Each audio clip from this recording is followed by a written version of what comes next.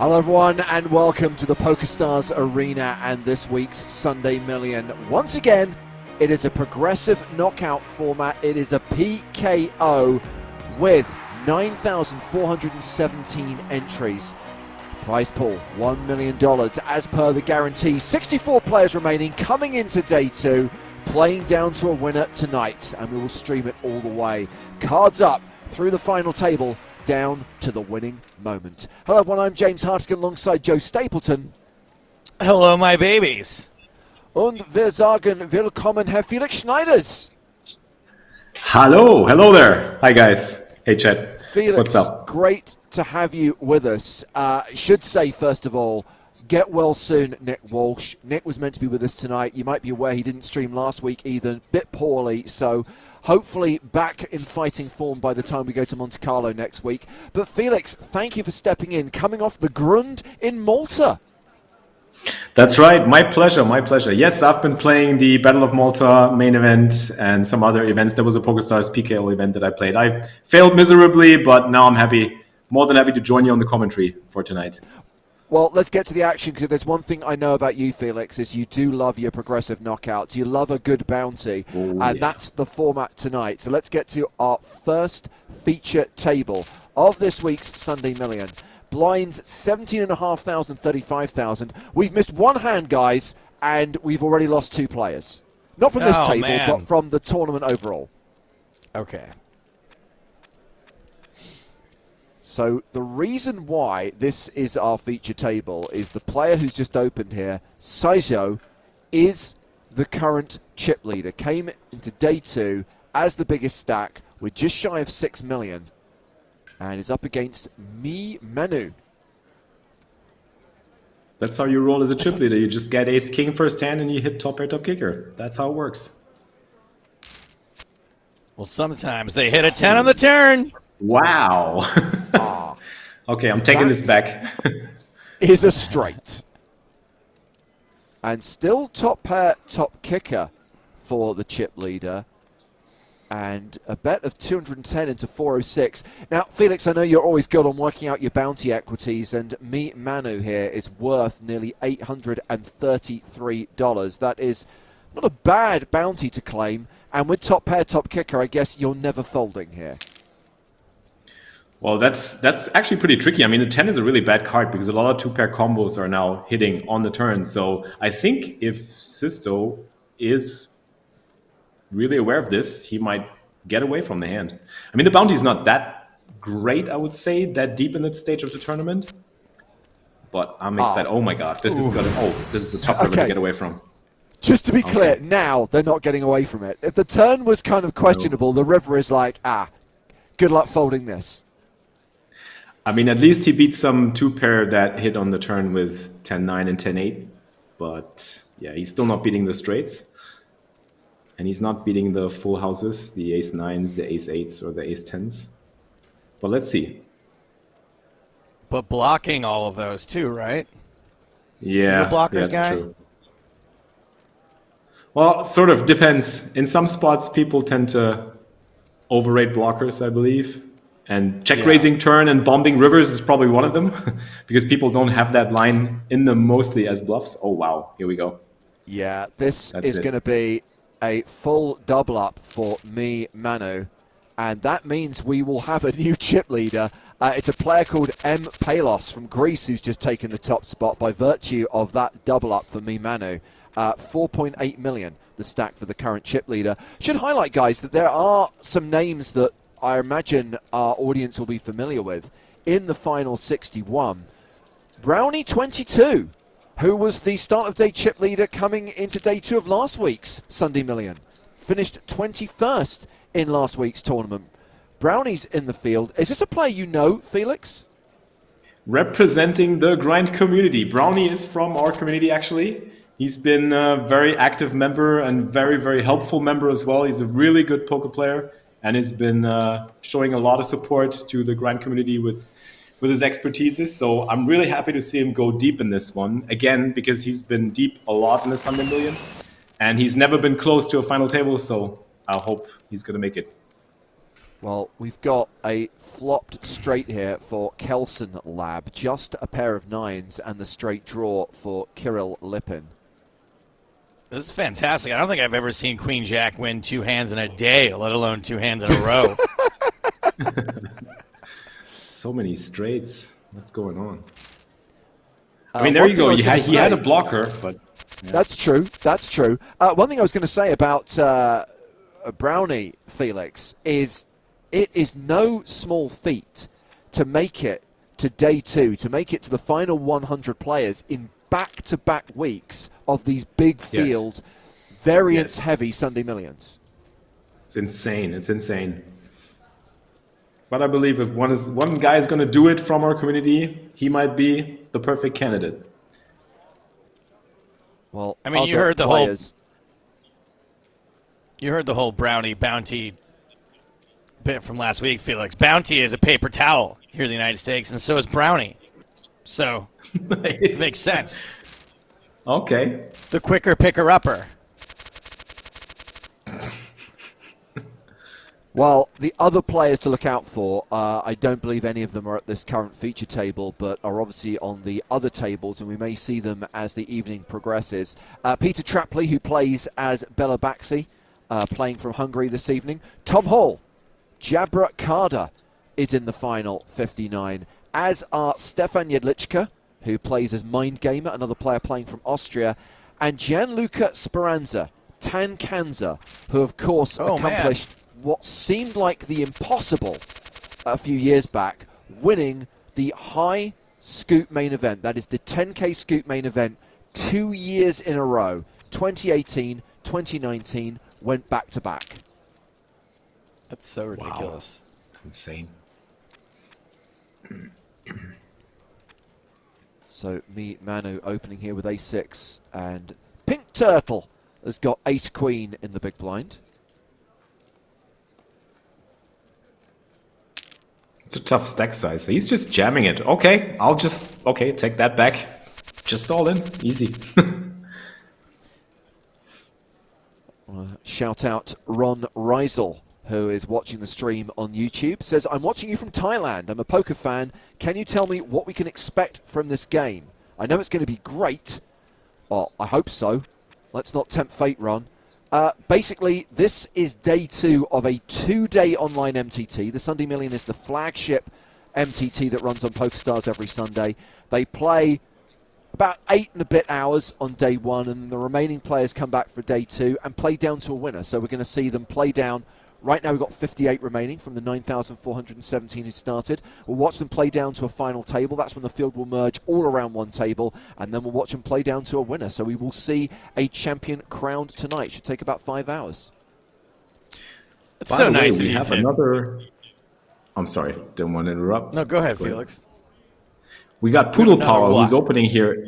Is a previous Platinum Pass winner and Grind community member as well. He's still deep. I just got the news and I saw his name and I was like, well, I've been to the PSPC with this guy. This is Niels. Shoutouts to Poodle Power.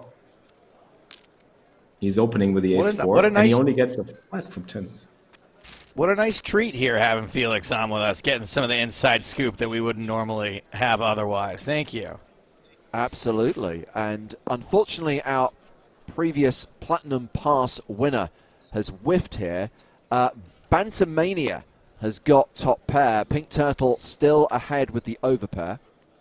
Yeah, not as unfortunate as hitting an 8 here. Interesting to see that Pink Turtle actually just flatted the 10s against the cutoff open. Usually you would expect a 3-bet, especially with the bounties on the line. But he's probably just trying to take a different way here, and it works out because he gets to get chips from a weaker hand, which is nice. Heads up to the turn, which doesn't change anything.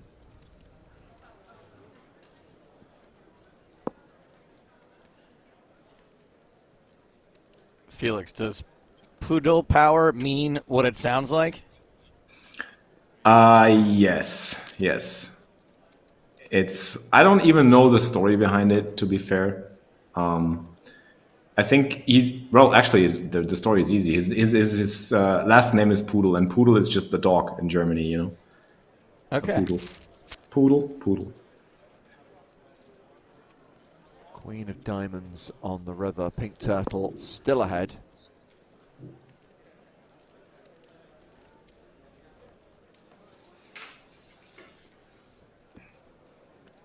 See if Pink Turtle finds another value bet here. I think it's a probably mandatory value bet on that river. And Bantamania could hero here with 8s and 5s. It's a sizable bet. 418 into like 696. Kind of a bluffy line.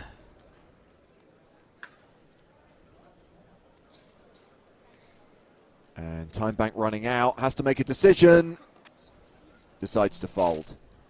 Now, this question comes up every single week. Every week, Felix, there's always someone who is new to the progressive knockout format. Jacob Witten asking why the first and second get nearly the same payout. Well, wait, what? Because there is that a mistake? a huge bounty on the line. Yeah, of course, being this format, remember, half the prize pool is in bounties. You see the number next to everyone's names, next to the little target symbol. That is how much they are worth right now. Those bounties go up as players are eliminated. So once we get heads up, the final bounty is going to be significant, and that will put the difference between first and second. In terms of payouts, by the way, with 56 remaining, everyone has locked up $777. It is always coming 7. Every time.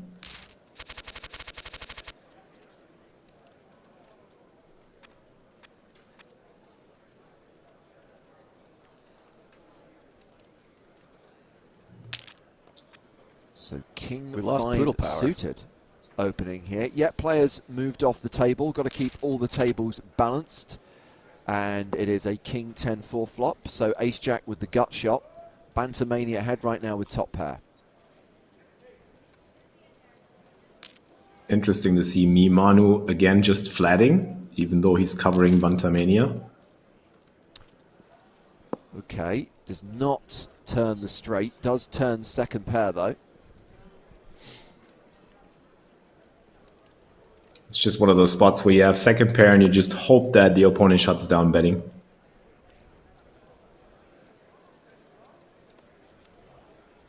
And now it's going to be interesting to see if Mimano is using his blockers as some form of... No, he's not winning this. So this will go check, check, and Mimanu now with aces. Ride Sick Joe has a Capvitar, so is guaranteed to make the final table, despite having a short stack. And does not shove in late position. I guess it's a little too much to shove. Doesn't raise, though. It's the power of the King 10 Capvitar, suited. Joe. It's the equivalent of Spidey sense. It's alerting Ride Sick Joe that something's not right here. Something's off. Obviously, he knew that Mimano would have aces. What else? Capvitars. And also, if you look around, all the spades were gone, so he had to fold the King 10 there. Interesting to see what Ride Sick Joe does with Ace 10 in this spot. Blinds currently 20-40, opens to 80k, playing just shy of 20 big blinds, gets flattered on the button by Manu with deuces. And the former chip leader, Saizu, comes along with 9-7. Probably a good board to put get on it the done C-bet. here. Mm-hmm. Yeah. So hard, though. So hard to do with that stack size, just to fire off another bet. Well, The 10 gives him the turn. best hand still. Absolutely. A bet of 52,000, gets one fold, gets a call, and now has two pair, courtesy of Barry Greenstein. And checks it back. Wow, that is cautious. Okay, He didn't want to get so check raised. Right Sick Joe now with 992,000, close to $1 million. Average stack right now is 1.68 million, with 56 players remaining. And we've got non-artisanal sourdough, ace-5 offsuit as me Manu opens to 92k. And Pink Turtle, well, Kelson is a little bit off with their timing, trying to make a move from the button, 3-betting with King 4 suited, but Pink Turtle's got the goods, average stack, pocket jacks. I mean, you say that, you say the goods, but okay, there we go. Yeah. This is going in. And I don't think Kelson can call this, even though there's a bounty, but the bounty is not that attractive either.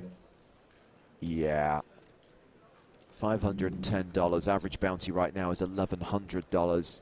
And Kelson folds, and we are switching. New feature table for your viewing pleasure. Not one, not two, but 3 big names at this table. We've referenced them already. We've got Jabracada. That is Tom Hall from the UK, a player with more than $7 million in earnings on PokerStars.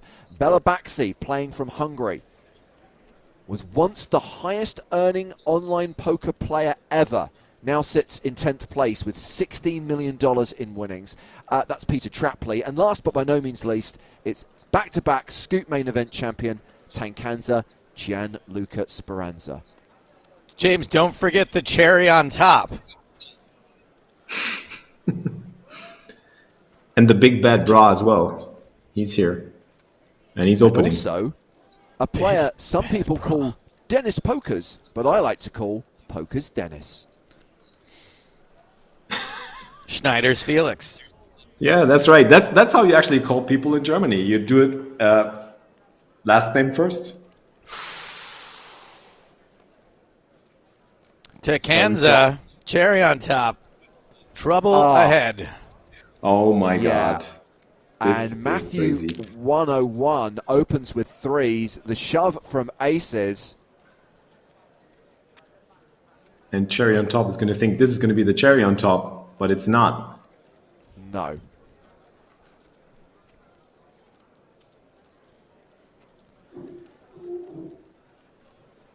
Cherry on top, king on the flop. Here we go. No king. Oh. No jack. Set did give cherry on top a straight draw, but the set holds, and that is going to be a double up for Gianluca Speranza. A player with $3.5 million in live earnings and a player with just over $10 million in earnings on stars. Obviously originally from Italy, now playing from Austria.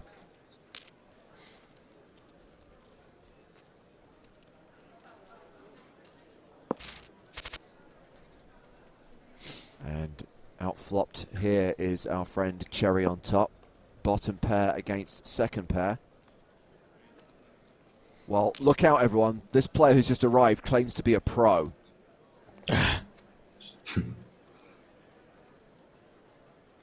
Is Garfield actually still a thing? Seeing Snozzy's avatar? I mean, I believe that Garfield still exists, but whether it's in vogue is a different question. I think there was a short-lived food delivery app called Garfield Eats.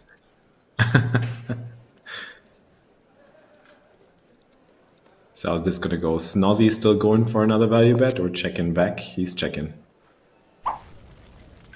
Inconsequential Greenstein.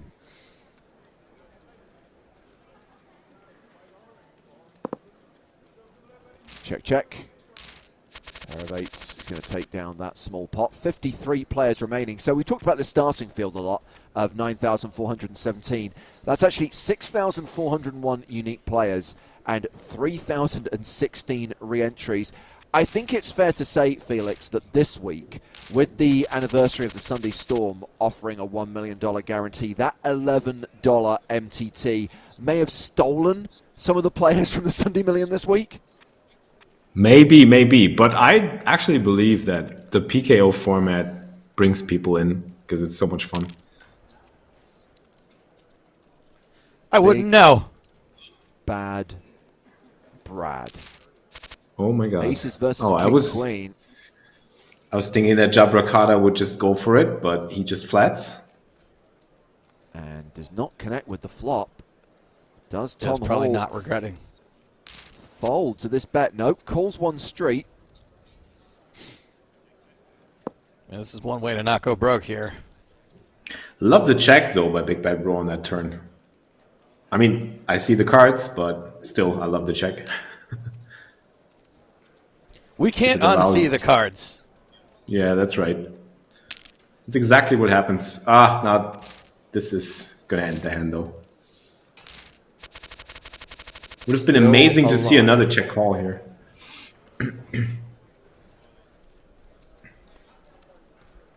Do you think if a king or a queen doesn't hit the river, though, that it goes Tom's done at that point, or do you think he might have just gone for all of it regardless? Yeah, good question. I mean, he definitely has a 5 in his range, and he's in the big blind, so he could assume that he still might be able to get some ace highs to fold. But not sure. I mean, it's a blind battle. Anything can happen. Hiya, 7. Yeah, Snozzy knew it. Garfield knew it. The 7 is always coming. That is a set, a Matthew 101 with 8% equity.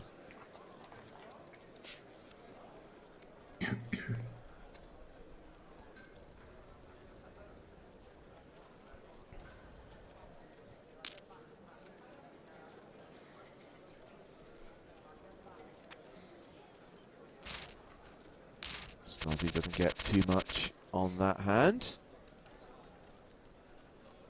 And Tankanza, ace jack under the gun, opens to 80k. Blinds going up in 2 minutes. 15-minute blind levels for the rest of this event, all the way through to the last hand.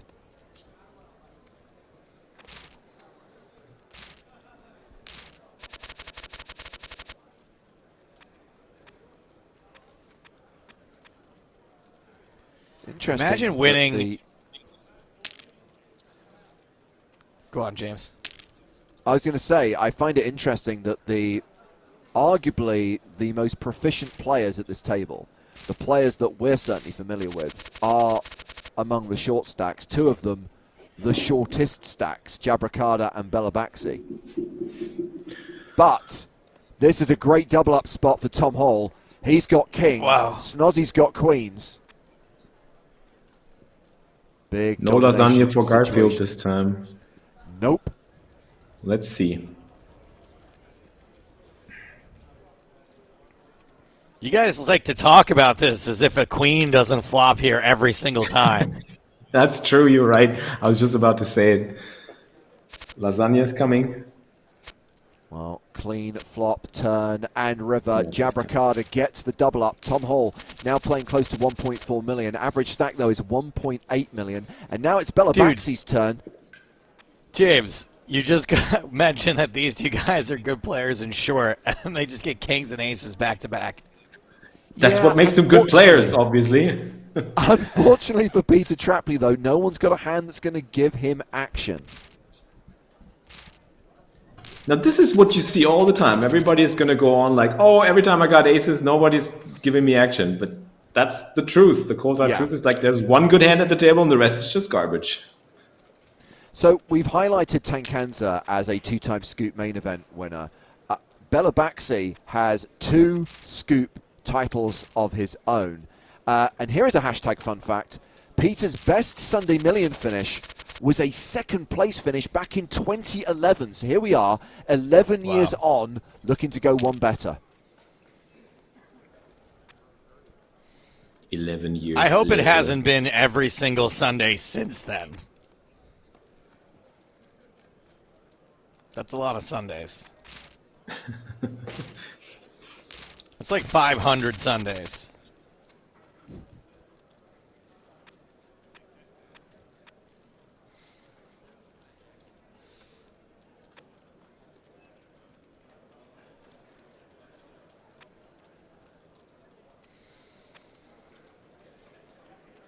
Blind v blind, and the blinds did go up to 25.50, and the field went down to 51.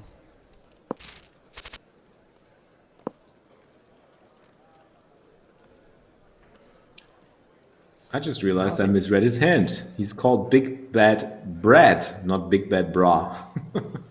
I like Big Bad Bra with the size being a D. Yeah, exactly. Big the Bad mind Bra, wants to see Yeah. So The we'll mind call reads what the this mind wants to player see. Big Bad Bra D58. Yeah. It's a healthy size.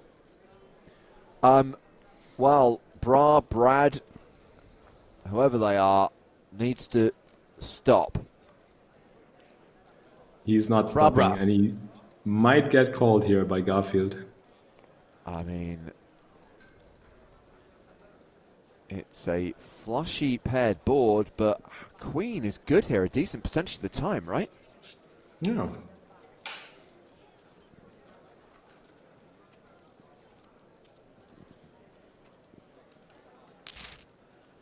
Yep, there's the call. Nice call. Nicely done by Snozzy.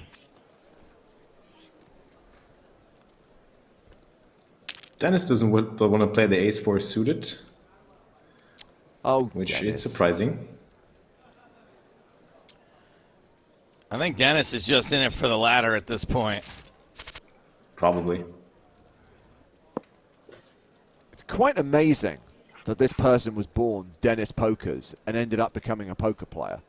Yeah, that is weird. It's almost as weird as Chris Smith.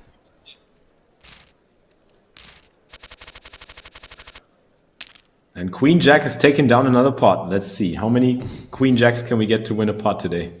Oh, Peter Trapley opening here with Ace Queen. But this is the cherry on top. Pocket Kings. Okay.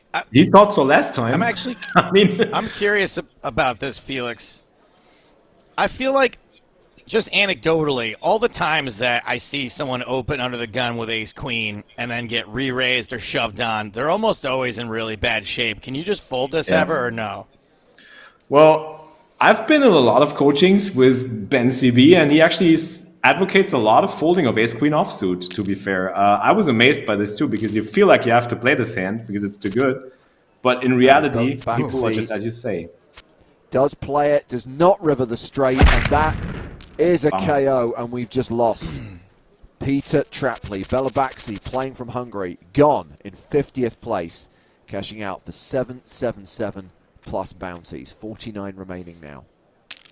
I was playing in the UK EPT bounty event a couple of weeks ago in London, and it was the last hand. The timer had ticked down. There was a break happening, and I raise ace-queen under the gun, and I go, if anybody shoves on me, I'm folding. No matter what happens, they always have ace-king. I don't care about blockers. I'm folding because I had just done it to someone else. I had ace-king, and they had ace-queen, and I had stacked them. So it gets all the way around to the big blind, and he turns around and he looks at the clock, and he kind of plays me a little bit, and he goes, all right, I guess I'm all in, and shoves for like 2/3 of my stack. And, of course, I just snap call. Yeah. Without even remembering that I promised I was going to fold, and he had aces, and now I have 6 big blinds. Pokers, Dennis. That's how it goes. Has a few cards to fade, and that's the wheel. Wow. And losing pokers, Dennis is out, losing to the straight, and that takes us down to 48. Brutal. GG, Dennis. I mean, ace-queen is just one of those hands where you go like, all right, it's my time, bye-bye. Yeah, right. Yep, gotta go. Oh, Brad, you are big and bad. King Queen versus King Jack here. And the 4 deuce, let's not forget that.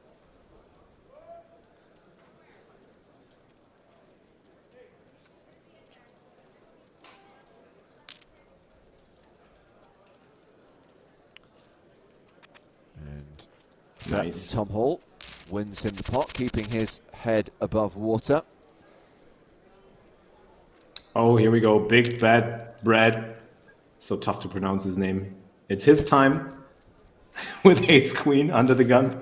It's just the worst position also for ace-queen, to be honest. Wow, he just wins. I mean, we gotta learn from Brad, I think. You gotta have a more intimidating screen name. Big Bad Felix. and 3x and 3x it. That's important. And Tankanza opens to 100,000 And our big bad friend with Jack 7 off in the big blind. Defends and flops a gut shot. This could get interesting. While Gianluca Speranza is a 4-1 favorite on this board. Checks it. Now we have I like that check. Mm-hmm. Double paired board.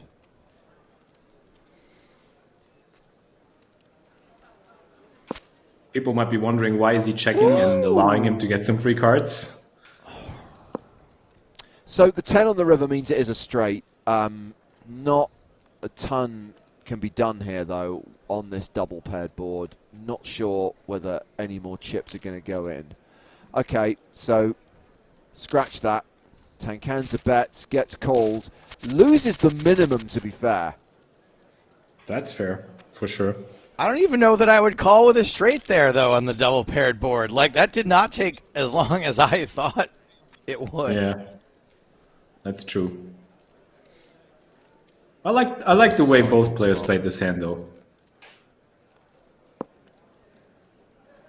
Well, you may have liked it, Felix, but NC Pereira says, lol, WTF was that aces play? I can explain. I think it's a pretty reasonable way to play aces on a board like this because the big blind has all the 8x in his range and he's going to be able to put Tankanza in a lot of tough spots if he goes for too many streets of value. So checking 1 or even 2 streets with aces there is perfect because it also allows him to actually get bluffed or to allow Big Bad Brad to start bluffing him, which he gets more value from than would he have put himself into a spot where, you know, he gets check raised on the flop or on the turn. So I like this, actually. Oh, look at that. I mean, Pereira comes the big... back. Says fair enough. We just had an agreement on the internet. Changing hearts and minds, one person at a time.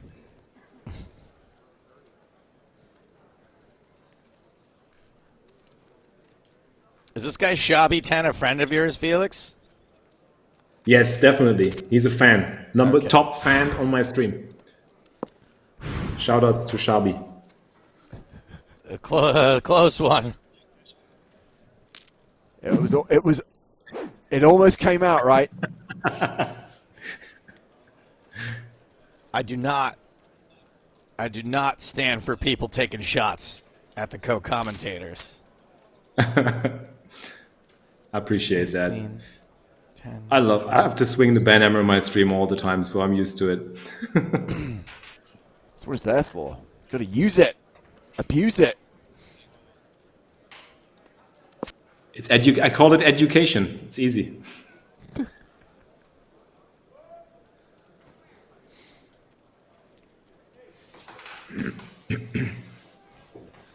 Well, King 10 is just a pair of 10s here versus top pair. Check, check. Matthew's going to win that one. Matthew with an average stack, the average being 2 million.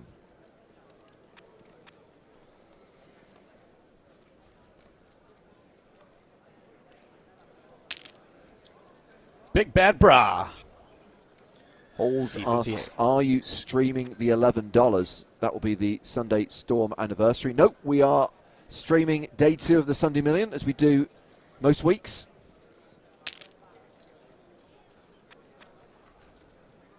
This could work. $109 buy-in. Okay, take it back. Top pair. Not only did it not work, but it ain't gonna work. Well, we don't know the backdoors yet, but there's some potential for Matthew at least. Some spades or some straightening cards. Oh, wow. Brad is going for the check raise here. That is courageous. I have aces. Oh, wait, no.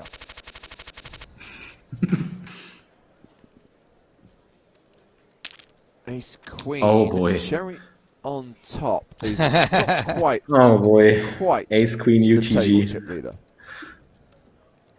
Luckily, no one can bust cherry on top. Who's Yeah. still in the hand at least. Yeah. I thought for a while Cherry on Top was the table chip leader. Big Bad Brad actually has more than 4 million, but Cherry on Top, still a decent sized stack. By the way, in case you're interested in who the overall chip leader is, there is a player called SAS IDS from Denmark who currently has just shy of 6 million.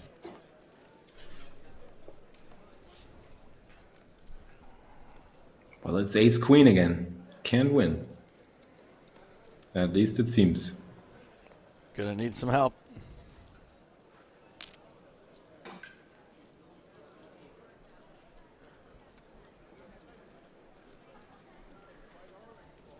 Cherry on Top has no backdoors for the hearts at least, so check folding seems good. That's the way to play Ace Queen UTG, Joe. There we go. Just check fold. It seems like the common thread is fold. Yeah, just fold in general. Whether it's Exactly. yeah, it's just at some point during the hand you need to be folding ace queen.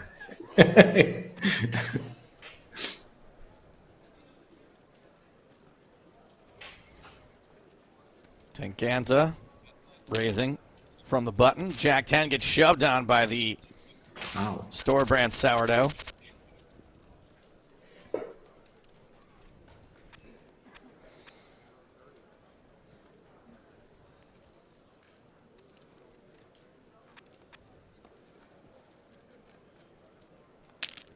Dennis asking, will you stream every day of Scoop, or is there a schedule? Has the schedule come out yet? Did we announce what that is yet, James? Did we do that on? We talked about last We week's did it on the podcast, Joe. podcast. We did, yeah. I can't work out if that was you trying to promote the podcast or whether you'd legitimately forgotten the conversation we had last week. Yes. That's a good answer. We got aces again. We have Tom Hall with aces, opens to 100k. Who is going to give Jabracada action here? Well, a flat from Cherry on Top on the button with 7-6 of spades. Brad in with ace-4, and on a jack-8-3 flop, Jabracada has close to 88% equity. Man, it does not get much drier than this board.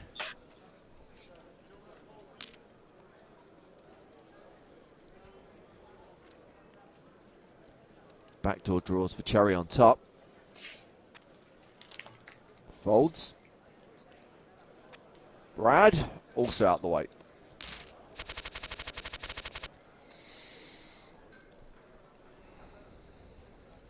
So, Kelson opening with Queen 9 suited.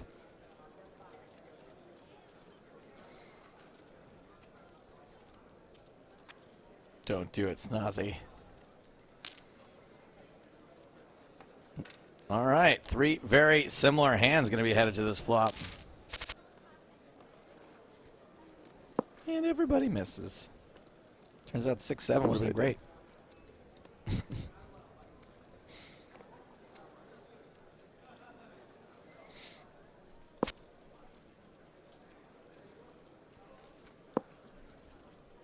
Gonna get this all the way to showdown with King High.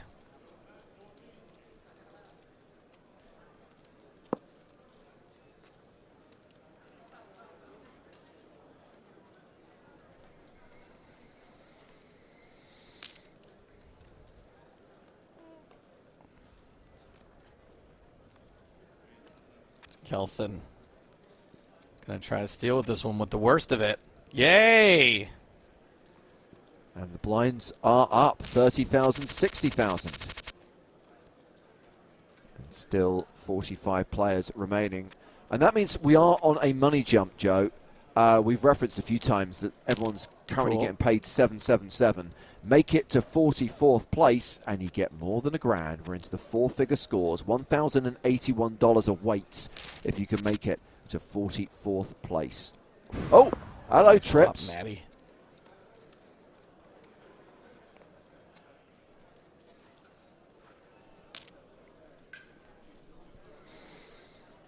Matthew 101, of course, is the verse where you flop trips. And have 99% equity and your opponent betting into you.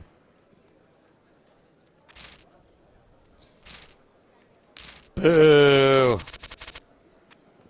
Not booing the play, just booing the lack of action.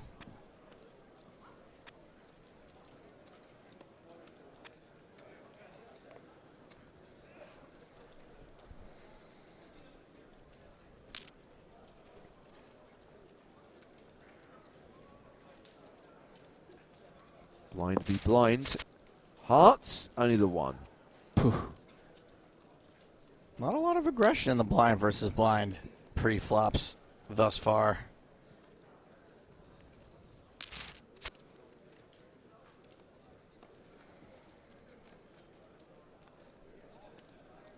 Matthew flopping pretty good the last couple hands. Wants to get to showdown with that 4. Yeah.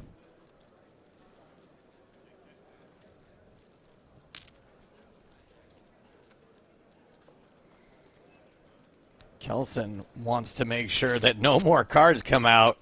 Stationed by Matthew. And Kelson left with just queen high. I mean, there's a lot of draws that missed. You could maybe try to bluff this again here.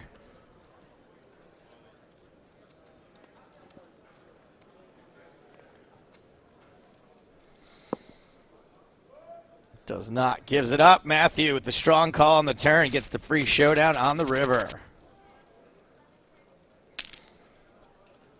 And sevens opening. Louis Star Pro. Making 120K. And Kelson ace king in the small blind.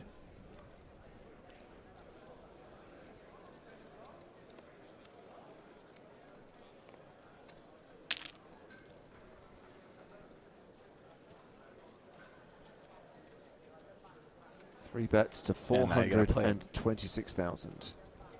Yeah, now you got to play a, either fold this or play a bloated pot. Nice work. No bloating, please. No bloating. Now it's Bantamania's turn to have ace king.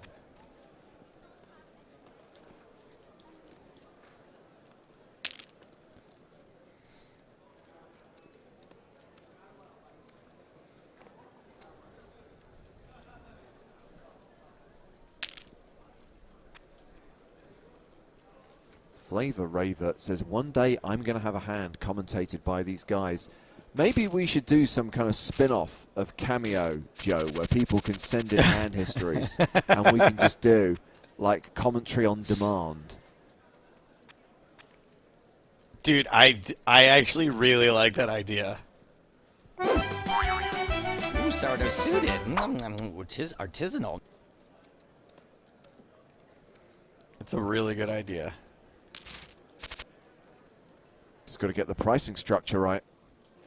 Hello, spades.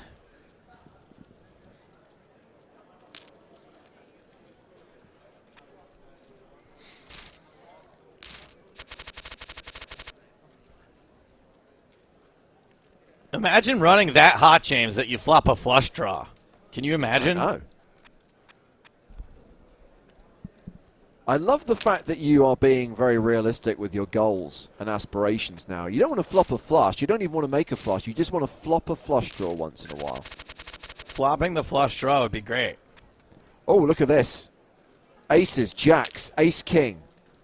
Ooh. So Matthew 101 opens to 126,000. At least we've played through the money jump now. We're down to 41, so everyone's locked up more than $1,000. The next payout difference is until we get down to 26. Oh, man. You just can't do it. You just can't avoid it with ace-king here.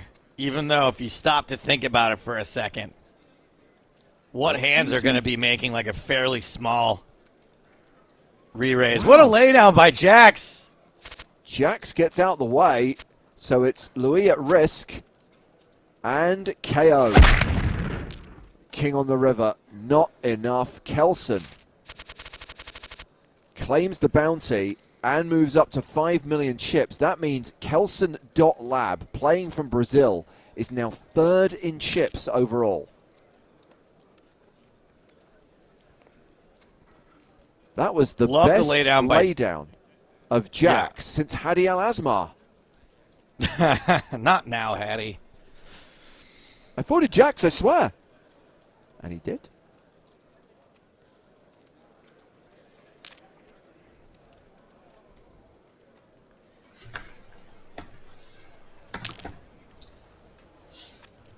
So bet, call, squeeze with kings.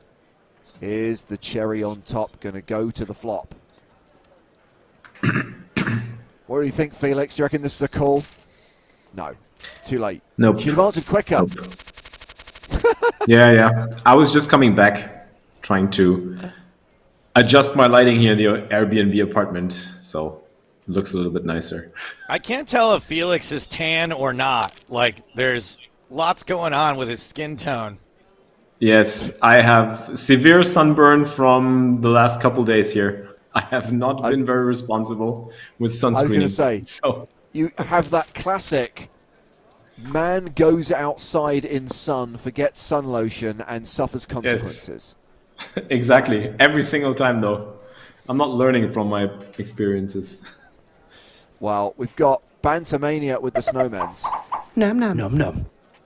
Matthew has flopped I'm not a small advocating piece, a pair of fours.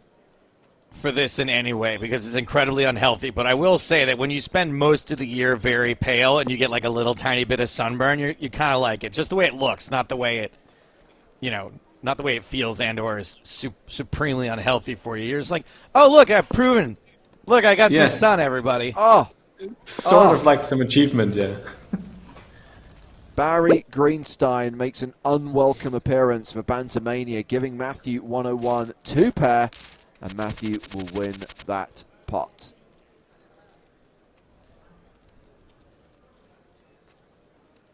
Queen Jack number 4. Let's see if that's maybe. going Let's to win go. the pot. So Eight me, strong Manu, together. is a player we were following earlier on our first feature table, had a decent start to day 2.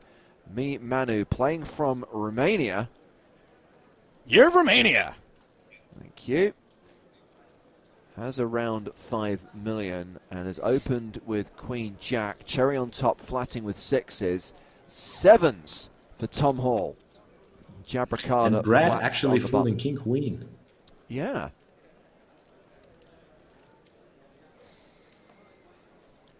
I totally understand folding that. It's probably the better of the two plays, right? Given that if you flat, you just make it so enticing for someone to shove and pick up even more dead money. So Yep. it's hard to fold that's king true. queen there, but you feel really dumb when you flat and then you have to fold to a shove.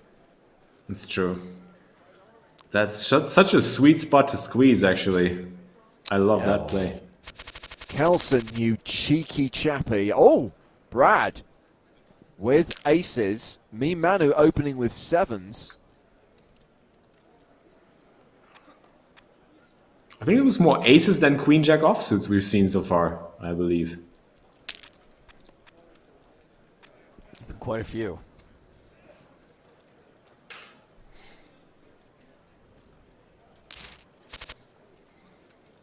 Oh, no. Boy. If I could have asked for a flop. Overset sickness. And the only good news for me, Manu, is that they cannot go broke. That's barely good news. I'm trying. You can still go for the last 7 on the river. This did indeed escalate quickly, and that is going to see Big Brad 58 become chip leader with 8.4 million. Me, Manu, now running on fumes, fewer than 10 big blinds. Brutal. Ooh. And Matthew again with pocket jacks. He loves those cards. That is one good thing about the fact that I haven't flopped a set this year, is that I haven't been set over setted. Well,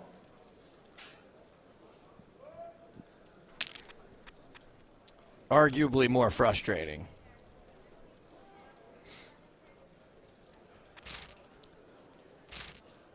Matthew with jacks That's again, the way. not folding them this time. that's how you want to win with pocket jacks, right? Just smooth, picking up chips, not seeing any cards, no trouble.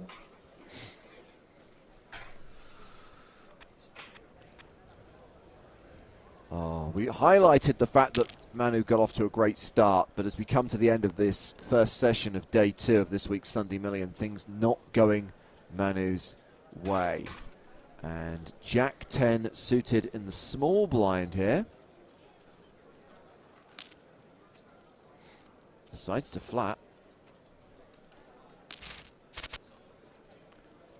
And has a pair of 10s, which is currently the best hand.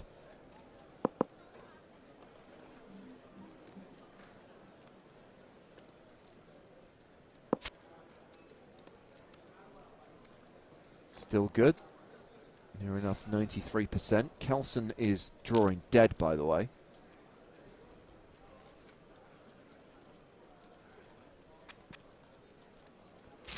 Okay, so Manu up above the 10 big blind mark.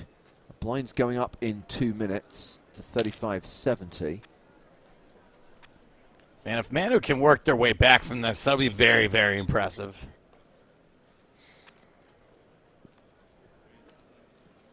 Now blind battle between Garfield. Oh no, Yeah. it's UGG race, sorry. Oh, well, we do have second pair top kicker, both players with the Broadway straight draw. And Brad's going to win it with a bet on the flop. I'm always impressed, Felix, when players do grind it out, as it were, and at least try to make that comeback. So many people, having played that hand, having been coolered with set over set and left with crumbs, they're just kind of auto all in for like the next 3 hands. So just get it over and done Yeah. with. I'm done, out of here. Might as well have been KO'd on that hand. Whereas if you can have the patience to find folds, if you can have the patience to try and get yourself back into the game, I respect that. For sure. I mean, that's how poker works. You can make it back from any chip and stack size. And all you got to do is just think about whether the decision or not is correct. Nothing else matters. I feel like most of the people that are just going to like punt after getting coolered like that probably went out in the other 9,300 entries or so, but the point does stand. Yeah, for sure. And I mean, you can win a poker tournament from 1 or 2 big blinds. I've done it before. So many people have done it before. A couple of things need to go right, but all you got to worry about is, even for 3 or 2 big blinds, there is a threshold for a hand being a profitable jam or not. So that's pure math. All it takes is a chip and a chair, Felix. You know it. Yep. Okay, well, we've got ace king for me, Manu. 10s for Snozzy. This is the threshold hand. Snowman's It is, for sure. for Kelson Lab. Snotzy is going to be happy to see that, because you can snag a bounty. And I'm Kelson. guessing that with 2 bounties on the line, Felix, this is a call Yes. from Kelson, right? Oh, Kelson could actually consider calling here. It's going to be interesting. He does. He Woo! does. Here we go. Oh, boy. Set over set again. Okay, that is a near triple up for Snozzy, and Manu is KO'd. And we are switching as that table breaks. So a new feature table. We've still got Tom Hall, Jabracada, joined at this table by Mind Gamer Stefan Jedlichka, and there he is. It's Brownie. It's Brownie, and he's got a set. Yeah, for at least 5 more seconds. Polanski's in the tournament. Still a lot of does outs have for Polanski. kings, queens, and spades. Oh. Here we go. Spade on the got him. river. And that's going to see Jeez, Brownie down to that's naughty. 1.6 million as the blinds go to 35.70. Brutal. A lot of pretty coolery hands in our first session here. That's poker most of the time. That's what a lot of people don't want to accept, you know, that sometimes hands are going up against each other and nobody is making a mistake by playing it the way they do.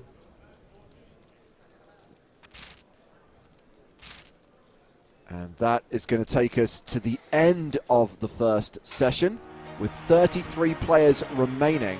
And it is Big Bad Brad from Canada who has the chip lead by around 3 million. Has 8.66 million, the second biggest stack, M. Palos from Greece with 5.5 million. So just a 5-minute break and then the players will be back at the tables and will continue to play down to the FT and down to a winner in this week's Sunday Million with 48.5 grand plus that final head prize up for grabs for the champion. We've referenced a few times, Felix, that you are in Malta at the moment. Why are you there and how long are you there? So I'm here for a week and I wanted to play the Battle of Malta. We're trying out a new stream format where I'm taking people on live events and I want to see how that works out. And it was pretty successful. So I took my stream on my iPhone, put it on the felt and just streamed the whole thing live. Not with whole cards, of course, not with showing people's faces, but sort of like the way, you know, people are doing it on YouTube with their vlogs. So when we have hands, when interesting all-ins happen, I can take the camera and focus on it. And yeah, that's the thing we did for the last 5 days here. Poker-wise, it wasn't successful, but stream-wise, it was a lot of fun. So I enjoy it. Felix, how does the rest of your table feel about that when it happens? I feel like people would get annoyed with me and give me a hard time. Is everyone chill about it? That's interesting. We did it the first time in Liechtenstein last time, and I was actually asking people at the table if they were fine with it. And I think it depends where you do it, but the places I've tried now, Malta and Liechtenstein, people were like super happy. They're like, "Oh yeah, cool. Where can I watch it? Where can I see it? I want to see my own play. I want to, you know, I want to interact with the chat. I want to see what happens. Like, where can I follow you on Twitch and stuff?" So people were pretty open-minded about it. I loved it actually. So I hope it's like, only getting better from here. Are you like leaning down and being like, "Okay, guys, so now Yes, I'm that awkward creep now. Yes. And I enjoy it, to be fair. And a lot of people actually are just coming around saying, "What is he doing there? What is he doing there?" And everybody's like, "I saw you with that phone. You were talking to that phone on the table. What were you doing?" I'm like, "I'm streaming." There's like 600 people watching right now. Like I'm talking to chat. It but I'm always like, me of 15 years ago when Gus Hansen, every time he played a hand, would get up from the table and start speaking Danish into a dictaphone, and none of us knew that he was basically cataloguing every hand he played in every single MTT for his book, Every Hand Revealed. Yeah.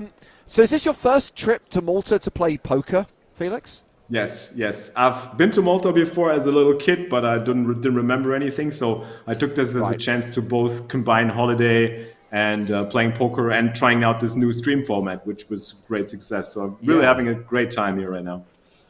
I don't remember much about my first trips to Malta either. I mean, I was going to say, Joe, we did 3 trips in the space of 18 months because there were, in 2015, EPT Malta ran twice and then once in 2016. Haven't been back since. How have you found it? I mean, how have you found kind of, I guess, blending the poker with the other activities that the island has to offer? It's getting better. I'm taking the stream with me where I go. So we've done some sightseeing as well. We've done some walking around, you know, chilling at the beach, whatnot. So yeah, works well. And actually here in Malta, people are so open-minded. They like when they see you with that smartphone going around and streaming, they're just like coming from behind saying, "Is that live on Twitch? Oh yeah, shout outs to my buddy," whatever. And it's just like, this is only happening here, I believe. So it's it's funny. That's probably because they all work in the internet gaming industry. Felix, you're on Malta. I think everyone who lives there is in the game, as it were. That's probably. Yeah, you're right. I'm surprised you don't get recognized everywhere you go, quite frankly. So how much longer are you on the island? How long until you go home? Until Wednesday only. So I played all the poker Right. now. There's no more poker for me to play. I'm going to be, just hanging out and waiting for my flight back home. Nice, nice. Well, I'm glad you've had a little bit of a holiday, although I'm not really sure it counts as a holiday if, like, even when you go out and do fun stuff, even when you go out and do touristy stuff, you're taking the stream with you. You're always on. Not always, not always. To be fair, I had like 2 days where I didn't do anything at all, so that's fine. But yeah, I call it more of a workation as you do these days. Felix, you gotta get one of these. Oh yeah, I love that. So that way you can just stream wherever you are. Oh my god, this would be so awkward, like total cringe factor. Believe it or not, this is not at all expensive. I believe you. I believe you. To be honest, I think I need Shocking. something for like the poker because like setting up my iPhone on the table, it was not the best view. I should put it on the top of my head actually, or something, having like a helmet on. I mean, I thought that was a professional piece of kit that a Steadicam operator could use. I'm shocked to hear that it's not professional equipment. Joseph, you have earned yourself a 55-minute break as Felix and I continue to follow the action in this week's Sunday Million. And first hand back from break, Felix, we have got action. Scala all in, called by Vacchio. That's going to be for the bounty. Needs a king or a 10. There we go. Oh, no. But Barry is coming. the ace on the river means we do get a KO, and that's going to take us down to 32 players. So we started day 2 of this 2-day MTT with a field of 64. Half that number has gone after an hour of play. 32 remaining now. There's some action now. Jabrakata opening with 9-8 suited and Bantamania. Let's see if he's going for it. He's covering, so he might... He's covered, sorry. He might not go for the 3-bet. He actually folds, wow. Now to my boy Brownie. Brownie all in with the 5s. And he takes it. So the notes I have on Brownie from StatTrick, Felix, are in addition to the fact that this Austrian player made the top 21 last week. 565k in total online earnings, a mid-stakes player, best ever result, a $55 bounty builder back in 2021, a second place finish for $12,900. Does that sound about right? That sounds about right, I believe. I don't know much about his results so far, but he's been super active in our community and he's been super helpful as well, helping with strategy advice, and he's grinding a lot. He's playing full time, and it's a pleasure to have him like in our community. He's a really good guy, supporting everybody. Cool. So Vacchio re-raises with the ace-king, gets a fold from King-Jack onto the next hand. And still 11 minutes till the blinds go to 40-80. Although Tom Hall not feeling too comfortable right now with less than 940k. Average stack currently 2.9 million.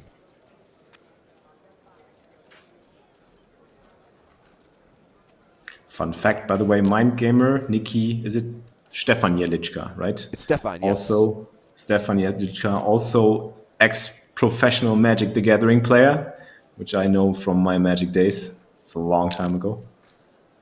Yes, there are 2 of them. Nikki and Stefan, Yes. the Jedlichka brothers, but this is Stefan. So Palanca raising it up in the big blind.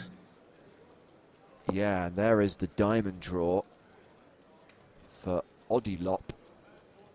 I like that name, Odilop. Odilop. He doesn't have tens, just a flush draw though, but he's not folding, I believe. Let's see if he's going for a check call or check raise here. And he hits the flush. Boom.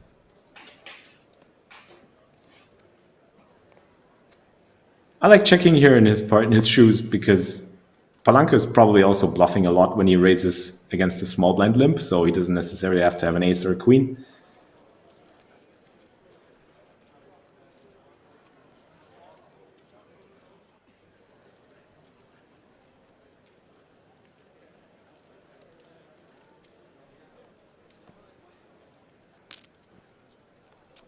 bet of Huge bet. 735,000. Goes chunky, and I tell you what, if this gets called by 10 high, I will be impressed and also disgusted. Yes. No, it's just folding. So Min Razor watching the stream on Twitch, excited to see Brownie 22 again after that deep run last week, 21st place finish. Meanwhile, Sem Textual says go on Jabra. Tom Hall, Jabra Carter, who has the Spraggy Ace-7 offsuit. Blind on blind, this could get nasty. Why is this called the Spraggy? Oh my god. Spraggy went broke with it once. All right. If you've got A7, that's the flop you want. And Tom Hall gets the double up to 1.9 million. Now, some people would say it was a totally normal spot where Spraggy went broke with A7. Some people, casual observers who maybe don't understand poker strategy or aren't interested in listening to facts, would go, he punted. So I prefer the second story because it's funnier, and it means that A7 offsuit can be the Spraggy. The Spraggy, yeah. It's we also got a just lot a of really pairs. crap hand. It's a really Yeah, it rubbish is, hand, and it I kind is. of feel that if a hand is going to be named after Spraggy, it needs to be a little bit rinky-dink. Love it. So, and we got the set of fours. We do. Or as the Swiss people say, the Vieri. It's the Vieri. That's how we call it on the stream. When the four appears, it's the Vieri.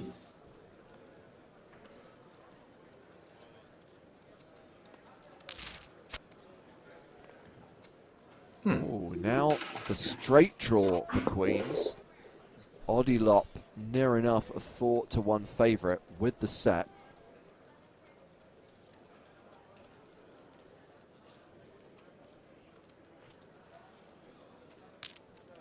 Making it a little, just a little tougher for Vacchio to get away from his hand, but he might.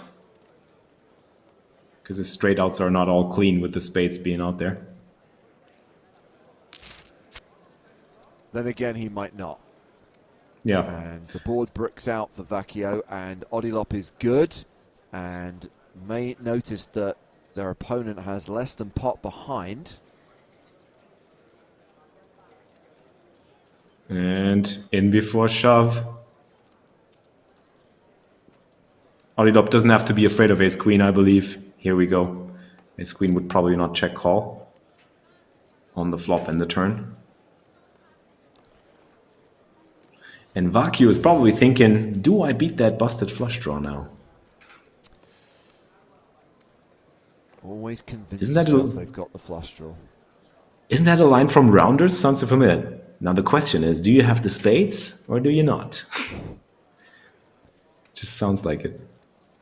You're right. I don't have spades. Exactly. And Odilop wins that with the shove on the river. Odilop must be reasonably high up the rankings. Yeah, Looks Odilop good. playing from Austria is 5th in chips right now. Talking about Rounders, James, how often do you rewatch Rounders?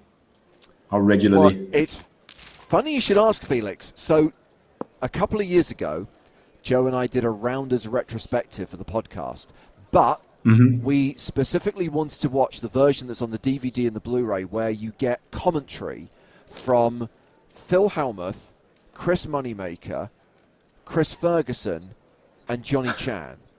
And no disrespect to any of those guys, but the commentary track is terrible. And it ruins the experience of watching the movie. So in terms of watching the film properly, and we discussed this on the last podcast, UK IPT London just took place at the Hippodrome, and they did a movie screening as part of the festival, and it was at the Prince Charles Cinema just off Leicester Square, and the movie was Rounders, and it was the first time I've ever seen it on the big screen, and it's the first time I've seen the movie without the commentary track in a few years. Wow. I mean, it's a film I'll watch every probably 4 or 5 years, and it holds up. It's a really solid film. Yeah, it is, definitely. When I started out in poker, it was a film that I would watch every single year, at least once. And every time I hung out with some poker players that I got to know just recently, I would tell them and we would watch it together. But yeah, those times are over. So I think I haven't watched it for like 2 years now or so. And when you know how tough it is to make a movie that's set in a niche world where there are going to be so many forces at play, from studio executives to marketing executives trying to get you to simplify something, the fact that it feels so authentic is actually, kudos to them, because you look at some of the poker movies that followed in the 2000s and they are universally awful. Yes, they are. It's tough. Even some lines and rounders are sort of cheesy when you watch the German dubbed version as well. There's going to be awful lines in there, and every poker player would just rip their hair out. But yeah, it's still one of the best. So Bantamania all in with sixes and flipping against the ace-queen of Redox. And sixes hold. And Bantamania doubles up and survives. One of the few times where ace-queen was actually live and not dominated.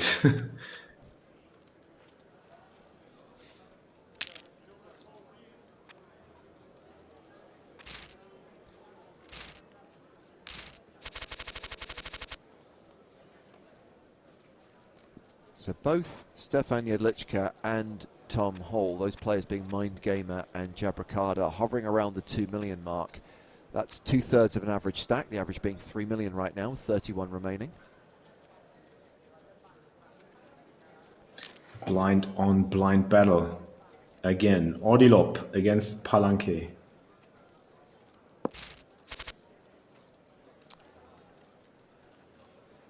And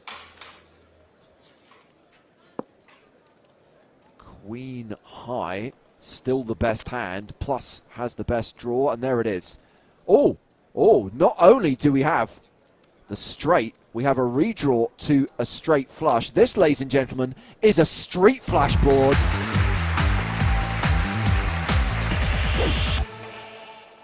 And the 10 of diamonds is still in the deck also, as we can see. Oh, the excitement. The excitement in the 8 of diamonds is raising. Now, no, what is it? 10 of diamonds one time on the river. Let's go. We're using our one time for somebody else's hand. We're using our one time for a hand that neither of us has a financial stake in. Oh. Nope. Odilop. Damn. Like, I want to imagine how many times does it actually happen that a royal flush never gets to be seen because people end the hand right before that. That's so sad, you know? I know. We'll never know. We'll never know.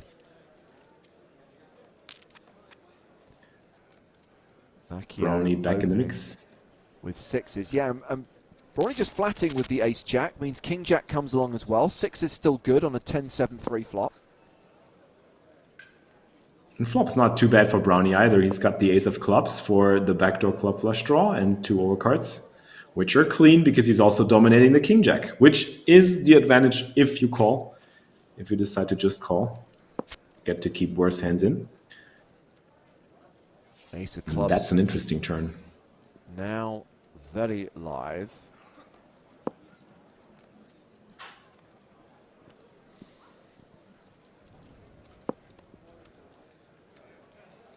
Everybody checking to Brownie, see if he takes a stab. I think it would be a good moment.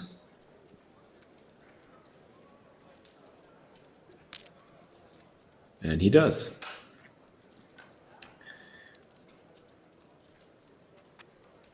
Pretty sure the sixes might just call one more time, given that Vakio has the 6 of clubs in hand and the straight draw with a 9 as well. Let's see if Brownie... No, he doesn't fire.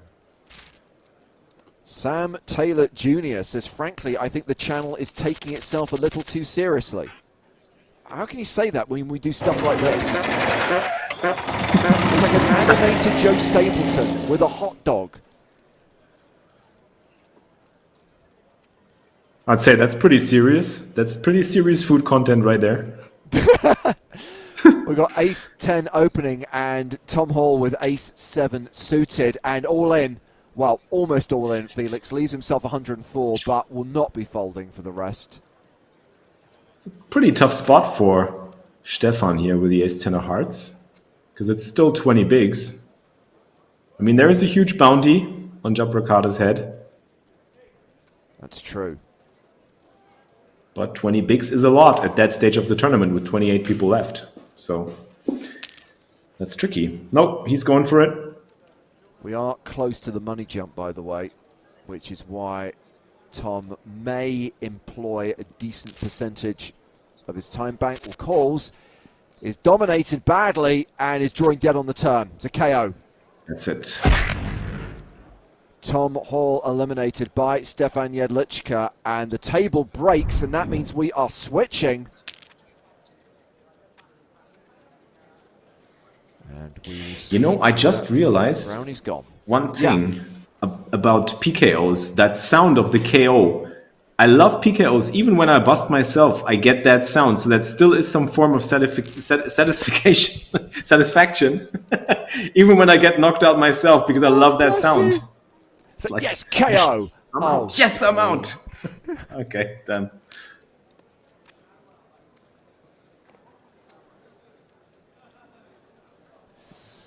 Top pair versus top pair, and Snozzy, the player with the Garfield avatar, does have kicker problems here. But I think he is kind of happy about his hand. He still also has spades. Oh, wow. He's not happy about his hand. Good fold. So okay.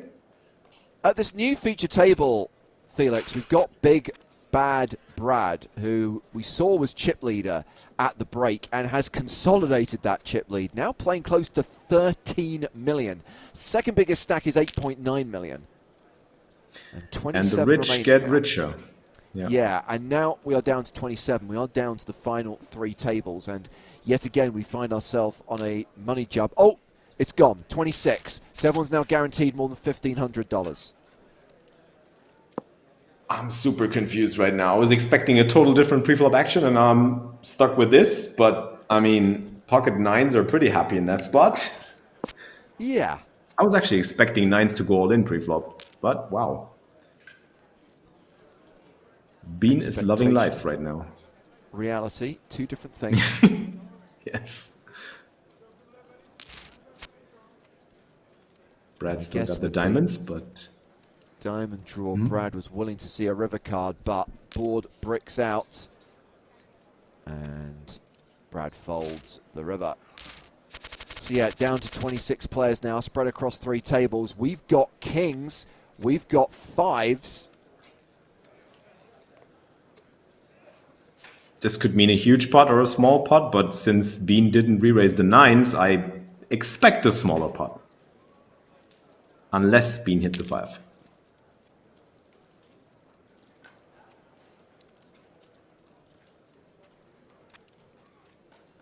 No, not even that. I guess this is going to be raise and take it. And kings go to waste. So, Felix, I know that you're a huge Star Wars nerd. Are you also Absolutely. a Marvel movies nerd as well? No, I got to disappoint you on that one. Not at all, That's to be fine. honest. I mean, I like Marvel. I watch some Marvel here and there, and I actually go to most of the Marvel films that come in the cinema because I love going to the cinema. But I'm not like nerdy into the timeline, nerdy into the stories and all the characters as much as I am into Star Wars. I just I wondered if you've understand. seen Marvel's Eternals, because that movie was written by the guy who directed your little Team Pro film. Oh, really? I didn't even know Furbo. that. Yep. Ryan Furbo was wow. the co-writer of Marvel's Eternals. Interesting. Yeah, I gotta be honest on that one. I started Eternals and then I fell asleep and I didn't get the time to continue. But I will do now because I have more incentive.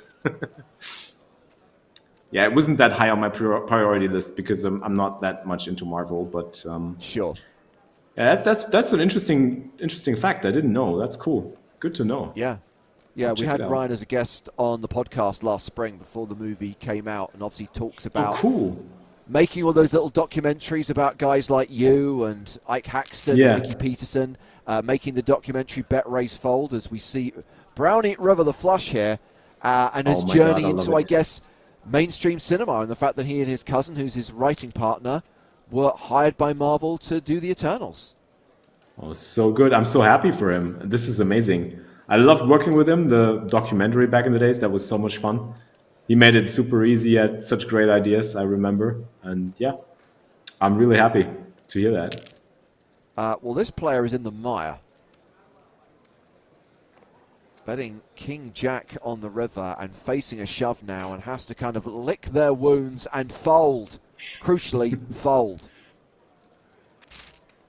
You're right, Uncle There we Jonesy. go. Props to Mirrell for trying. That's true. Sadly, you Can't don't win get if you any try. extra chips. Exactly. Yeah. Mark Zutkoff on YouTube says, James, this isn't one of your phrases, but what does found a bag mean in poker? Example from Maria Ho, found a bag in my first big live tourney. So this refers to any multi-day tournament where at the end of play, if you survive day one, you have to bag up your chips. You basically have to put your chips into a plastic bag with your name and your chip count on it, and then goes in a safe for the night. You come back the next day, you open the bag, and you take your chips out and continue play. So if you find a bag, it's another way of saying I bagged chips at the end of the day. It's basically saying I survived the day. I don't know where most of these phrases actually come from, like found a bag, on to the next one. Like there's plenty of poker trivia phrases that people use all over the place every single time. Yeah. I prefer to use the phrase bag and tag because it kind of reminds tag. me of like kind of reminds me of the morgue. And for many people, poker tournaments are like being at the morgue. Yeah, it's at the morgue, yeah.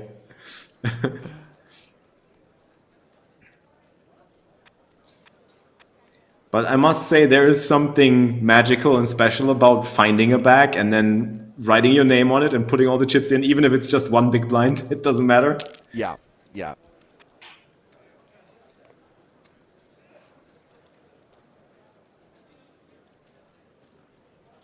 Now this is going to be interesting if Brownie is defending here. What always amuses me, Felix, is that it is the responsibility of the player to add up their stack and write the number on the front of the bag. How many players do you think actually get it accurate? How many players actually nail it to the exact amount? There are going to be some who are off by maybe a couple of hundred or maybe just like a 25. And there are going to be some who, for a laugh, add a few extra commas in their stack size. But I wonder how many people actually nail it. I'd say 2/3. I'd say 2/3. I'm pretty confident that a lot of people will get it right. But I think there's this 1/3 of people, as you say, some trolls, some people that just never get it right. I mean, I'm one of them. I gotta admit, I'm really bad at counting.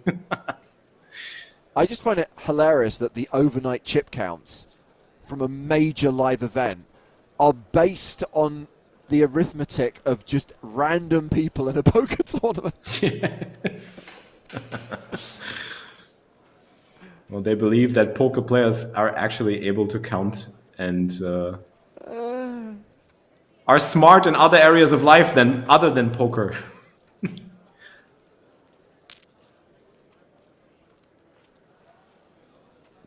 Interesting bet on the river here. That's like a sixth of the pot or something. And do you know what? Pair of queens is still good, and if ace high calls here, it'll be a hero call gone wrong. Does it? Here we go. Wow. And I love that chips animation. for Brownie.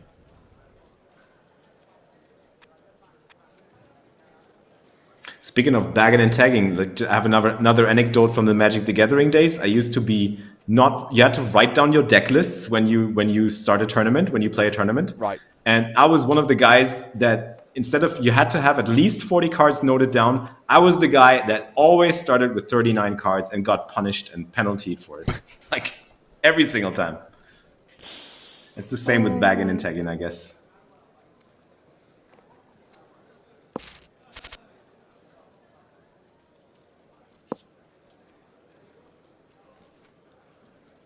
Pair of sixes.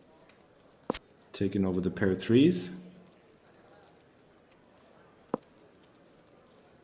Percher just open limbed, if I see this correctly. Oh my god. What a river! Und die drei, as we say.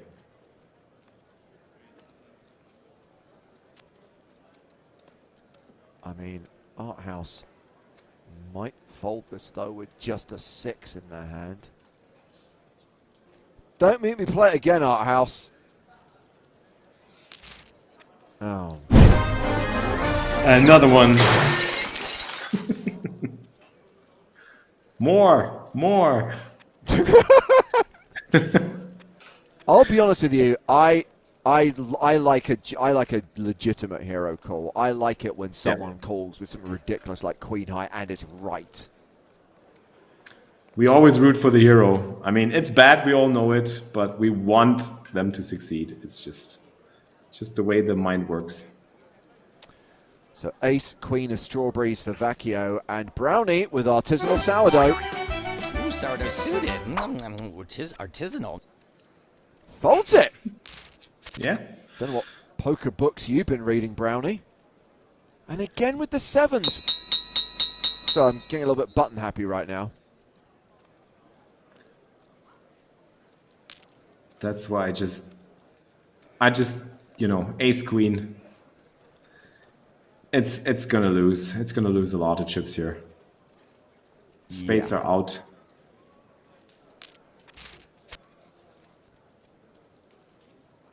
At least 2 streets. I'm pretty confident that Snozzy will bet again and Vacchio is gonna call the turn one more time. And then it's gonna be up to the river card and the action.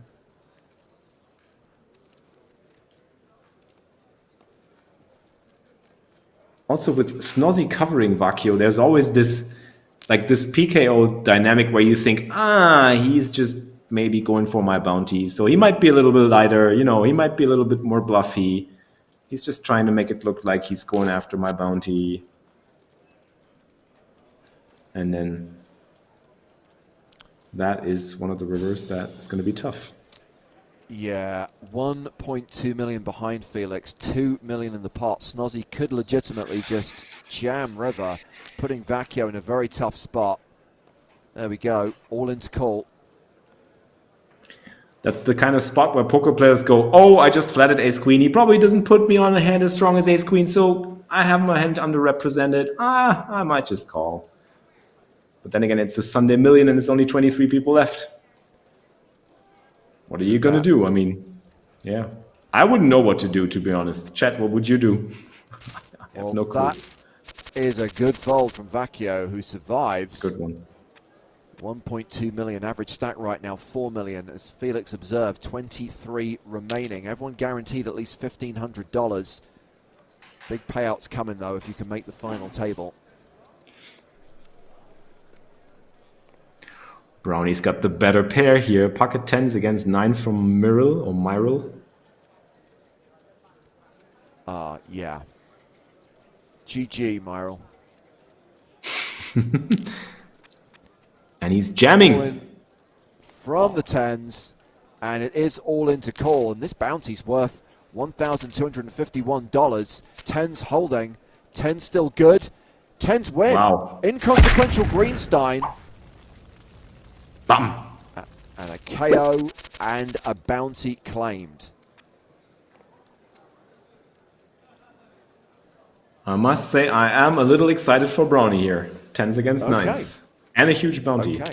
That looks good. Wow. Before you get too excited, where did Brownie go out last week? 21st place. How many players remain? 21. Oh, okay. Let's see if he can survive this one. I mean, having every player other than Big Bad Brad at the table covered is obviously not a bad situation to be in. Brownie is officially, let me just check the lobby, 5th in chips. Brad, the overall chip leader right now, as the blinds go to 45,000, 90,000. 10s again. And another underpair at the table. And from a short stack as well. What's not to love? This is great. This is great.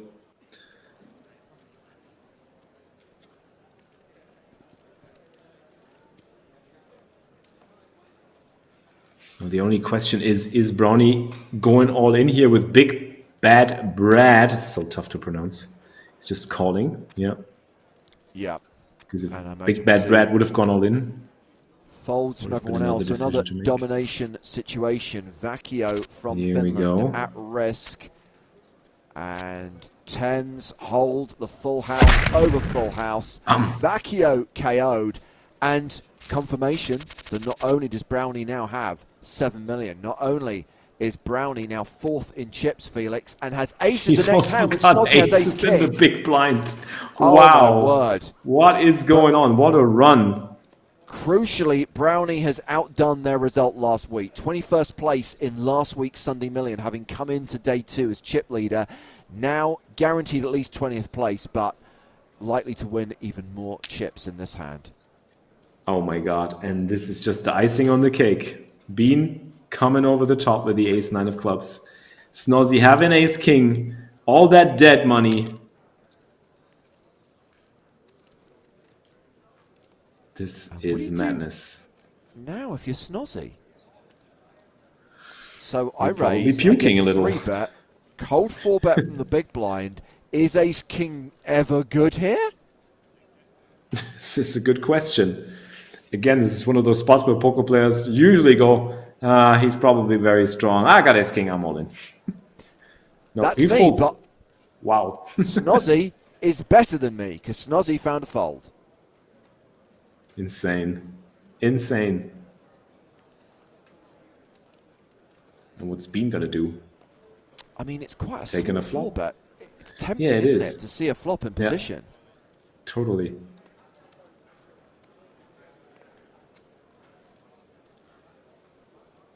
I mean, on the one hand, you're getting a good price. On the other, I was about to say, it's mightily suspicious how small that size was. Yeah. That's true. But whatever you do in that spot, any play, it looks super strong. So, I mean, jamming probably looks most like ace-king or ace-queen suited maybe, but still. With 4 million at risk effectively, with Snozzy having 4.3 million, it's still a very, very tough spot to play aces in.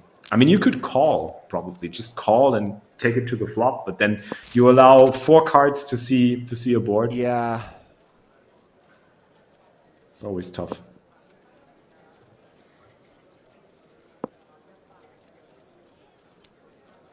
Well, a pair of 8s is ahead here. Art House 2011, playing from Ireland. With the best hand post-flop.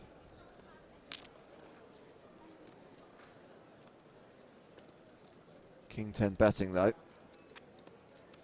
Gets a fold from Queen Jack. Arthouse might peel one with a pair of 8s. And the backdoor gut shot and the backdoor flush draw 3 high. I mean, Just for the record. Sat there with 8-3, Felix, that you've got 86%. Yeah. But still, you can't call on the turn. I'm pretty sure.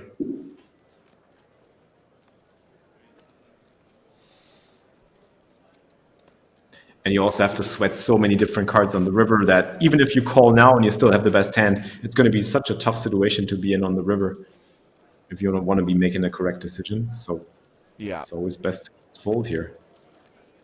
That's what he does. Does indeed. This is the thing that amazes me about poker. Like sometimes you know you have the best hand and still it's not the best play to continue. And that's so weird, you know? We are already down to 19 players, by the way. And that means we're 1 elimination away from being down to the final 2 tables. I would point out that it's relatively deep right now. We are playing 45k, 90k blinds. Average stack is 5 million. So that is better than a 50 big blind average. That is deep for a tournament of this nature. That is pretty deep. For sure. Especially for a PKO. I would assume that mostly stacks go in a lot lighter. But at this stage of the tournament, I think bounties are going to get a little less attractive. given the big pay jumps that you can get.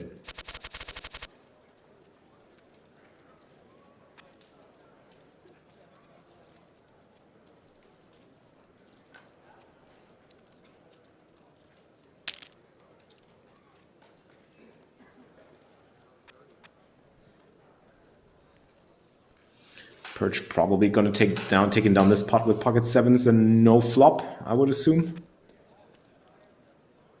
But maybe I'm proven wrong. You never know. You never know. Okay, well, there's some Good hands. possibilities here. Yeah, ace king under the gun, and the chip leader, big bad Brad, with king queen of diamonds on the button. Flats, and Bain folds the big blind, and ironically would have flopped best. This is the type of flop that you just love to see with the wrong colored ace king. You're just gonna go, okay, jack fold time. And then this card appears on the turn. Yeah. Which turns everything around. Both players, but now we have a straighty flushy board. And Perja will check the river. Brad, wow, bets enough to put Perja all in, and do you call here? This is the hero call we all want to see, but wow. I'm not sure we will. Wow. This is an insane bet. I mean, he's representing the flush, basically. And yeah, he's getting it done. I don't know if he wanted to bluff there or if he was certain that he was actually bluffing. We don't know that for sure. I think it was worked. An awesome value bluff. Awesome value bluff. It was a value by bluff, big, yeah. Bad Brad. Emerge. Emerged, yeah, exactly. That's what they used to call it, right? Oh, those Brad were the has moved times. up over 14 million, still number one. Second biggest stack is Racketler, who's got 9.5 million. Yep, Brad is big and bad indeed, says Bad Beat Nate. Sick. Anybody still remember the good old triple range merge? Oh, yeah. I don't even know what it was, but it was some sort of weird in-between move where you never know if you're bluffing or value betting and you're triple barreling probably, but I'm not sure. I think it was a joke. I always took it Yes, as someone was sure. actually taking the Michael by creating the concept of the triple range merge. Yes. That was back in the day when people still talked poker strategy on 2+2. Exactly. And they didn't have solvers at all, I think.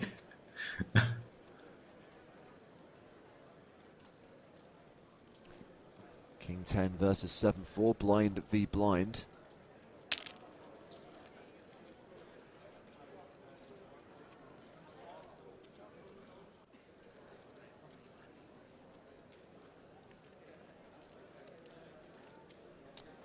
Raymond asks, how could I participate in this game? Well, you are approximately 26 hours too late, Raymond. James, did you see that? I'm sorry to interrupt, but missed Big it. Bad Brad jammed 7-4 suited in the blind battle. He's going nuts now. He is big, he is bad. He's And Brad. he has a stack. He's Brad, and he yeah. has a stack, yeah. Yeah, huge stack. No, sorry, Raymond. Sorry for the facetious answer. Sunday Million runs every Sunday on PokerStars. Normal cost $109. That's what it was this week, for example. If you got that, you can enter, but registration does close at some point on Sunday evening. These are the late stages down to the final 3 tables, one away from the final 2 tables. And Brownie, last week's 21st place finisher, with the flush draw. And the overcard. 43% favorite. But Brad is still in the mix, and he's got a pair and some backdoors. Nice folding.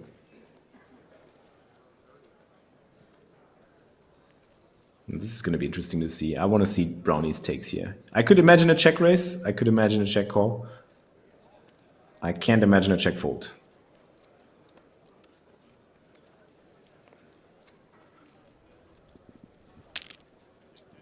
And he's check raising. And it's probably going to work. Just putting some pressure on the shorter stacks and bullying. Yeah. I think it works pretty nicely at that stage of the tournament. Okay, well, So Art House hitting. calling that raise. Art House has got 1.5 million. There's already 1.8 million in the middle, Felix, and Brownie's just made that flush. I know that Art House has the redraw to the nut flush, but 16% is not a lot. He's got the redraw, and I love the check by Brownie because it allows Art House to either try to semi-bluff at this pot or is he going to check it again? Catch up. Having checked the turn, is Brownie 22 going to make the same move on the river? But here comes the pun. It's Smart House. He checked the turn. Bet small, potentially to induce. I can't imagine Art House calling this, but who knows? Maybe he jams. Yeah, and does. he does. Gets snap called. Wow. That's a KO.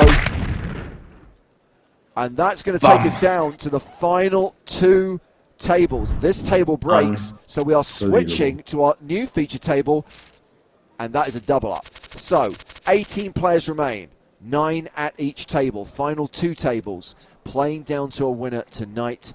So who we got here? We've got our chip leader, Big Bad Brad. We've got Stefan Jedlichka, Mind Gamer, plus a few players we've seen over the course of the evening, like Kelson Lab and Bean.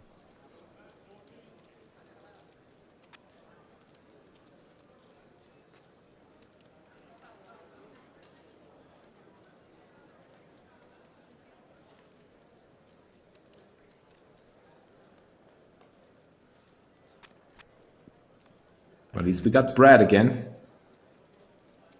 Indeed. And Lippin is probably going to be grabbing some food. So he's sitting out. I'm always imagining, what are people doing when they start to sit out? Like, you know, grabbing food. Ace 10, tough spot. I'm just going to get food, you know. Well, if you're hungry, I recommend eating. Straight here for Palanque.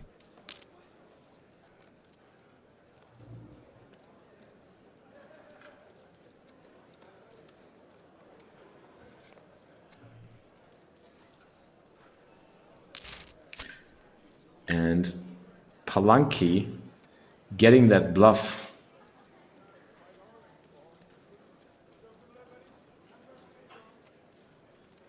Well, Stefan does have the 8-9 blocker. Yes.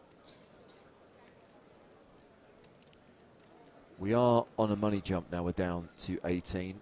Next player out will get $1,500, but there's an additional 590 near enough if you can ladder to 17th place.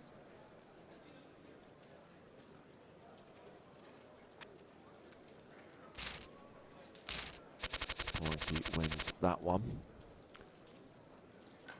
Okay.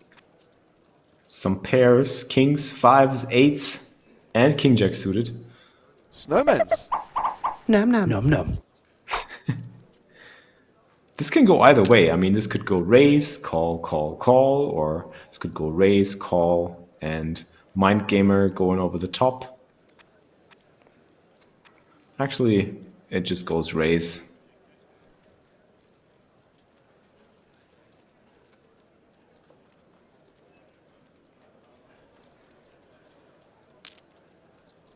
Call. Well, and Kelson Lab may decide to call as well with King Jack of Diamonds. Could try and squeeze, but nah. We're going to see ourselves a flop. And it's that classic cliche, Felix. When you've got kings, there is always an ace on the desk. Of course.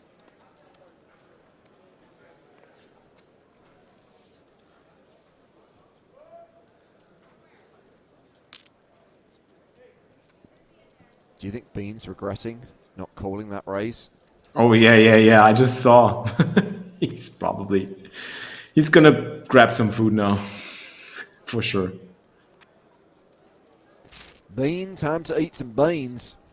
50,000, 100,000. Blinds are up.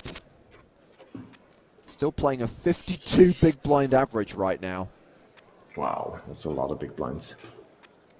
And M. Pylos, ace 9, all in. Huge bounty, by the way. He's the bounty boss, right? $2,800. Absolutely. That's yes. super attractive.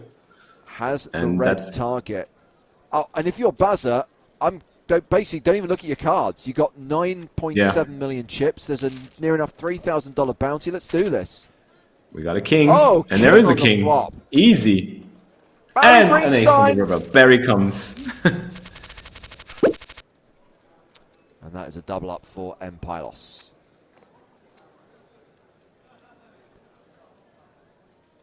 What a tease. King on the flop. Get there the hard way. A Yes. little bit of hope with the 9 on the turn, and then Yeah. boom. The ace on the river.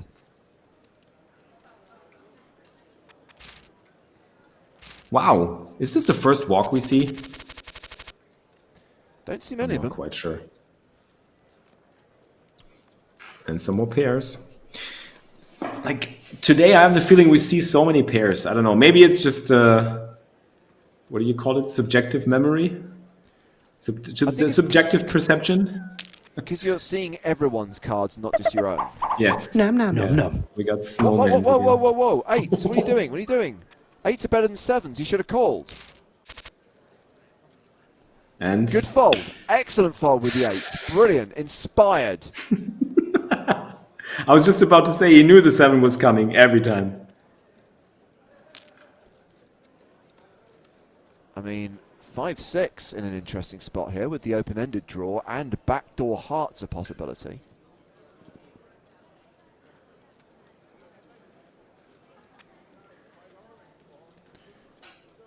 I'm Brad, I'm big, I'm bad.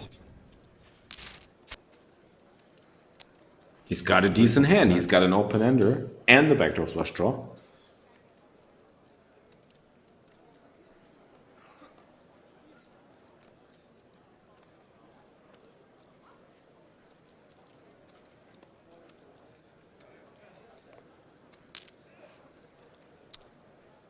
$538,000 and called, and the straight draw doesn't get there. Bean is good. 2.4 million in the middle, Bean with $1 million behind.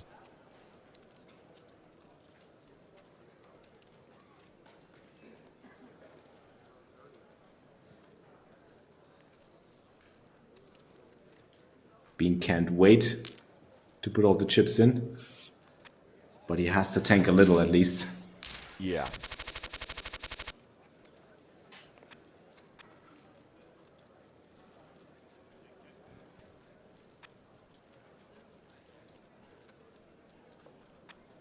So yeah, M. Pylos, as you observed, Felix, is the bounty boss, has won $5,600 in head prizes and is currently worth $2,800. I think I it's mean, some of the toughest. It's pretty awesome when you can sit there and, you know, obviously your stack's not really where you want it to be right now, but you know that you've already banked more money than 8th place pays. That's true. But at the same time, it's also that spot that you're in where you know that you're going to get called. So you know that you have to be selective with your hands. It's just absolutely really tough. Fold equity, but not a thing. Not a thing. Yeah. I mean, now, you know, 18, 19 big blinds, a bit more comfortable. But when you're kind of like, you know, a sub 10 big blind stack, you're getting called probably in multiple spots. Yes. But this can also be a good thing. I mean, if you get called, you know you have a decent hand, you will probably get a double up, like ace-9 against king-5. There you go.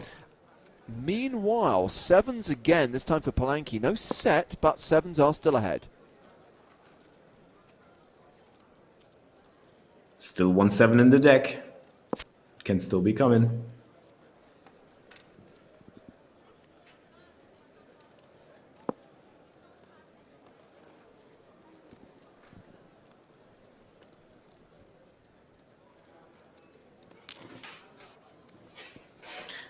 And now, Mind Gamer trying to take a stab at this pot.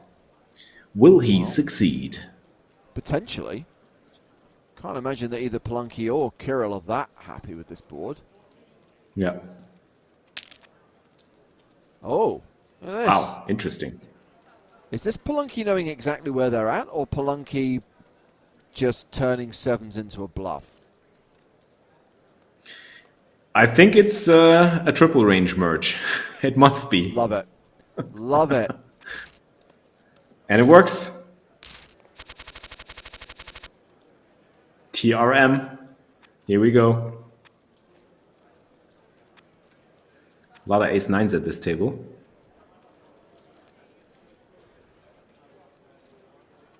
Queen-jack suited is also like... I don't know about you, James, but queen-jack suited is one of those hands like... I have a hard time folding this ever. No, absolutely. It just looks so pretty. Kirill all in with ace-9, called by the queen-jack. 9 on the flop.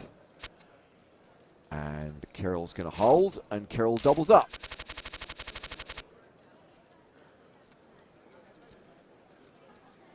Okay, so queens for Emalu, and cheeky king 6 under the gun open from Stefan Jedlicka. That is unexpected, yeah, for sure. Emma And just queens calls. just flatting, yeah, interesting. Well, it does pay off now for Emalu because Yeah. Stefan just hit a 6. So he's basically almost always sticking around for at least one bet or one street.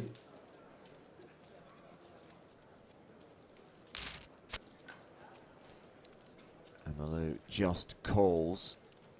Sneaky. Deuce of spades doesn't change anything. Emalu almost a 9-1 favourite here. Just flatted the pre-flop open. Check called flop. Checks the turn, and any chance Stefan bets again? He might actually could still think he has the best hand, especially given now that the hearts bust, 7-8 doesn't get there. There might be a lot of natural bluffs in Emalu's range now, which Stefan might try to pick off now with a call. I wouldn't be surprised. Yeah, this would not But- be a surprising call. I mean, So at the many same time, draws there's are a gonna lot of play two it this way. pairs. Yeah, there we go. But yeah, I mean, you're right Interesting. about the 2-pair combos, Felix, but when you think about the big blind's Yeah, pre-flop yeah. calling range there, so many straight and flush draws that would have missed, and that classic, well, I'll check call when I'm Yes. on the draw and I haven't made it, so now I have to bet. Yes, and the bet was small, so fair price. But I mean, well played by Emalu. I liked it. Yeah. Up over 3 million now.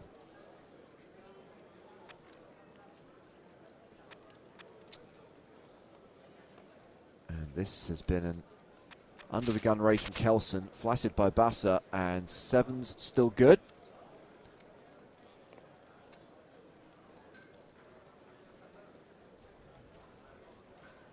Yeah, I mean, if it's one of the boards where pocket pairs are still good, it's mostly the paired ones. So still, Vadim not getting out of line every time. Every time. Sevens in the chat.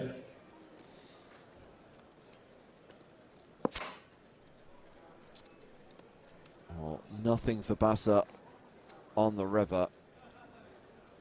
Last chance for value, Kelson.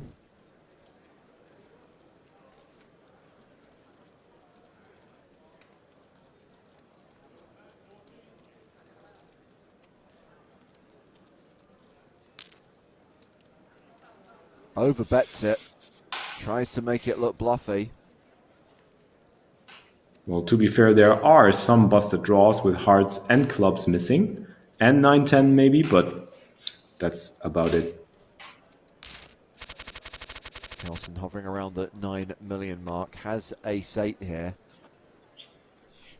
And M. Pylos with that red target, with that $2,800 bounty, has King Jack in the cutoff. And if it's folded to Empilos, this might be an opportunity for them to pile it in.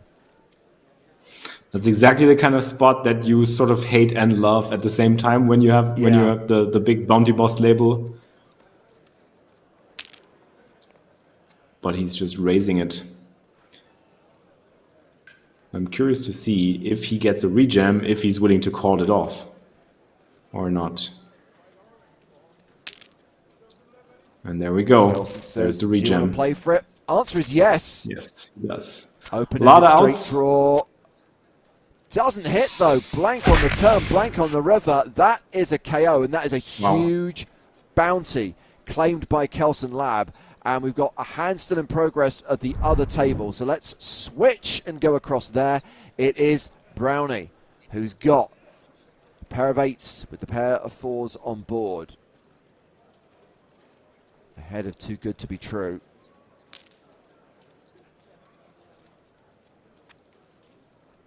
And that will take us to the break. So, 17 players remaining, including Rude Sick Joe. Remember what I said earlier on about the Cavatar? Rude Sick Joe still in, on course to get a seat at the final table. Still some way to go though. 9 players will make the FT, 17 remain. Big Brad Dad going into this break as chip leader, but it's tough and tight at the top. Brownie with 11 million in second place. Kelson Lab with 10.7 million in third. Well, let's get our Joe Stapleton, back into the mix. And Joe, it's an opportunity for us to recap what we did talk about on last week's Poker in the Ears podcast.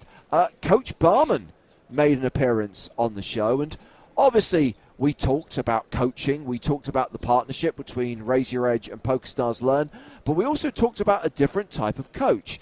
Joe, you did a quiz based around buses, and despite not really knowing anything about them and using a little bit of guesswork, Coach Barman not only ran the board, but was ridiculously excited to be doing so well in a game that had no real purpose, value, or reward.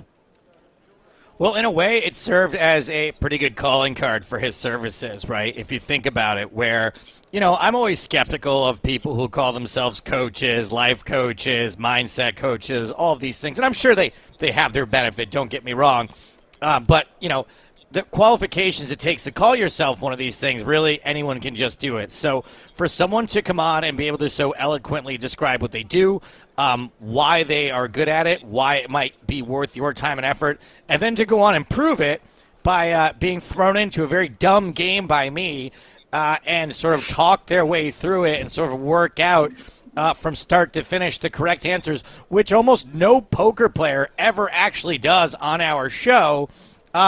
I think all in all, it wasn't my intention to make him prove himself on the air, but I think that was an unintended byproduct of that quiz.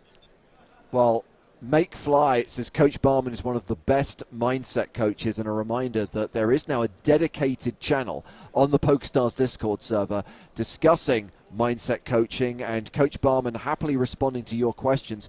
While we're on the subject of Discord, Joe, should say that on this week's Poker in the Ears podcast, we are going to be speaking to a GPI award winner, and as ever, we want people to submit questions. That's right. Personality of the Year, Masato Yokosawa, is going to be on the show this week. Because of a significant language barrier, I did send in a bunch of questions already to him, so he would be a little bit more prepared than most people, especially because I like to get a little in-depth sometimes. But yeah, if you guys are in the Discord for Poker in the Ears, if you have questions for Masato, get them in. I'll send them to him. I think Japan is like 17 hours ahead of where we're at right here, so I want to give him plenty of time to take a look at those things. But get them in by the end of the day today if you can, and we'll see if we can ask Masato a couple of your questions. And being in our part of the world, Felix, unfortunately, so much of what's going on in Asia isn't really necessarily on my radar and on the radar of many people in Europe. I had no idea until this guy won a Global Poker Award how big a following he has and how much he's doing to grow the game of poker in Japan. Yeah, I think there's a lot of those people in the world that, sometimes you just don't get a hold of, or like you never heard of. It's insane, but it's great. It's great to hear. Absolutely. So you can check out Masato on this week's podcast. I believe the superfan subject is the book of Boba Fett. Very quickly, Felix, we mentioned during the last session that you are a Star Wars nerd, but come on, dude. You can't be on board with that show. I can. I definitely can. I love that show to the core. To the core. I loved it. It was just, I don't know. I enjoyed every single episode. I got to be honest. It's just like, you it's just even like enjoyed the slow speed chases on old people wheelchairs. Okay. Yeah, we can. I just skipped that part. I was just like probably eating or doing something other on the side that I didn't even notice. But I can look over that. It's just there's so much good stuff in it. I would agree with you, Felix. There is some good stuff in there. The good stuff is when it suddenly became The Mandalorian season 3. Yes, but I love that too. I mean, I don't care if it's the Mandalorian, if it's Obi-Wan or whatever. Just put them all together and just show my favorite characters and put some development on them, and I'm fine. I'll take that. Well, the players are back from break. I'm going to take my break and leave you in the company of Felix Schneiders and Joe Stapleton. Hello, my babies. Welcome back. Final 17 players, the final 2 tables. Mind Gamer still in this thing. Brownie, second in chips, member of Felix's community. Pretty cool, 2 names we know. And Big Bad Broad, D58, who's becoming a superstar. And he's going crazy for sure. He has some moves in his repertoire we've seen now. I'm going to be excited to see what he does. All right, Felix, you want to call the action on the left side or the right side? I'll take the left side. All right, Felix is going to handle the left. I'm going to handle the right. We've got Racketler and Tuga going to the flop. Ace-9, ace-deuce. Go ahead, Felix. Well, I presume nothing is going to happen. Oh, yeah, there we go. We got a steal raise from Kelson with Jack-deuce suited. And I think that's going to be it. Ace-deuce taking a stab here. Yep, that's perfect. This is the way it goes, Felix. Keep going. Well, we got some action here. We got a pair of deuces against the gut shot, so we might see some action. No, it's going check, check. Now let's see what happens now. Your hand already over. Just one table. Just one table. I love it though. I love the dynamic. Sometimes you hit a good flow and you just go bounce it back and forth. Yeah, also it involves chat to be a little bit more active now and just use their brains to listen to us speak. Now everything goes check. Palanki might take a stab now with his 8 high. Palanki the donkey. Checks it back. Well, he sure has an avatar. Yeah, a pair of deuces is going to take it down there.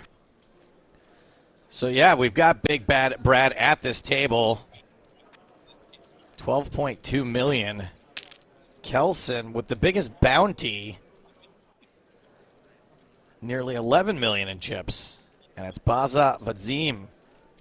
Just going to open this pot on the button. King Jack. And unless Big Bad Brad decides to be a big bad bully, 8 tray is off. He did jam 7-4 suited when you were gone. Oh, I don't know if you saw that. That was pretty neat. Now we got queens for Vadzim. Yeah, with another opening hand. No chance of flopping a set. King, queen. Oh, yeah, that's peels right. the flop. 2 diamonds. That's where you see where the expertise of commenting on these cards open final table comes from, because I wouldn't have seen that all the queens are out of the deck. I was like, oh, there's still one queen out there. No, there isn't. My entire strategy for doing poker commentary now is just to say things before chat can say it. that's a so very I good know plan, that the actually. first thing they're going to do is go, oh, yeah, all the queens are gone. All the queens are gone. No queens. I love that. Bean deciding to stab here on the 8 high flop can rep a lot of hands that would connect with this board, but queens are not going anywhere. Nice work. Now I can't stop thinking of Palanki the donkey. You put that in my head. Eeyaw, eeyaw. King Queen offsuit for Palanki the donkey.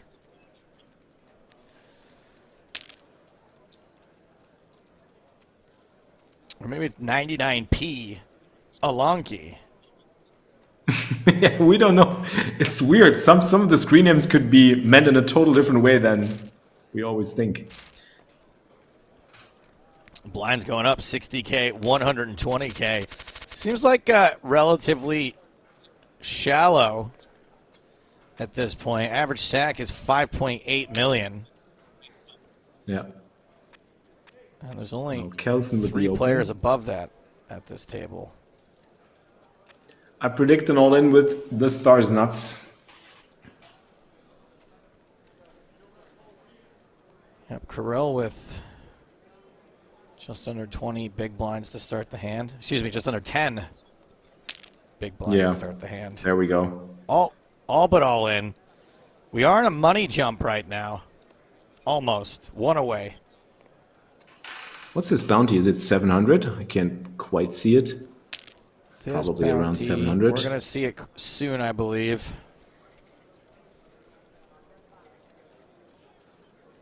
And here we go. Classic coin flip incoming. 10 high flop is going to be very, very good for Kelson. No straight or 9 on the river for Kirill. Kirill is killed. Okay, out of here. Out in 15th place. Now we are on a money jump. $900 pay jump if you can not go out in 14th.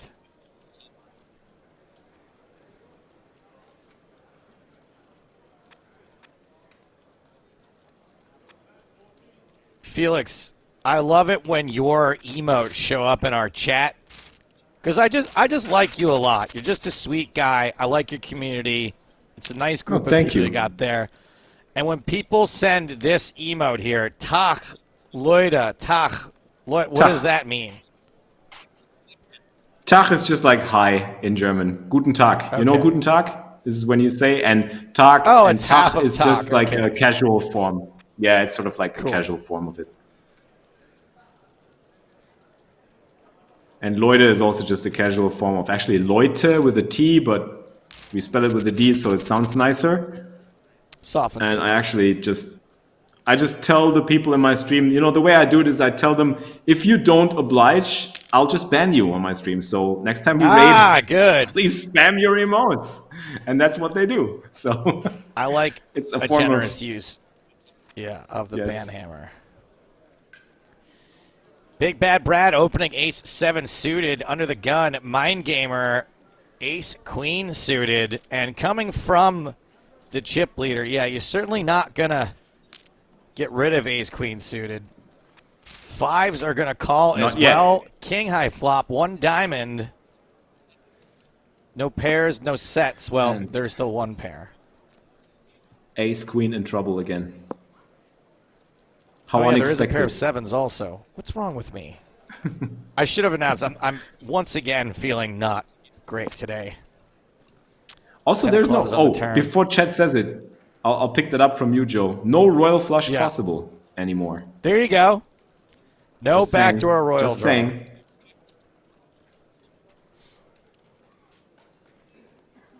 The 7s are still quite good. Mind Gamer does have some outs, certainly more than Bassa does, who's for some reason betting into 2 opponents on this board. Maybe I was a talking 7 with fold. James just about the good old triple range merge. You remember that? I remember it being like a joke, but I don't. It's not like a real thing, right? No, I don't think so. It's just when you're in between bluffing or value betting, I think that's exactly what's happening here again. Yeah, definitely And happy to get some folds when you bet 2 5s there. an ace Mind queen might Gamer. actually appeal one more. No. Oh, Wow. Sneaky. Mr. Yedlichka. Gonna put both of these hands in a pretty tough spot. And well this done. is why I'm not making it deep into a Sunday Million, because I would have never thought of that play. That's insane. I mean, I would have thought of that play, but I probably would have run into one, if not two sets. Exactly. And then you would have never done it again. Yeah, no, it would have taken me several years at least Yeah. before I ever tried that again. Trauma recovery. Ace 10 for Emalu, folds from early position. Ace 8 for Bassa.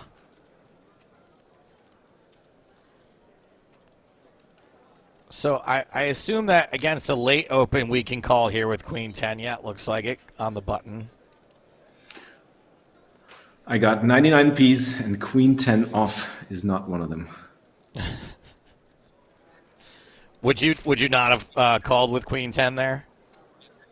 I'm not sure. I mean, I probably never really flat with Queen with the off-suited medium or lower broadways. Maybe I'd rather 3-bet them. But then I think there's some merit to be said, because you have the button. I mean, you can do a lot on the button, I'm pretty sure. I mean, the ultimate thing is, if you can outplay your opponent, you can flat anything. So that's what happens here. That's a pretty big if, Felix. Well, I couldn't do it, but 99P just did. So Yeah. who am I to criticize? Mind gamer with another ace queen suited. Gonna get looked up by king jack suited. Ace 6 suited. And jack 10 offsuit. Ace, jack 9, 3 diamonds. So a piece of this for everybody. I don't know I don't where even to know look, who's ahead to be here. Ace honest. queen? Yeah. Yeah. No, I think jack 10 was actually favorite. Yes. Jack still 10 the slight favorite, but not ahead. Okay, you're right. One of those rare situations. Yep. Mind gamer's just gonna take it down.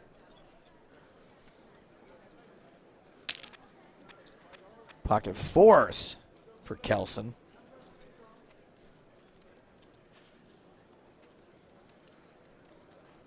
Ace 10 for Mind Gamer. Defends. King deuce deuce. Fours still winning. Tough spot for ace 10. Could still be ahead. Small bet.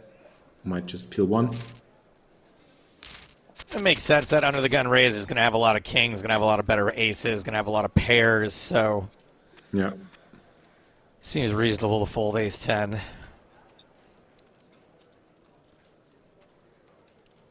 You don't really want to be calling in spots where even if you turn an ace, you're not really sure about your hand, right? Exactly. Yeah.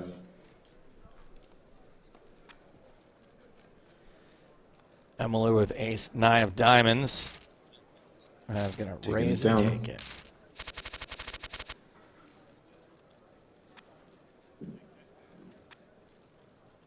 So the next player out gets $2,091.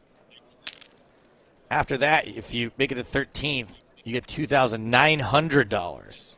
So almost to 3K if you can make it one more spot. Ace Trey versus Queen 8. Both players miss.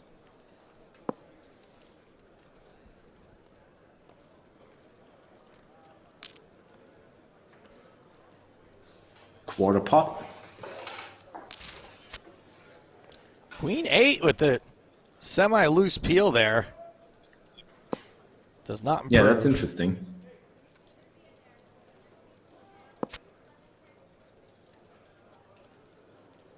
No, I assume Queen High is going to bluff because Queen High can't win the showdown. Third pot. No, half pot. Okay. Here we go. And Mind Gamer perfectly capable of hero calling here with ace high. Does not in this case. Bassa gets away with one. That's why he called with Queen High on the flop. To take it down on the river.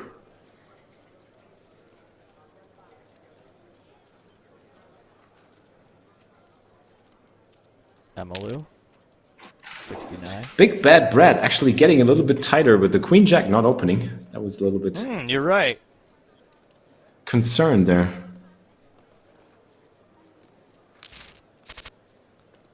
Three ways to the flop. Ace, king, 4, 5's holding.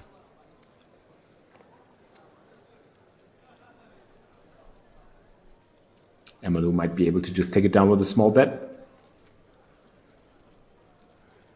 Good old third pot. Come on. 9 high. Let's do it. Close enough. There go the 5s, and the 9-7 should be out of here as well. Worst hand wins. Just like that.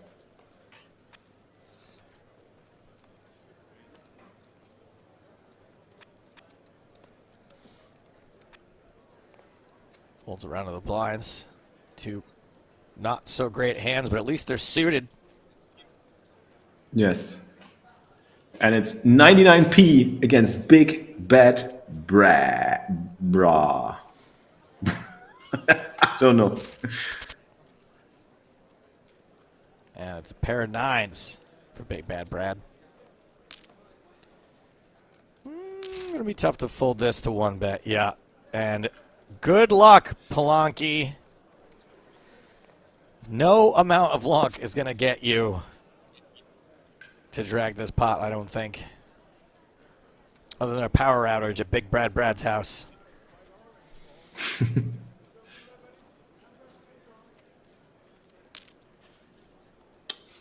At least he's given it a try. He's got 8 high.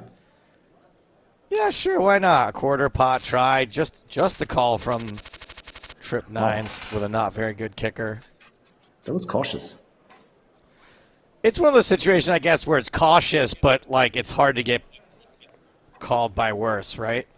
Played by worse. Mm-hmm. Yeah. Yeah. I think it's also the stage of the tournament. All the time. What's that? Yeah. It's probably also the stage of the tournament that they're in, that they want to avoid putting themselves into tough situations like this. Most likely. You just really, really hate yourself when you do that. Yeah, you raise for trip sure. 9s there, and then you get shoved on, and you're like, oh, why did I do that? Yes. True. Emalu not even taking a stab after open raising. I was surprised. Pocket kings for Kelson.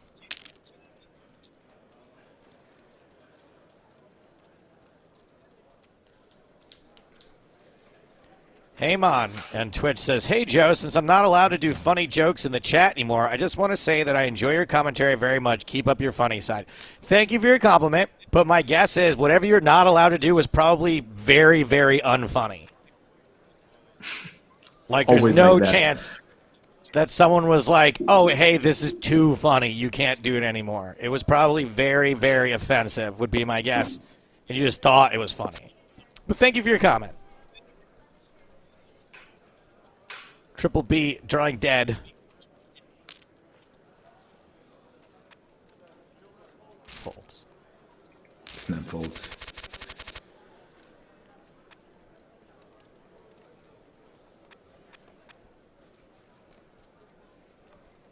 King deuce suited on the button. Seems like something you could raise if you wanted to.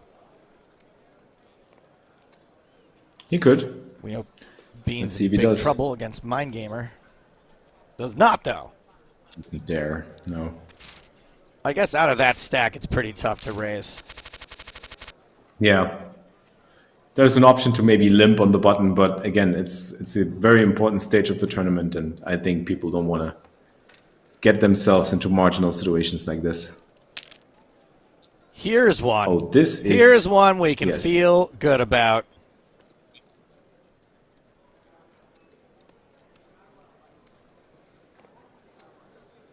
I think Kelson's going to have to call this off with a pair, a bounty on the line, that many chips. Me too. We Here are we go. indeed flipping. Ace high flop looking good for Bean. Needs to fade a heart or a 6 on the river. Lights out for Bean. And we are finally down to 13 after that elimination. 30. Kelson's biggest bounty continues to be the biggest bounty.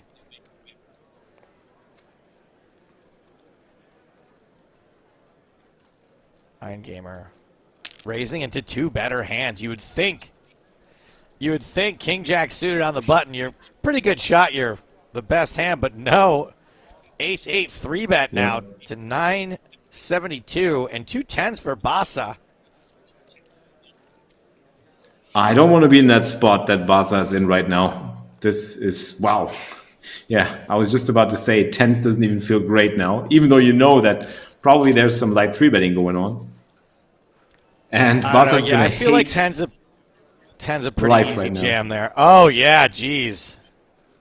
10 on the flop, too.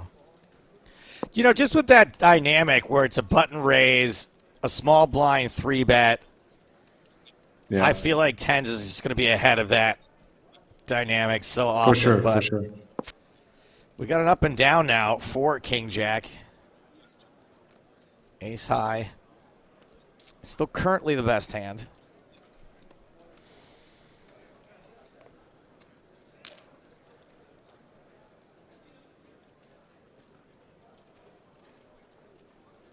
Now Kelson threatening him with the hammer, indicating that he might go all in if he's getting called on this bet.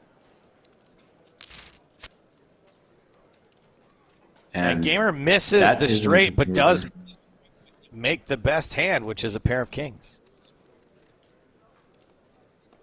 This is the spot that you don't want to be in when you have that straight draw and just river a pair and be all like, if he goes all in now, and he does. Yep. Tough one. Super tough one. You're not really beating much. You're beating bluffs like 8-9 or ace-8 for that matter. Yeah. That's about it.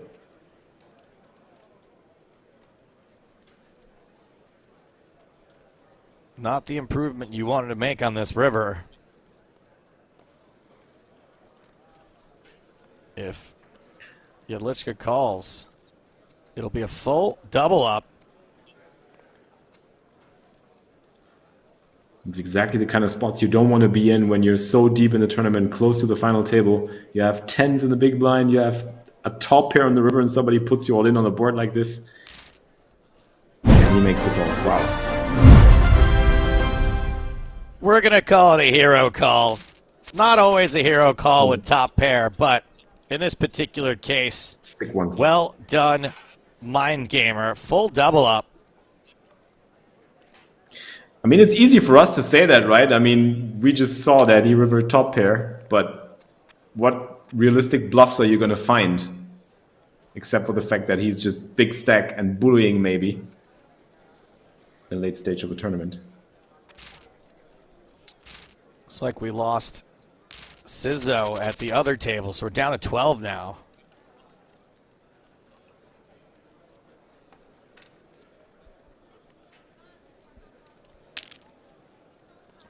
Pocket fives for Emmylou. Sixes Flatted for by Kelson. sixes.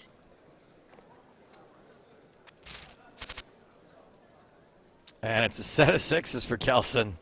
Well, not that he needed it, but I mean, I get your point, right? Obviously, sixes are beating fives, but you kind of do need it on this board. Like, you just fold two sixes here, like, so easily. Yeah, you're right. Emmylou very likely to be giving up now.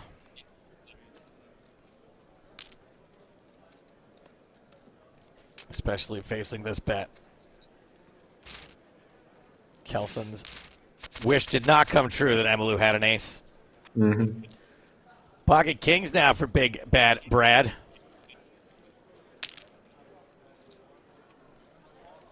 Facing a raise from Basavadzim with king jack off. Ace 5 wisely gets out of the way.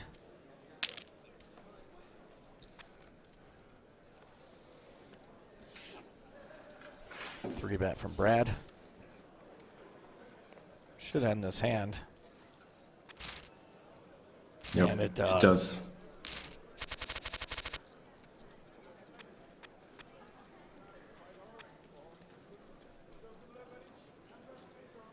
Love the random question in chat. Is Snozzy still in? You mean Garfield? Emalu just shoving a7. Small to big makes sense. Good boy. Just aces again. Just aces for Baza. Big bad Brad with Queen Jack suited And gets out of the way. Brad, Emalu with he knew. You know, he knew. He just knew. Ooh. He just got out of the way. Emalu in big, big trouble. We're getting a slow roll here. Not really sure what this is about. Yikes. Well, some outs for Even the Emalu. diamonds are covered. 2, 3, 4, There 5. we Was that go. an out? Nope. Diamonds were Yeah, covered. not You're right quite. about that. I saw a straight draw that was not there. Yeah, on the river, he had a Switching. straight draw. Yeah. 11 11 players left. remaining. Top pair for Oddlip. Trips Top trips. for Oddlip. Oddlop.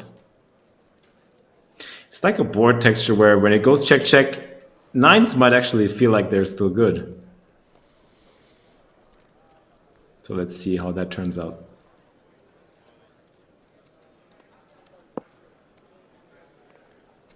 Such a bad spot here at nines no matter what you do. You don't want to check and have to hero call some massive river bet. Yeah.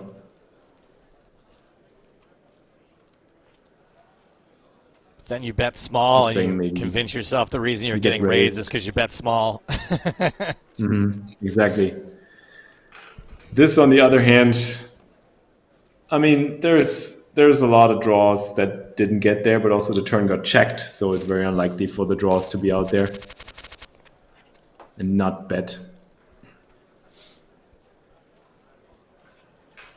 Ace Jack for Ride Sick Joe. That's me today. I'm riding sick. And you get some suited hands in the blinds. And I predict both are going to call. Maybe we'll see a squeeze play. Who knows? Tugga true. 10-5-5. Nada. Too good. Ace. Too good to be true. Too good to be true. Too good to be true is, I think, what they're going for. Too good to be true. Oh, yeah. I see what you did there. Too good to be true. I like Tugga true, though. Queen on the turn. Straight draw for Ride Sick and Racketler. It's my job as a streamer to misread and misspell Twitch and screen names. Buddy, I mean, you're doing it in 2 languages simultaneously, though, right? So Yep. it's already going to be Yep. more impressive. Ace Jack with the semi-bluff. It's the other straight draw to fold, and the other ace high to fold as well.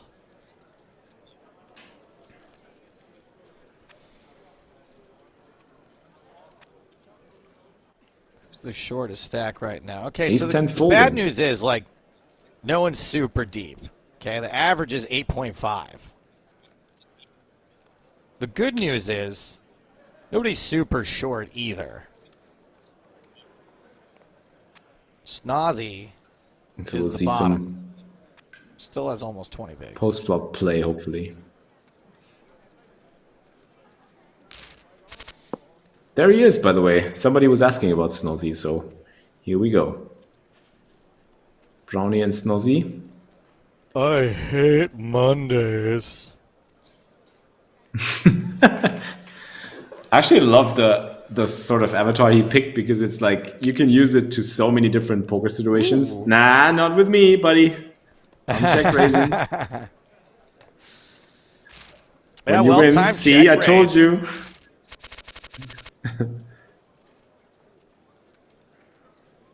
Well, things could get spicy here. So many 2 pairs 10s for again. Brownie. 2 7s for Racketler. Queens for Too Good to Be True.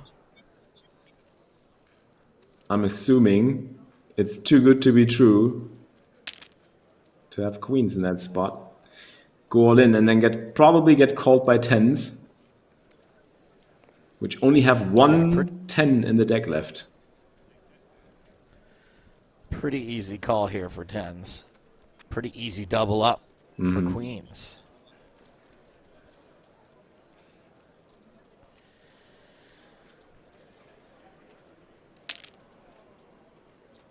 Here we go. Not just a call Brownie from going tens. for it.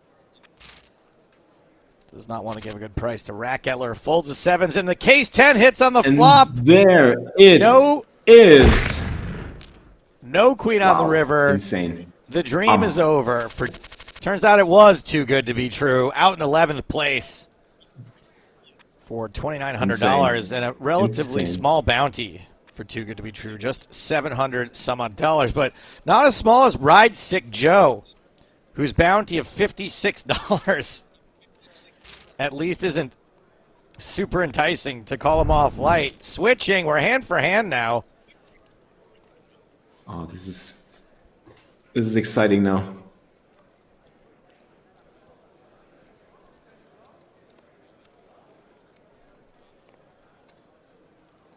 Two pair for Mind Gamer. Bassa with King High decides to take one off. Doesn't improve. Would have been happy with a club too, I think.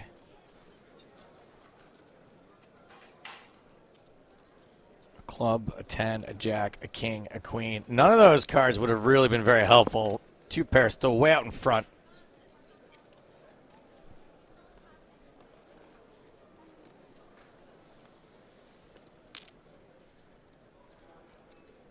And this is an overbet. Interesting. A lot of draws out there. I mean, clubs and spades.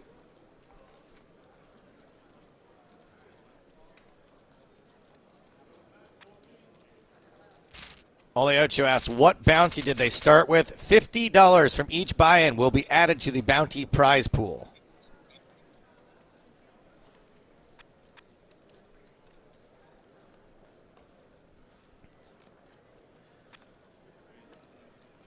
Blind on blind. And just a walk for Palanki the donkey.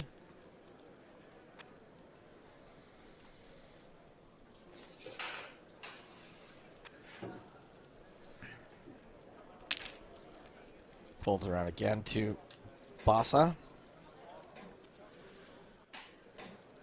Bassa, big bad bra. Coming over the top now. Like we know him. That's what I want to see. From a big bad And bra. with a real hand, too. Big bad bra, not really taking advantage of the big stack of being able to bully anybody. Still playing pretty straightforward. As we switch to the other table. Looks like we're going to go four ways to this flop.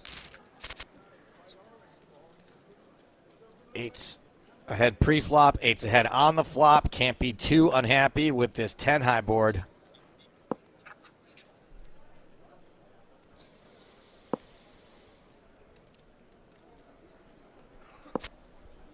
Brownie with the best hand. And the turn makes it Forgetting, even more Brownie. likely that he... Yeah. You guys invested. A little. Just a little. But I think Poodle is out already. He probably went out a little earlier than that. Eights finally betting at this. Not much Ride Sick Joe can do here. And lets it go.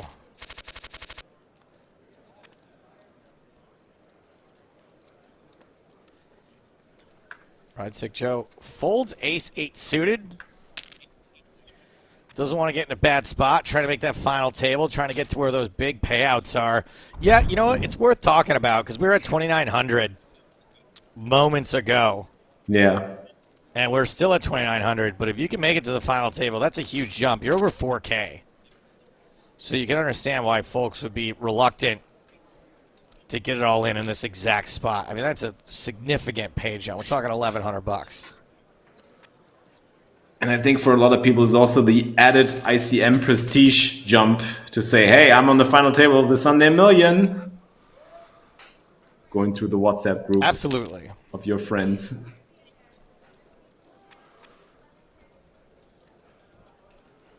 Should be an easy hand here for tens, indeed. Switching. Sevens jamming into ace-jack. And king-3. Thought ace-jack might call it off.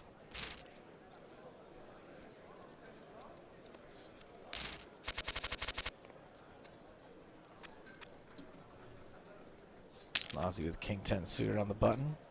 Min raise. Got the hearts of Autolop dominated.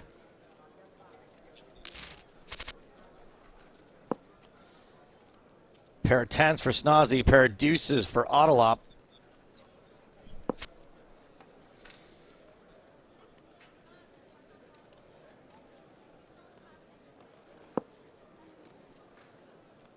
Ten still good.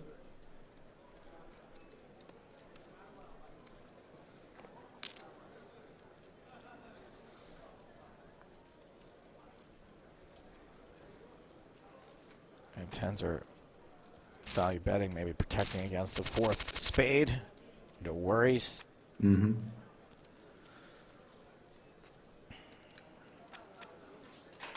Snozzy folding the 7-8 suited as the mid stack. That's interesting. Doesn't want to get bullied. Yeah, you know, raising the big blind of the big stack at the table, not always the most. Yep. Not always a comforting situation. Yep.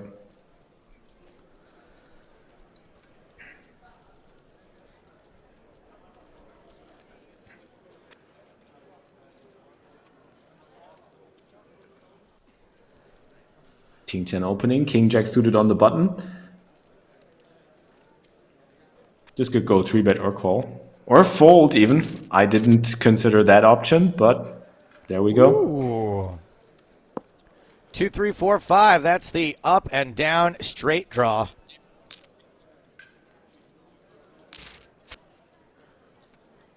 And another queen on the turn.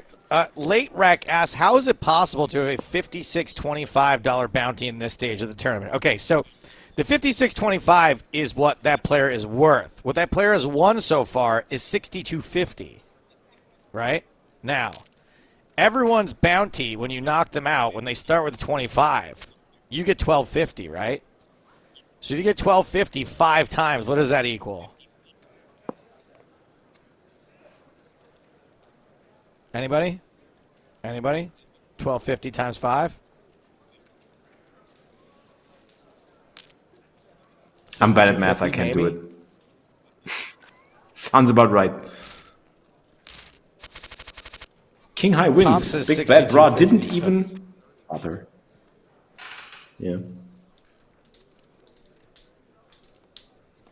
Chet is doing the quick maths. Answer and question says NA math and then a lol face. Does that mean North American math? Is there a difference between North American math and European math? There might be. Oha. Now this is one of the plays in Big Bet, brah.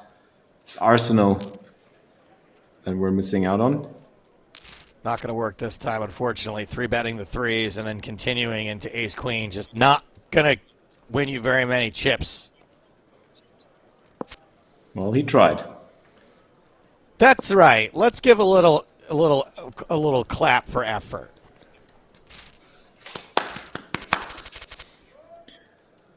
Well, maybe he just accidentally clicked on raise because he spilled his drink. Or his cat walked over. It's been known to happen. Yeah. The good old min click back. It happens. It happens to everybody. The only way that you can really get out of that is flopping a 3. Yeah, or you just feel obligated to bluff it off. That's right. That's what sometimes happens too. Oh no, I'm in this situation. Okay, let's go for it. I might as well empty the clip. And Kelson firing with 7 high, a half pot bet into the up and down straight draw of Mind Gamer. Does not make the straight on the turn. Puts a club out there. The deuce of clubs.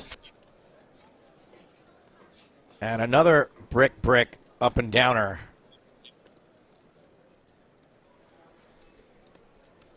Seven high. Will not be good at showdown.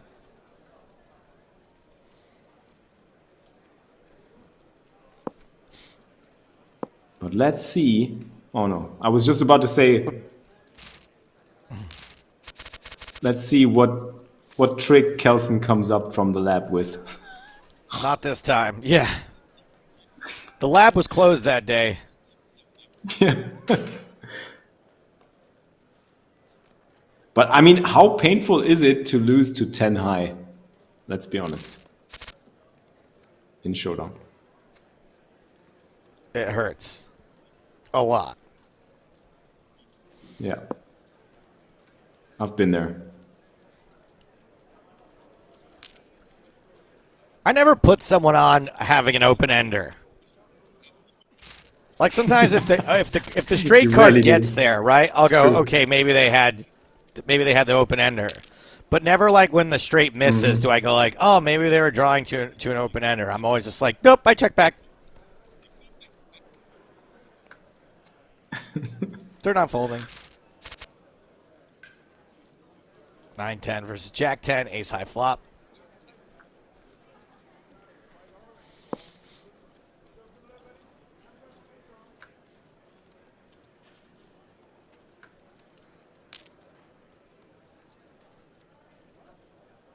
Continuation bet from 9-10. What sort of Palanque the donkey tricks are we going to see? Just the fold. Okay, one of the least impressive tricks, but what are you going to do? True. Pair of aces. Meanwhile, Gonna bet 200K. It's a fold from 8 high.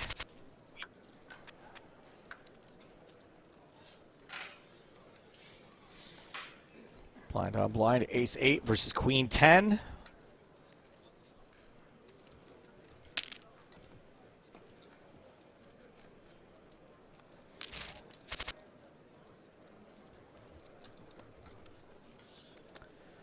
Four, 5, 7, 8. Okay, that's a gut shot.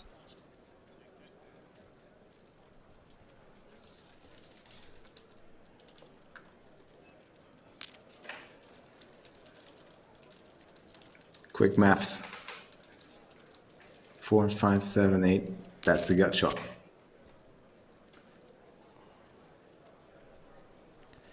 And queen 10 gets there. 10. Yeah, very good card for queen 10. Top pair. Not a board you love to have top pair on, but small blind is going to have a lot of hands just like the one you see here. And that is a bet of 760,000 into 2.4 million, so around a third of the pot. And it gets a fold. Rack Etler back up over 10 million, 12 million actually. Pocket eights here for Snozzy. Snozzy going like, I got pocket eights. With that, I love that finger. It's just like you could put it on any situation in poker, really. Who wants a set of eights? That's right. Who wants to win the Sunday Million? Yes, that's right.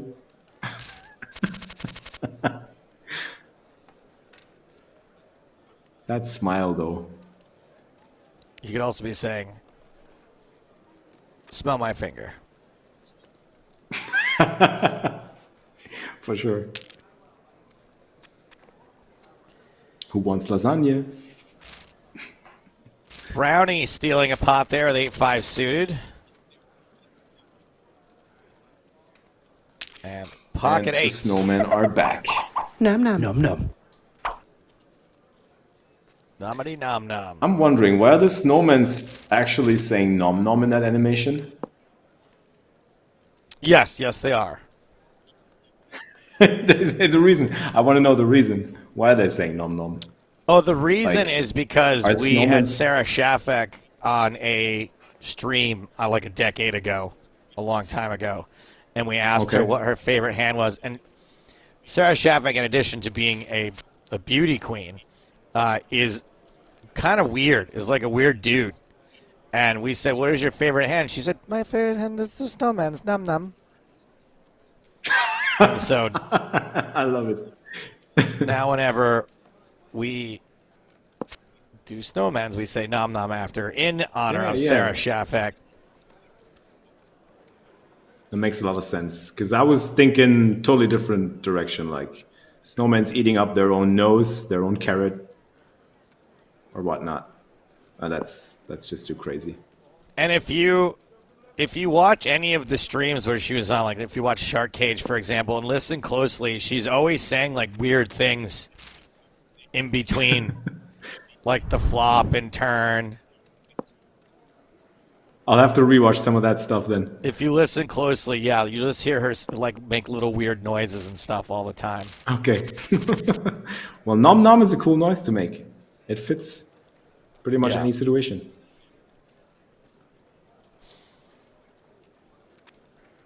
Big Bad Brad going to fold under the gun. King 6 for Mind Gamer, who's done a great job at clawing back. Remember that hero call just a few minutes ago was down to 3-something million.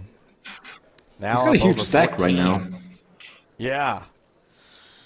And this is a juicy little flop for Polanki, who is 9, 10, Queen, Jack, up and down, and a flush draw. I was just about to say it. A lot of spades out of the deck already, though.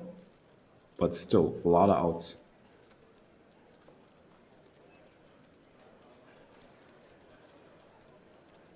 Gonna be interesting to see if Palanki is choosing to play this fast or... Oh yeah, he is. He is. He's going for it. And he might be forced...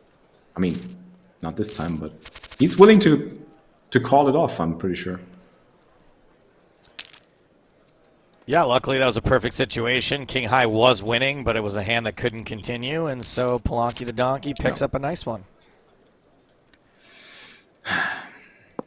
Gut shot here for Kelson. 2 live pairs as well, and is already beating 4 high. Easy. And adds more outs to his repertoire. Yep. Kelson in the lab right now. Maybe the lab is open again. Full pop bet. Not sure if that's lab approved, but the lab came back with the results. It said pot.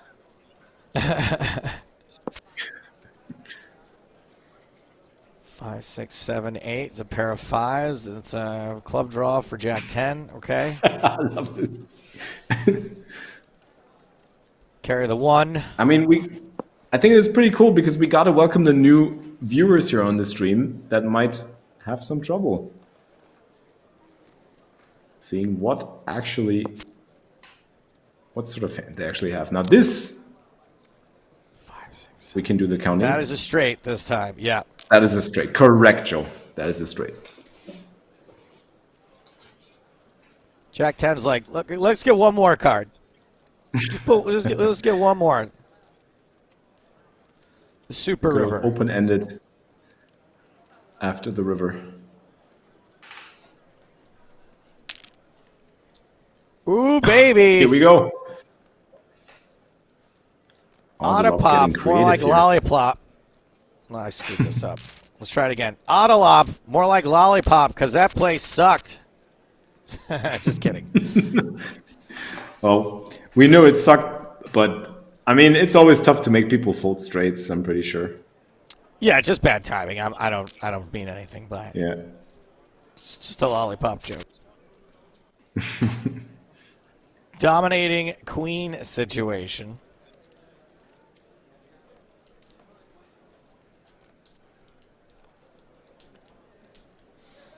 Nobody hits a pair. Snazzy technically has some backdoor draws. And that is a backdoor clubby. There we go.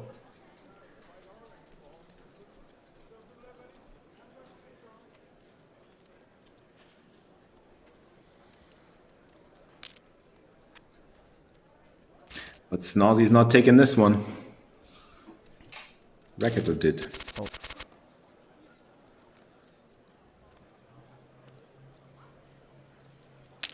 So we're 5 and 5-handed, right? On 2 tables?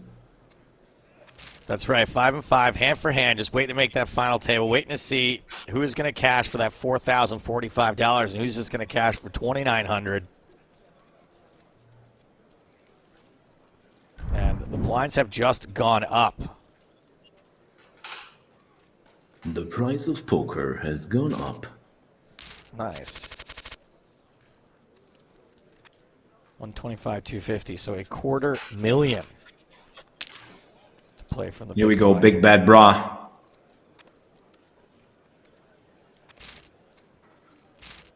Taking it down. No action there. Top pair versus bottom pair. We're going to need some coolers, I think, is the only way. Yep. Everyone's playing pretty cautious. No one's really being aggressive, even the folks who maybe can afford to be. Once, you see the table playing this passively, usually somebody steps up and decides, hey, there's a lot of chips I can pick up here, but no one's really taking that on.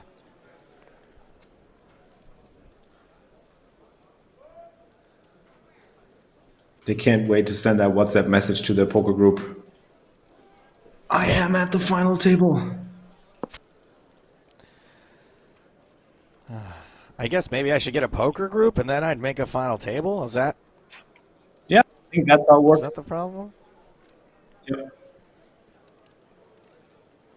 That's an extra incentive. I mean, this is making you more patient, most patient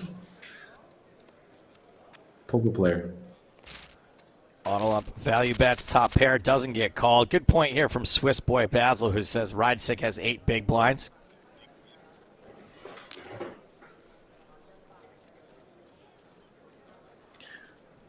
I wonder sometimes, like when I see those screen names, are they actually naming their? Are the names actually meaning that they love pocket tens, or is that a different meaning? Audelop, TT. I don't know. Yeah, I don't know. That's what I would think. But then I also wonder, when you make your stars name, it's usually pretty early in your poker career. How do you know you love pocket tens yet? Yeah, true. It's a good point. Queen 8-8, the flop here. Oh, Snazzy must be so mad right now. Look at this. Look at that. Oh, Oh yeah. pissed. Furious. But he's still like, I'm still gonna win the Sunday Million. Like this. Yeah. Queen Now he's 9 got suited. King 9 for suited. Brownie just folds the small blind, and Snazzy's going to pick that one up. Switching. Should be an easy hand here for Palanki, unless Big Bad Brad decides to get a little weird with 7 high. Never underestimate our big bad bra. I just recall the 4-7 suited gem. Like it was. Oh boy, maybe only this is the minutes ago. one. Maybe yeah, this this is could the very one. well- Palanki the donkey, 9999. 9-9. 99p. Ellen. There's the shove from Mind Gamer. 9-9 calls it off. 9-9 at risk. 9-9 doubles up. He's got 99 P's and pocket nines ain't one of them. Applicable to pretty much all the poker situations that he plays. We're still hand for hand. Switching.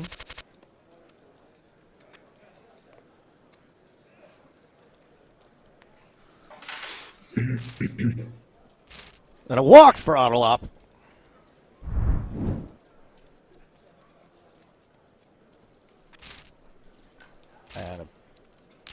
Caught there from Mind Gamer.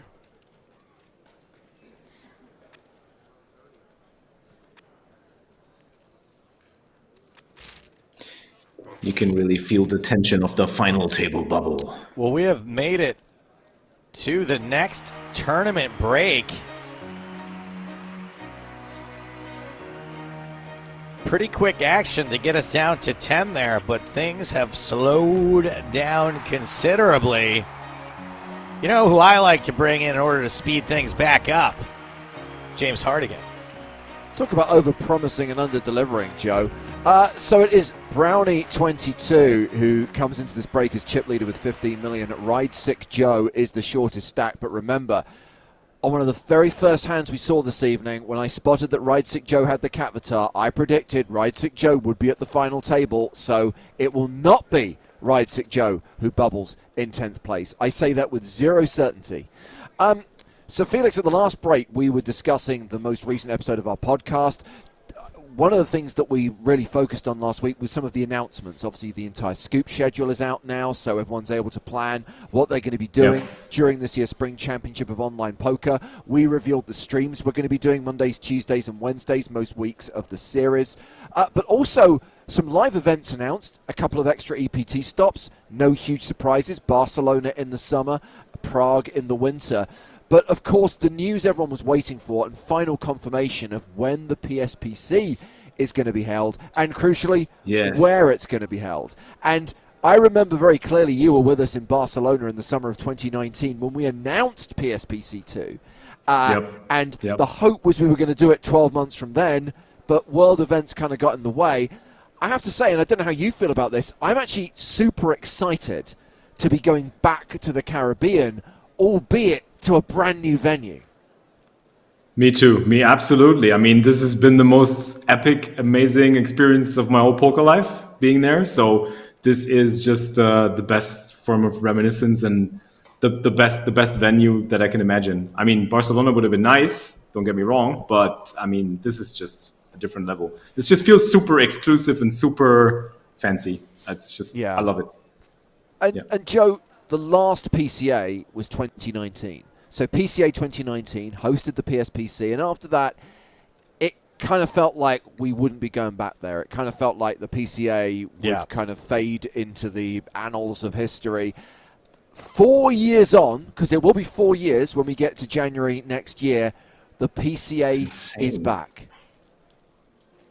Yeah, and you know what? I think that we call it the PCA a little too often and forget what that really stands for.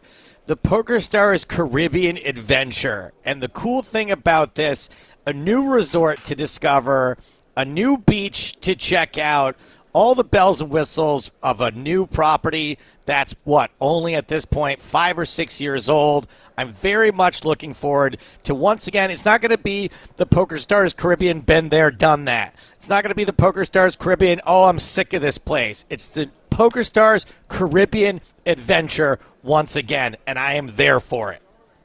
Absolutely. And I think it's worth remembering, Felix, we just highlighted the fact that this event was announced in the summer of 2019. Near enough 300 people have already won Platinum Passes. They're sitting there waiting for their chance to play. But, of course, between now and January of next year, there are going to be more opportunities. And all I'm going to say is, in the next 24 hours, you might want to stay across PokerStars channels, because I imagine you will get some clarification about opportunities to make it to the PSPC in January of 2023. And I think because we've been waiting so long, I guess I hope it doesn't disappoint, but I don't think it can, Felix. And I think that the fact that it will have been 4 years since the last one means we'll get a really good turnout, with all the players from North America coming as well. For sure. The hype is going to be real. I mean, I know of a lot of German players already want to pass, and they're sitting there waiting all the time for their time to shine and to have this amazing experience. It's going to be great. Absolutely. So, yeah, suffice to say there will be more information about opportunities to win a Platinum Pass very, very soon. I will say no more. I could get in trouble. Instead, we'll get ready to take you back to the final 2 tables of this week's Sunday Million. Felix, you finally got your break, buddy, and you have earned it. We'll see you back here in just under an hour's time. Joe and I are going to continue following hand-for-hand action. We are down to the final 2 tables. And we are about to get cards in the air, and a reminder that we will stay hand for hand until we lose a player in 10th place. And at that point, we'll have our final table of 9. And it's Snozzy opening here with Queen 9 of clubs. Racketler also with clubs. 7-3 calls. Does not connect, just the 1 club. Queen high, or rather a pair of 9s now ahead, and 97% equity.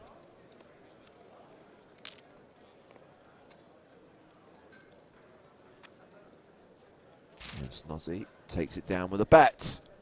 And hand has finished at that table, so we are switching to the other table.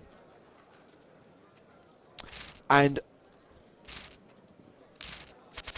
Lunky is going to win that one. So these are the final 10 players, 2 tables of 5 from a starting field of 9,417, as it says in the top left-hand corner of the screen.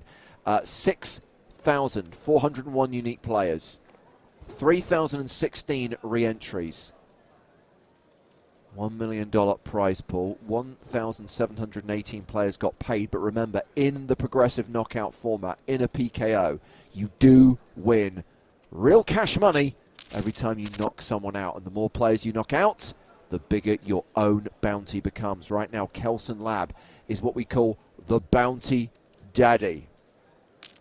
Worth more than 3K, and that's why Kelson has the red target.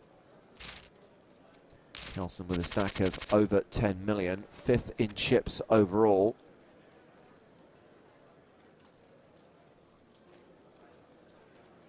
And Palunki raising with the Spraggy. Ace-7 offsuit.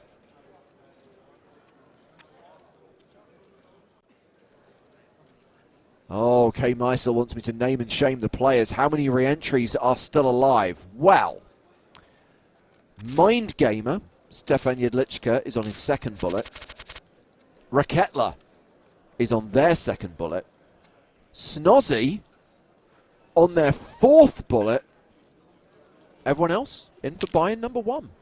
It's not bad. 70% of the field in for just $109. Now guaranteed 2,908 in prize money and whatever had prizes they've already banked, with more up for grabs along the way.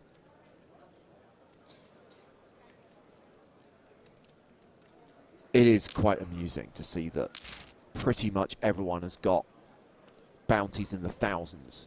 And then you've got Ride Sick Joe, $62.50.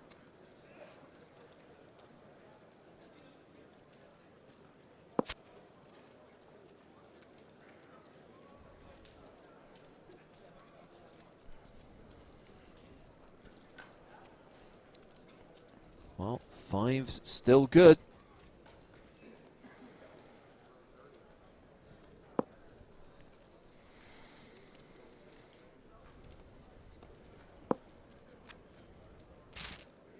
So I'm just looking in the lobby, Joe, and I'm trying to see who is the 2nd lowest. It's Palunki. So Palunki is the 2nd lowest in terms of like bounties won, $1,392. And a massive difference between that and $62.50. Well, the thing that we don't talk about that much, because we don't see the tournament from the beginning, right, is that Ride Sick Joe has 4 bounties. They just happen to be 4 people that hadn't collected any bounties. Right. And it's possible, yeah, that some of these people only have maybe 1 or 2 more bounties than that. They just were worth more when they got them.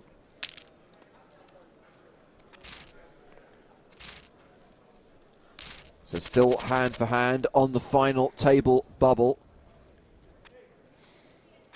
This is kind of not boding well, by the way, for the pace of the final table itself.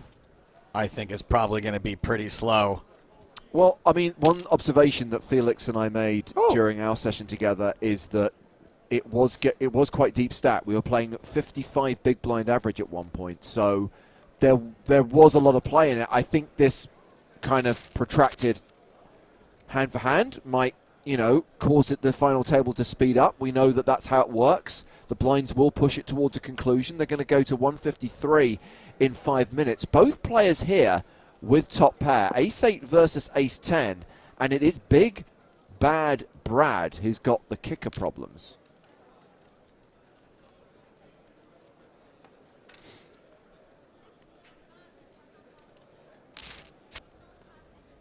Oh boy. A dirty Barry Oh, Greenstein, because that is all the aces out, and it is trips for both players, and the 10 kicker is still playing. That means big bad Brad is destined to lose a huge pot here, and potentially a significant percentage of their remaining 5.3 million chips. Oh, Just a call. yeah, but now on fumes, 2.3 million, fewer than 10 big blinds. Be a real shame. I mean, that drops below Ride Sick Joe. Be a real shame to go from that size stack to out in 10th.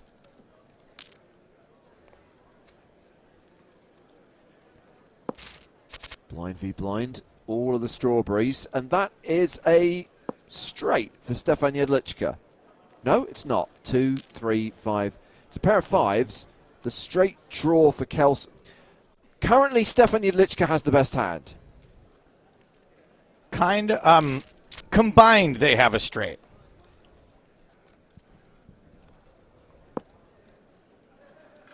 But they have a 2, 3, 2, 4, 3, 5, 4, 5, 6. 6. Yeah, combined they would have a straight. But I don't think you can do that. We can do whatever we want. We can, they can't. This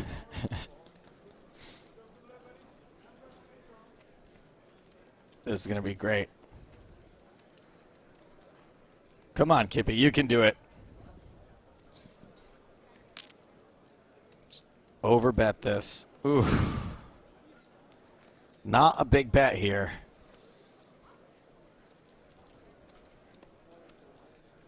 That's right, Morts. Between the two players, if you combine the 3 on board, they have a flush as well. Nice call by Mind Gamer. He has made some excellent calls, none more excellent than that top pair call. And Top I know pair. I'm really underselling it when I say it was top pair, but in the circumstances, it was an awesome call.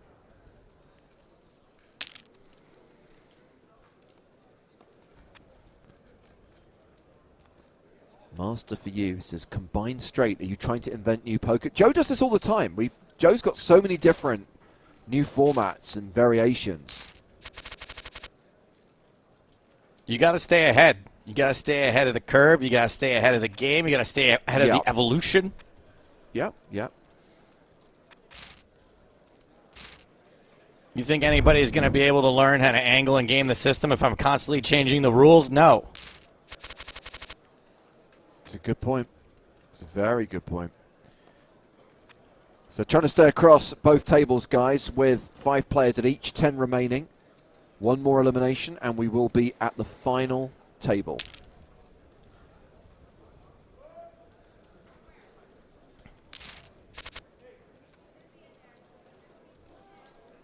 My favorite rule is, what did we say, that 3 pair ties with trips?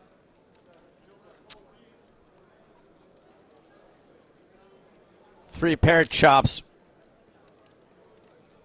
I want to say it was with bottom trips.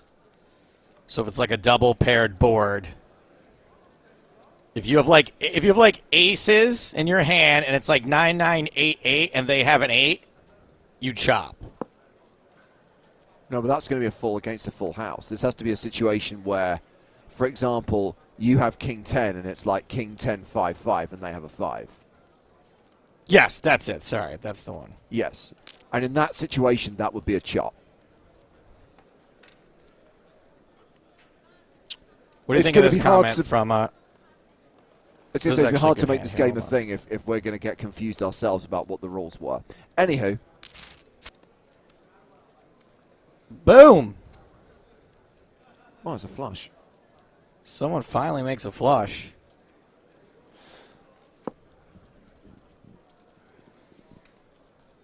Brownie. How much will Brownie call? Yeah, I mean, we're looking at $5.5 million in the middle.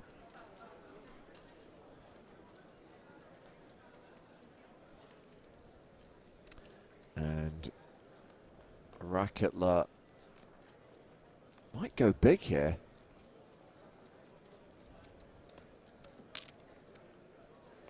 Oh no, goes value, 1.9 million, and this could get called by top pair. I mean, this is such a tough bet to fold to with a pair of tens. What you do have going for you, though, is that Racketler is going to have the fives, is going to have more straights here. I don't know about more flushes necessarily, but certainly those first two combos. Okay, I need to freeze this. Someone's trying to be clever. And failing. Ooh. You banned. Oh, no, I was going to ban them. I was going to embarrass them. Nice bet size in there from Racketler. So my example, I believe, was if the board is King 10, 5, 5, and you have King 10, you have 3 pair. The nutty Hamish responds, James's example isn't 3 pair. I think it's actually if you have Ace 10 on Ace 10, King 3, 3, then you chop with 3. That's exactly what I said, but you just changed it. You just literally changed the whole card slightly. Change the king to an ace and the fives to a 3, right? Correct. Other than that, it's exactly the same. Snazzy trying to semi-bluff the gut shot, not getting nines to fold. I wanted to know what you thought of this comment from RDO3. Who said, Joe is that guy that accidentally throws the Monopoly board across the room. James, have you ever seen me behave poorly in any sort of competition? Ever? No. No. I don't care enough about winning to do anything like that. I'm not bothered at all.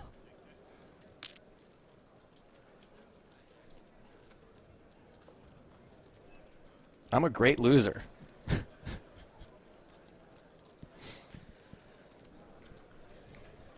There are people on the production team saying they've never seen Joe behave poorly in any circumstance.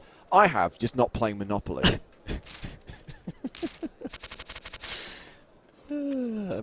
Pretty infrequent, though, given the amount of time we've spent together.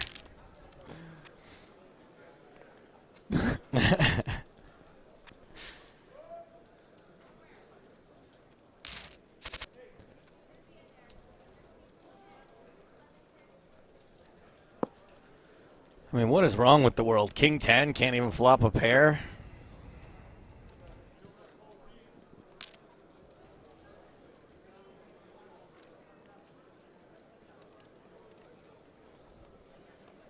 Pelonky the donkey gets to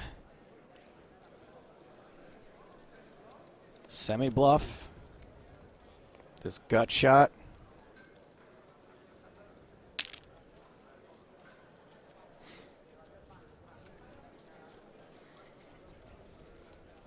Palung. Kelson with a pretty solid read here.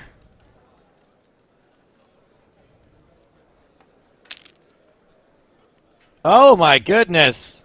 That's going to be it.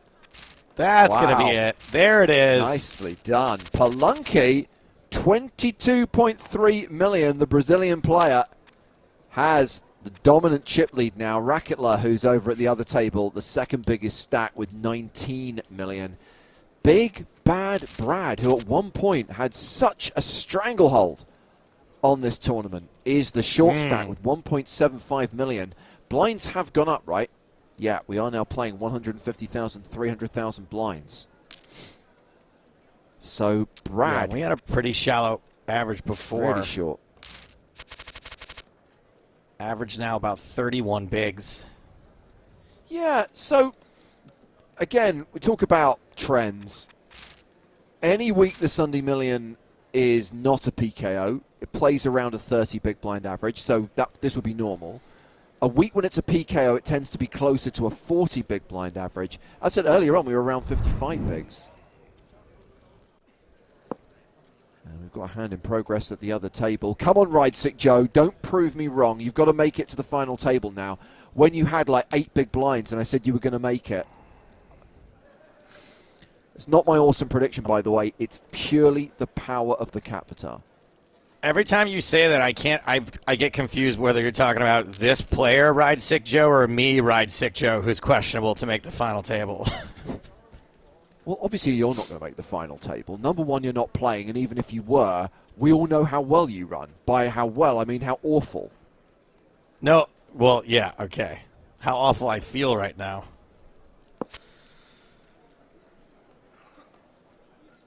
So we missed the flush draw, Snozzy does. By we, I mean Snozzy. Jack's still good. That improvement, not really what Ace Trey of Hearts was looking for.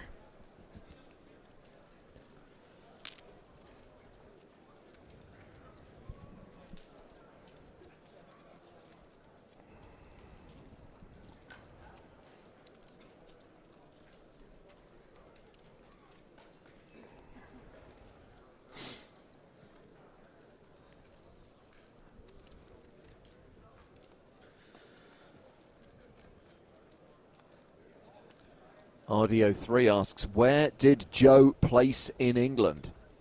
Answer, a hot tub. Check it out on the Poker in the Ears podcast. Oh, that was fun. Wow, got a call. Oh, Snozzy. And now Snozzy's on the short side. And we've got 10-8 versus Queen 7.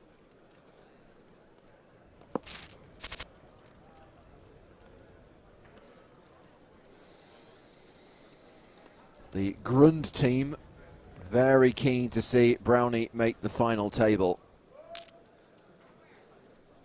Yeah, me too.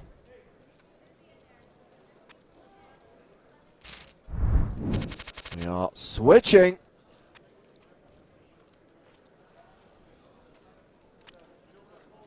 I mean, Brownie's already beat what they did last week, right? Which is pretty cool. Here we go. Big Bad Brad, all in with fours. Caught by 7-5. Unconventional flip. Ooh. 5 on the flop.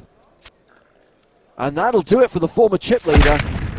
Big Bad Brad from Canada, KO'd by the chip leader. And that is going to take us down to the final 9. We have our final table. Congratulations, especially to the short stacks, especially to Ride Sick Joe, channeling the power of the Capita. That is a really awful flip to lose. 4s versus 7-5.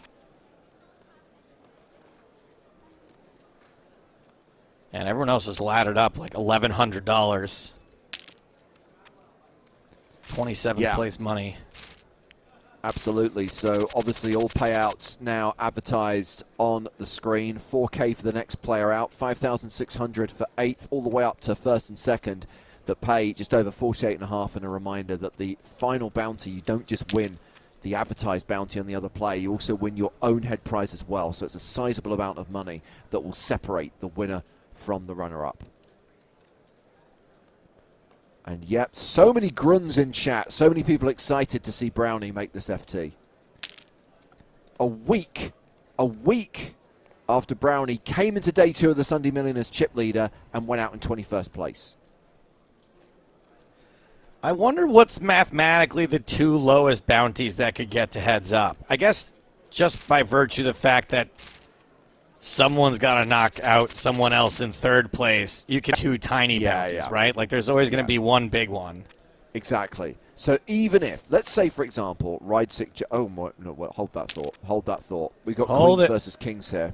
And Snozzy is a super short stack, so simple decision, get it in here, and this should be a double up.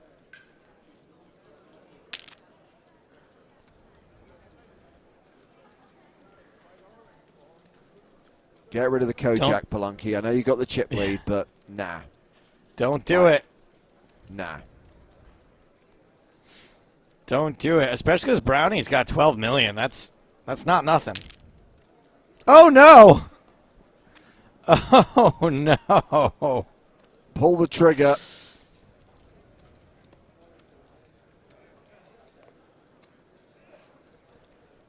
I mean, you're kind of questioning it a little bit, right? Like, I don't think Queen's going to fold here, but I can understand.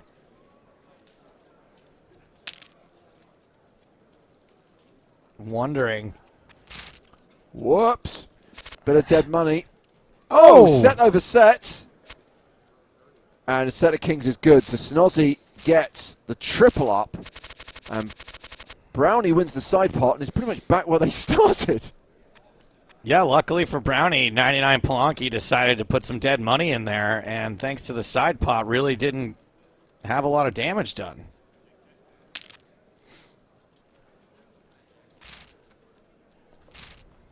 So, yeah, it's not inconceivable, or rather, it's not impossible, that Ride Sick Joe gets heads up. The other player would then have a huge bounty. That's where all the money would be. And that's the reality. So Ride Sick Joe, again, just to kind of play out a potential scenario, doesn't matter. You get heads up with just, you know, $56 on your head and having only won $62. All you need to do is KO one more player, that being whoever finishes second, and you're guaranteed a huge payday.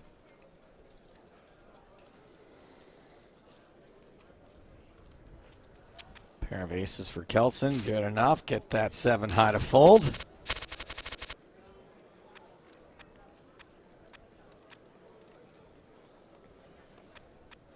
Brian would like a player rundown. I think what he means is our little tour of the world, and let's do them from bottom to top. I think, no, we've got, wow, both Brazil and Austria representing this evening. We've got Ride Sick Joe playing from Switzerland. Channeling the Kapitar. 3 players from Austria. Mind Gamer, that's Stefan Jedlichka, plus Odilop and Brownie. Then we have Snozzy with the Garfield avatar, who's playing from Luxembourg. Baza is from Belarus. Kelson Lab and chip leader 99 Polanki are the obligatory Brazilians. And last but by no means least, we have Racketler playing from Germany. Let's go Luxembourg. Spending warm summer days indoors, writing frightening verse to a buck-toothed girl from Luxembourg.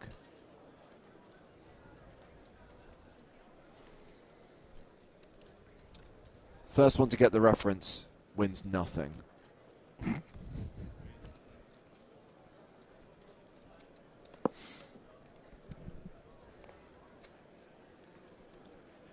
Two, three, four, six, seven. Okay, it's a pair of twos. It is not a quote from The Good, the Bad, and the Ugly, but thank you for playing. That was said with such confidence that I would have bet that it was right.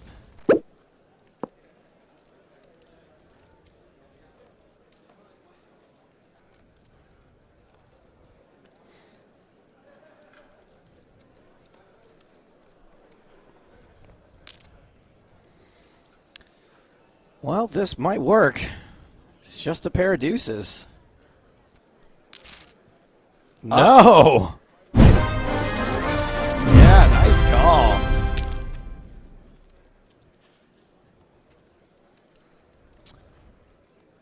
No, it is not a quote I made up on the spot. Song lyrics. There is a commercial right now running in the States that uses ecstasy of gold. Yes, I think it's a I've beer seen commercial. Modelo. I've seen it. And every time it comes on, my girlfriend gets real into it, and I'm tempted to make her watch The Good, the Bad, and the Ugly. As far as like those westerns are concerned, it's pretty watchable. Oh, it's great. It's awesome. Congratulations to Denesk98. You win nothing for correctly identifying it as a Smith song.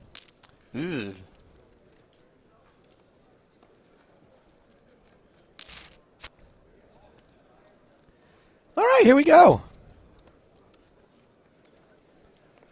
Nine, the Good, the Bad, and the Ugly holds up incredibly well. It's easily the best of the so-called Dollars trilogy. Not quite up there for me as Once Upon a Time in the West, which I think is a more refined movie. But it's still really good. Yeah, I think that, again, Good, the Bad, and the Ugly is like a little bit more accessible. I don't Once disagree. Upon a Time in the West. I don't disagree. It's kind of... If you're going to show a Western epic to someone that typically doesn't watch 3-hour Westerns. Sure. Well, we all knew where this was going to be headed, right? Correct. Especially once the ace hit. So this is a chop pot, and you know what they say? Everyone loves a chop pot.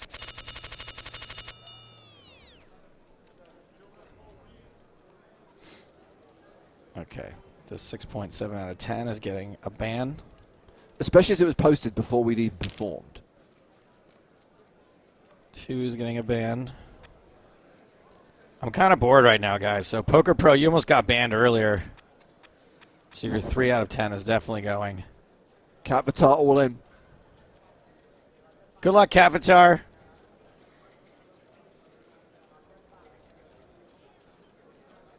First time, last time. Thank you for your comment. I mean, Filio, Texas. You've only got 6 deuce, but you're thinking, ooh, $56 bounty. Please Kings don't and say fives. 6 deuce wins this. Full house on the river. Ride Sick Joe doubles up. Power of the Catvatar.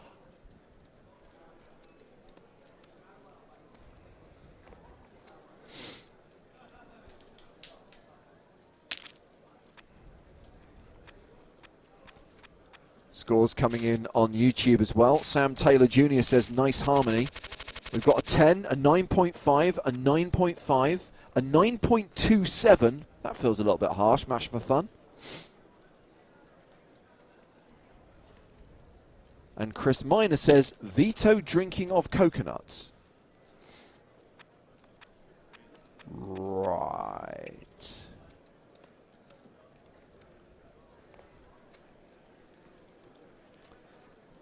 Well, you got to defend here, especially having Autolop covered. Oh, right. I always forget about this option.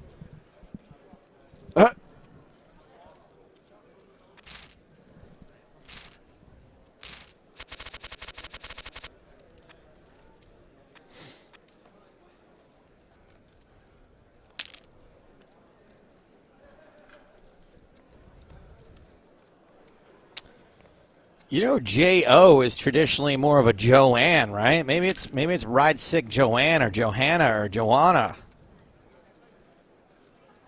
Maybe. It could be initials. It could be Jimmy Osborne, for example. That's not what my J.O. usually stands for.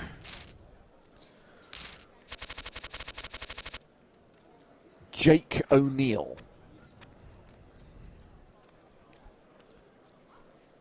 Pocket sevens here for Kelson. Johnny Oglen. I don't know who these people are, by the way.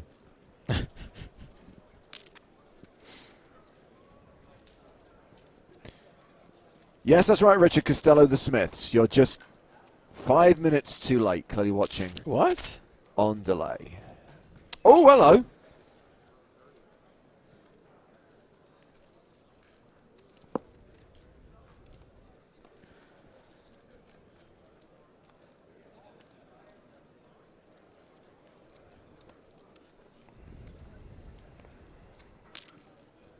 Man, there's some really spicy turns we're unlikely to see, but it would be the spiciest of turns, but you're right. There's only there's only one turn card, right? There's actually only one left in the deck. not that one.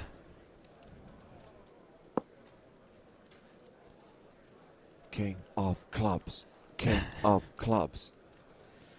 I meant the sevens would be spicy too, but yeah, the king specifically. Because the sevens didn't stick around anyway.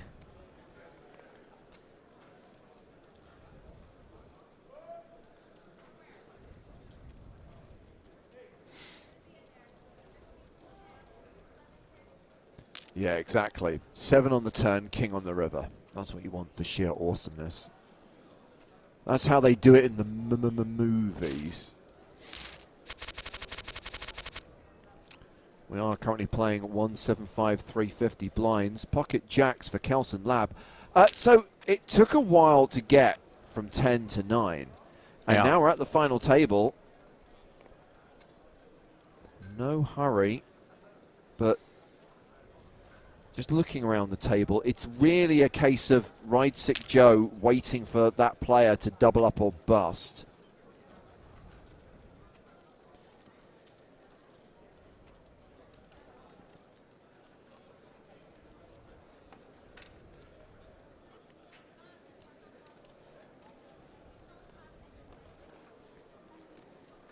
Yeah, you really need a 8-figure stack right now to even think about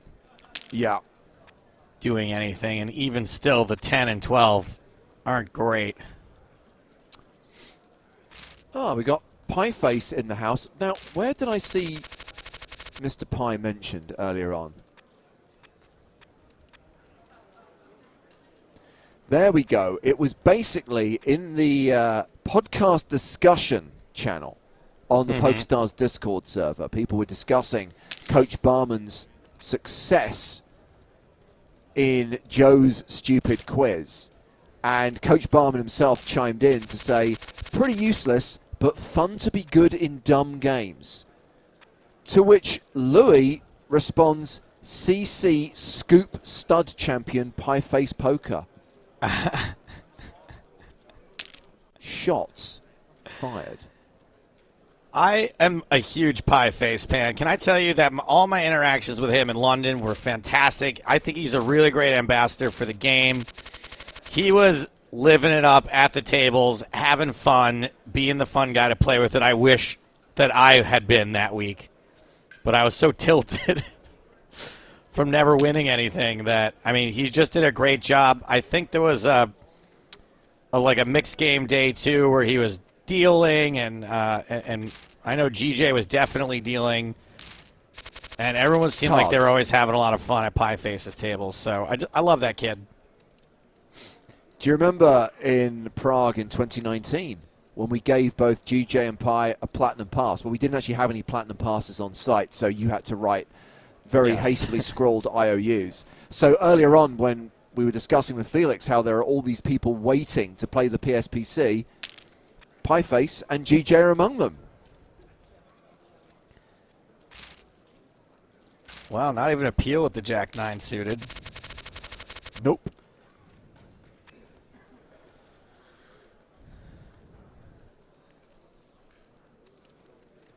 You better bring the IOU with you to the Bahamas, or there's no guarantee you're going to get that platinum pass. Wasn't it? Thank you for your many year of service. Yeah. Somebody tried to get me to do a prank at EPT London where they had a platinum pass on them and they wanted me to go pretend to give it to someone. And I was like, absolutely not. No, I'm not doing that. That's like horrible. As a prank. Yeah, and I was like, No. not doing it. Ultimately, it's just not funny. Now that I think about it, maybe whoever asked me to do that was like in on it with the person, thinking that if I went through with it, that the company would like make good on it. Oh, wow. I mean, that's thinking on an entirely different level. It's gone from being a prank to now basically being a con. I don't really do pranks. Pranks aren't really my thing. I almost never find them amusing. That's because you're an intelligent chap, Joe, and you've reached the obvious conclusion that they're not. They're not that good. As someone who grew up in the 1980s and early 1990s watching Beatles about, I can tell you with some certainty, pranks just aren't funny.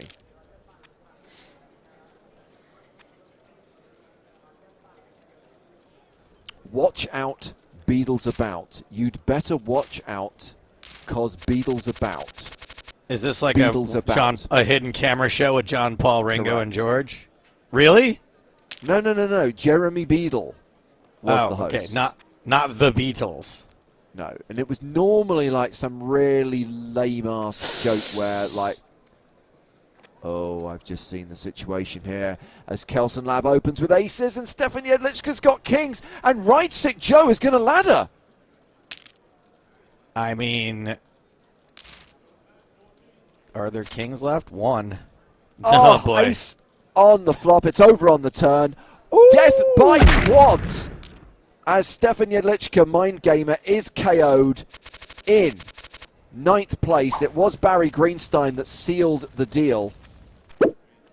And Mind Gamer cashes out for 4K in prize money plus 2.5 grand in bounties. Great ladder for Ride Sick Joe, who's now locked up 5,600. And when you consider, Joe, that the Cat Vatar has not claimed that many head prizes, these money ladders really matter. Yeah, you have to. So the whole premise of Beadle's about is that you would nominate someone. So I would go, oh, can you pull a prank on like my mate Joe Stapleton? And you'd come home to your house and there'd be someone like has literally like drained your swimming pool and is going at it with kind of like a jackhammer. And you'd be like, what are you doing? What are you doing? Oh, well, I've got orders here from like, you know, the local government that this pool has to be removed because you never got planning permission for it. And of course, the situation would escalate with more and more people showing up. And then at the end, Beadle himself, normally wearing a really bad fake beard, would show up as a policeman or the man from the council to and then would take off the beard. And the person would normally cry because at that point they'd realise that this hell they were being put through is not real. And they could just release all the emotions that were pent up inside. Oh, my goodness. Looks like a flip. Jack's all in against the ace-10 of Racketler. Come on, Cavatar. I got to see someone with a $56 bounty make it to heads up. Come on. Power of the Cavatar. Jack's a holding. Yeah. Yeah. Yes. Yeah.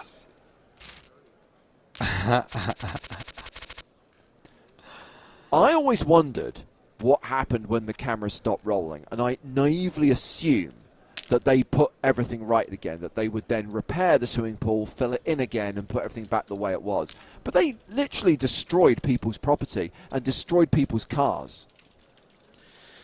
I would imagine that to get I don't know how it works in the United of Kingdoms, but to get people to sign off on the footage too, there has to be like has to be a negotiation.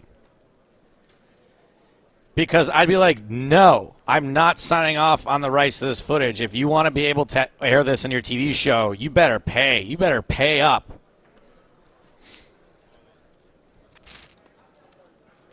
I wonder if there's some sort of Stockholm Syndrome kind of thing in those situations that once you find out it wasn't real, maybe you're more pliable. And you just sign off. I mean, I know I was kind of like exaggerating there, but generally speaking, once people found out this horrific situation was not real, they just were so relieved that I think at that point they probably confessed to murder. It's like waking up from a dream, right? Where you've like wrecked your life and then you wake up and you're like, oh, thank God, like that wasn't real. And you're just like... Ooh, sourdough suited. Artisanal. And it is the diamond draw against a pair of jacks.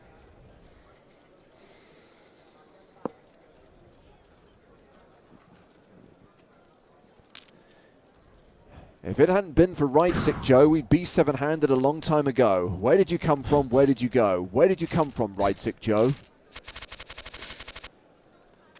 Nice semi-bluff there from Bassa.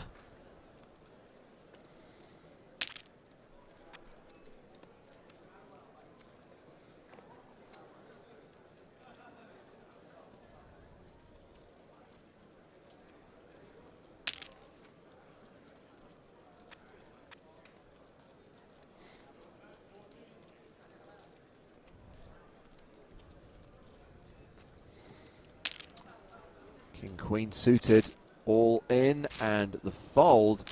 Right Sick Joe should point out is no longer the shortest stack. It's the fake cat at the table, Snozzy. Who now has that dubious honor. Sorry, people. Garfield, not a real cat.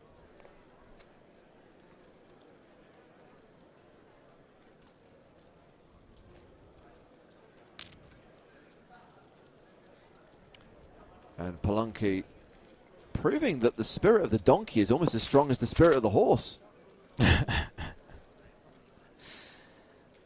Nobody with a diamond.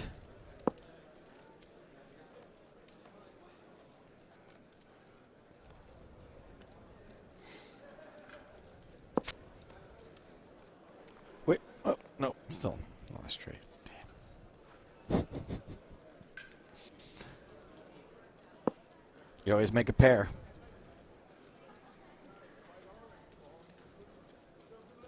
Well, remember, there is that variation of stud. In Finland, they call it sucker, and I believe it's also known as Canadian stud, where 4 cards to a straight beat a pair. That is a genuine rule. That's not like one of your weird variants. Yeah, I don't know how I feel about that one. I would have to play it. So the ranking of hands, I believe, is pair, 4 cards to a straight, 4 cards to a flush, then 2 pair, 3 of a kind, and onwards and upwards. Is that the one that has the straight stapes? No, that was the game in Star Wars.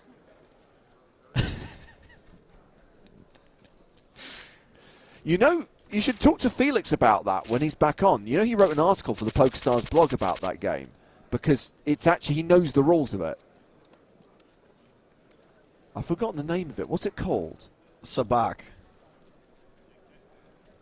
Isn't that Spock's dad? Are you sure you're not confusing Star Wars and Star Trek? It's Sabak, right? S-A-B-A-C? Sabak? S-A-B-A-C-C? Apparently we missed a chop pot. Well, look, if we miss it, you don't get the song. It's that simple. Yeah, I don't... Oh, double A. S-A-B-A-A-C. Sabak. Thank you, Mr. Wright.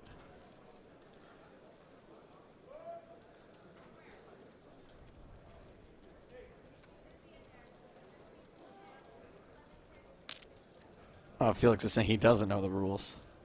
Well, he wrote a blog article about it. I know he did that without knowing the rules. James, I've written blog articles about many things I was not qualified to talk about.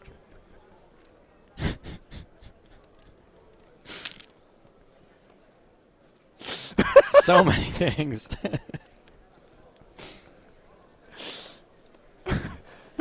The articles that the Fox guys asked me to write now, I'm like, all right, sure, whatever.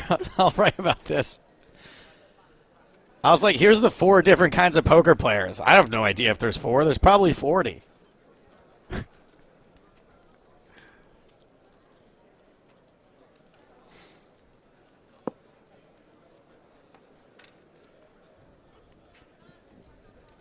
I guess that's a fair point from Grobberino. People who are qualified don't write blogs. Yeah, probably. Not really. I think Phil Galfon's about the only one. Blesses us with actual knowledge in a blog. I'm not going to name names, James, but have you seen these poker tweets that go around sometimes where it's like, poker is poetry, poker is life, poker can be your best friend or your worst enemy. Poker is more than a game. Poker is who I am. And it gets like 5,000 retweets. Bizarrely, no. I do not know to what you're referring. I've not seen this. Okay. I'm going to send you some. You don't have to. I take your word for it. It's just like poetic poker advice that is usually so wrong. I'm going to say that poker strategy and poetry are not two things that really should be combined.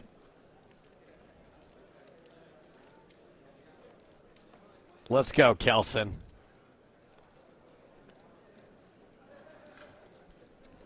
Oh, Kelson. Oh, always an ace on the desk. Always.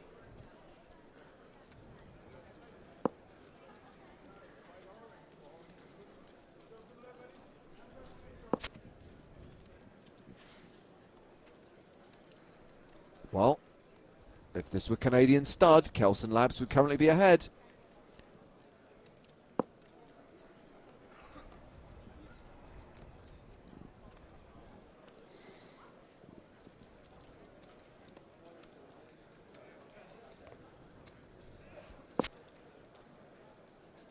Pair it up. Now be behind because would now Two pair. be losing to 2-pair. Yeah.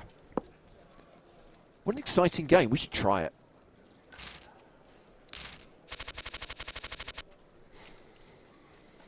What if they just slipped it in as the Sunday Million one week, and you just had to read the fine print? Well, I don't believe the game is played as either a 7-card variation or with shared community cards. I believe it is a variation of 5-card stud with 1 whole card and 4 open cards.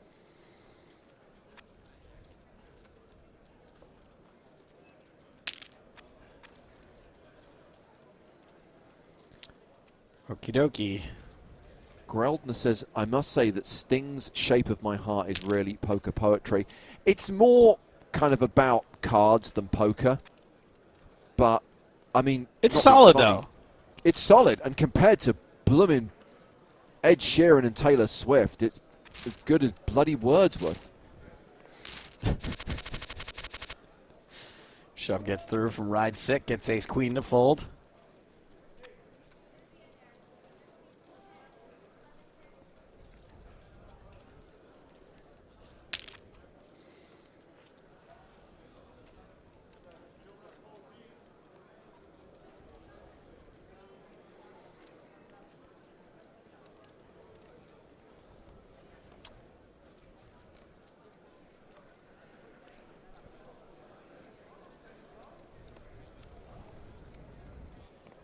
Oddle up, oh, oddle up.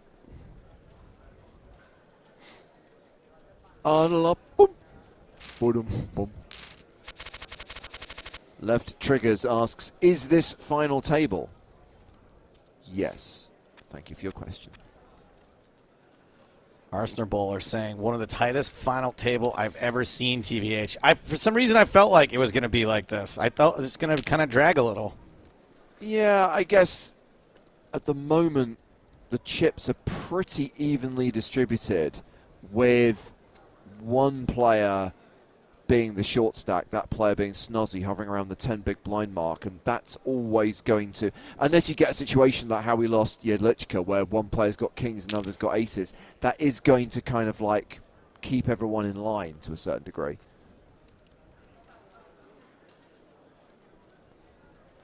So blinds are what? 200,000, 400,000. Average stack is 11.7 million. So we're still around a 30 big blind average.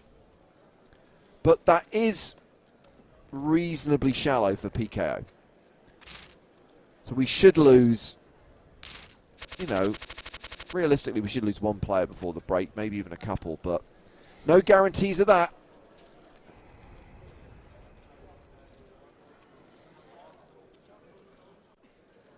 I think this group can get it done completely before the break. Let's go, gang. It's going to require Garfield to pick up half a hand and get their chips in, I think, for that to happen. Yeah, probably.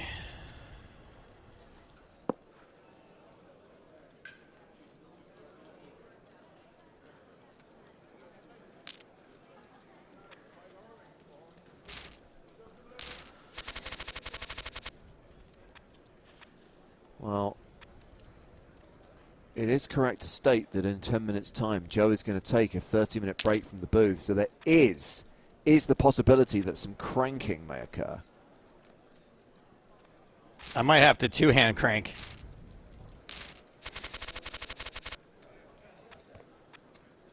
Jason, I don't want to talk about this too much. If you can, possibly, just a one-word answer, because I would like to talk about it on the podcast. Have you watched Better Call Saul yet? I believe that there are 2 episodes out, and I've watched one of them. Okay. I'm hoping that before we record the podcast on Wednesday, I will see the second. In fact, the third might even be out. So they dropped 2 episodes in the first week, right? Yeah, so what was really annoying was they dropped 2 episodes, but if you wanted to watch the second one, you had to pay for it, in addition to the money you already spend on your AMC.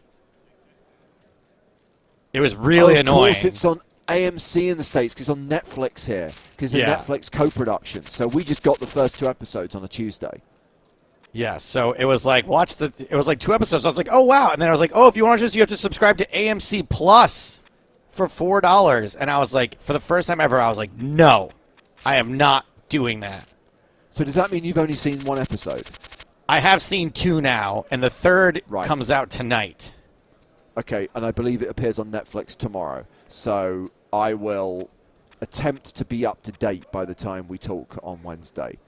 You know, I'll at least have watched the first 2. Yeah. Oh, Palanke shoving with the Grafton. Holding onto that chip lead, 22 million. Yeah, it's so tough there, you know, with the 6 million chips. If you're the shortest stack, I think you have to call there. But with 2 stacks shorter than you, there's not much you can do. Yeah, I kind of like this line from Jess Alice J. Yo, dog, I heard you like subscriptions, so we put a subscription in your subscription so you can pay us while you pay us.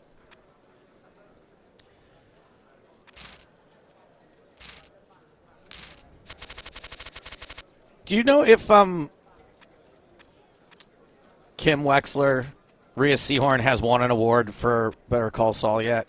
I don't think she has. I think it's one of those. If she hasn't, that's got to happen this time. Like, there's just, I don't care who else is nominated. There's going to be no chance after this, right?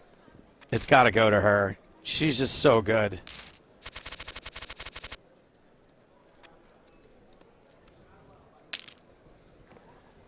Threes against aces.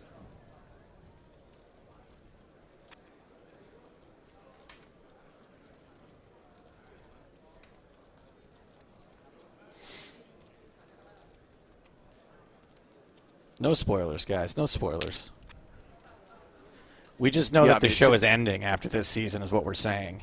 Yeah, absolutely. Absolutely. We know this is the 6th and final season. The last season, interesting, I didn't watch it when it first dropped on Netflix. It was only I watched it about 4 or 5 months ago, so it's still relatively fresh in my mind.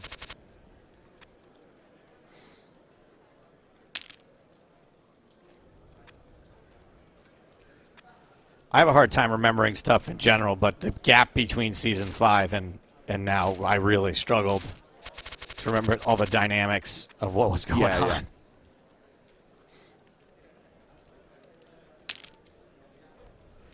Okay. Anyone got anything? No. All right, Googie, try to keep up.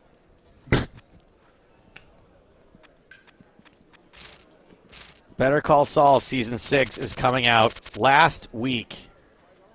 Thank you for your question. It's like, what have you been talking about for the last 3 minutes? Poor Googie.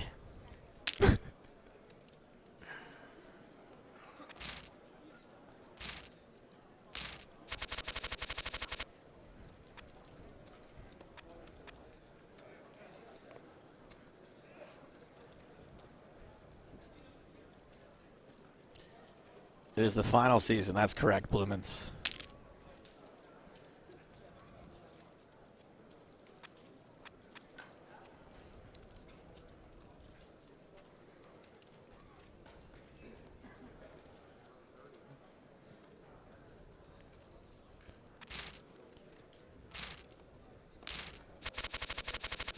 So we 1 elimination total right now if we don't get another bust out before in the next minute. So we came into this session with 10 players. We had the elimination of Big Bad Brad on the final table bubble. And then we had the cooler kings into aces that sent Stefan Jedlicka out of the door in 9th place. That's it. 2 bust outs in 55 minutes. Whew. I firmly believe that the pace will pick up in the next level. 500,000 big blind in 1 minute. Yeah. Something has to give.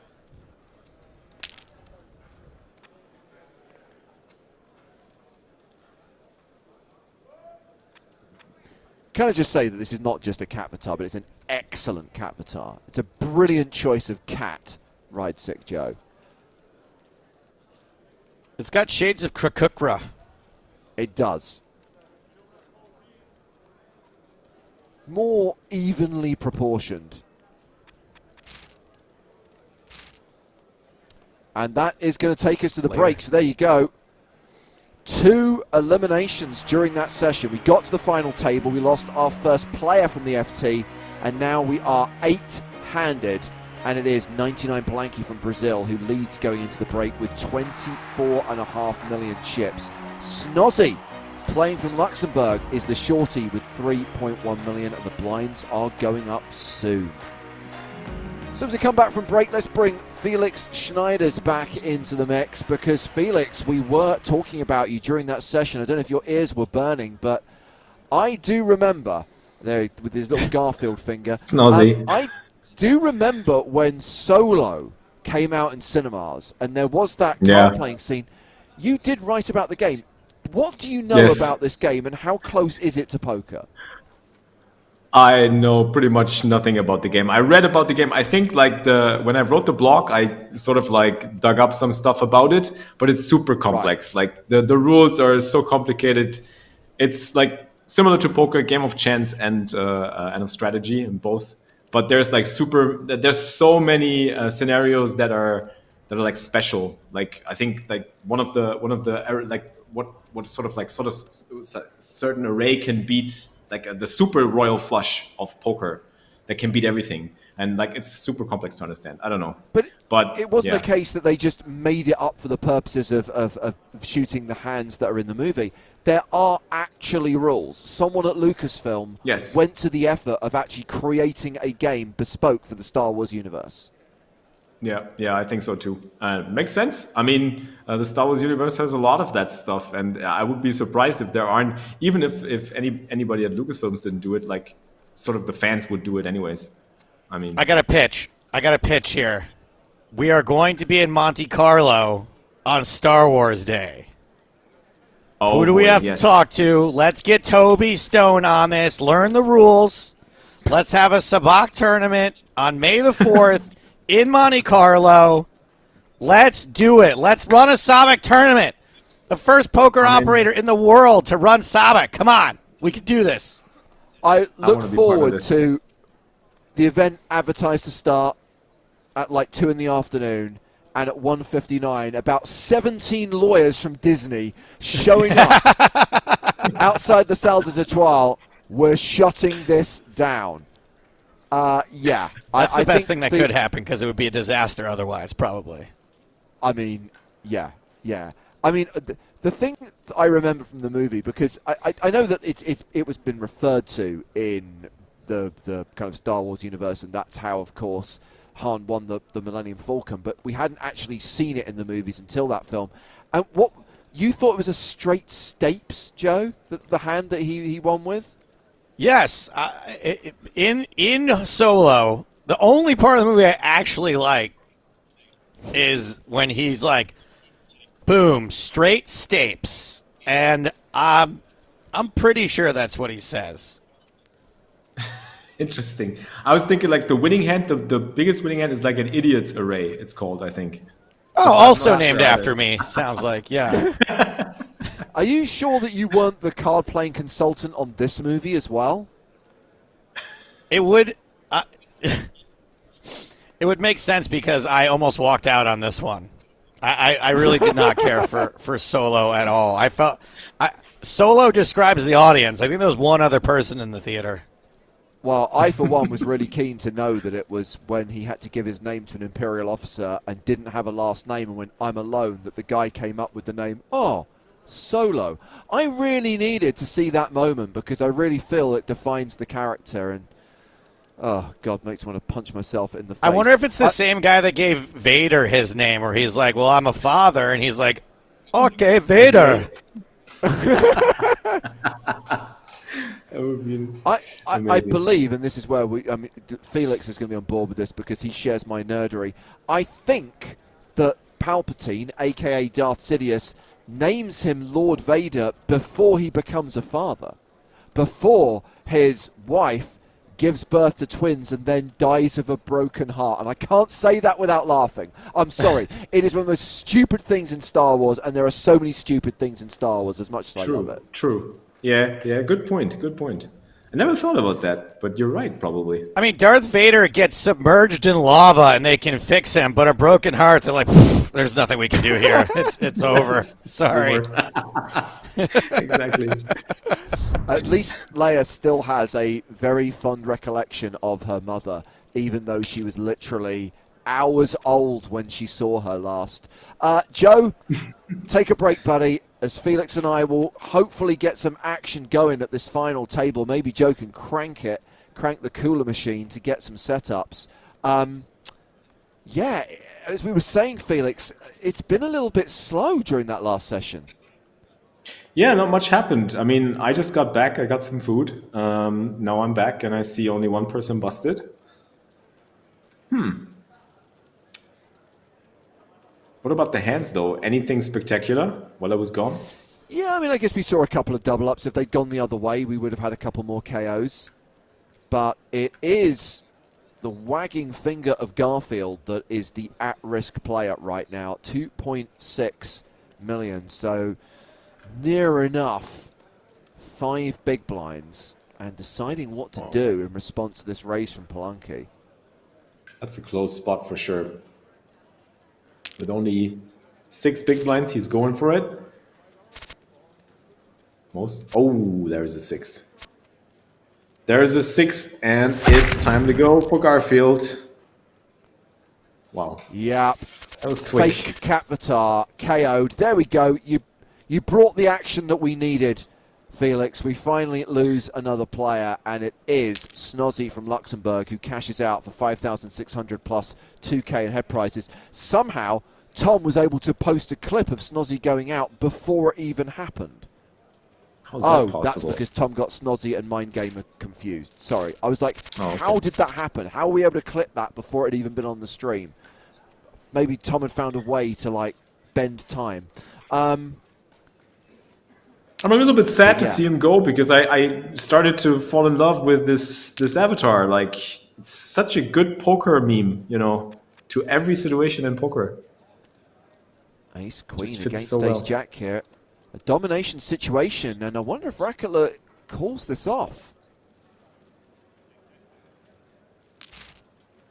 He does. Yep. He does. And the Capvitar powers through again. 12 million now for Ride Sick Joe and that $56 bounty. I'm pretty sure now Rakela is very tilted because he wanted to get that $56. He was after it, for sure.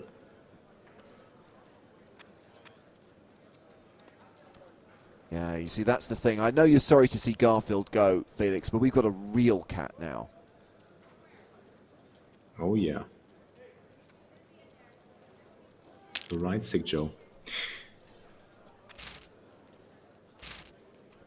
Jack Deuce. Ballsy move. So, Felix, I've got a hashtag fun fact for you, courtesy of StatTrick, who always does awesome research for us.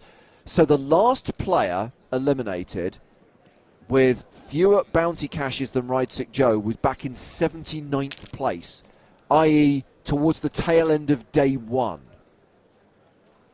79th place. So what was the lowest bounty, you mean? I mean the lowest number of bounty wins. So the 79th place finisher was 47 Croco 47, who won $50 in bounties. Oh my god. Everyone who's cashed out since has cashed out for significantly more, and we still have Ride Sick Joe at this final table, who has won a grand total of $62.50 in head prizes.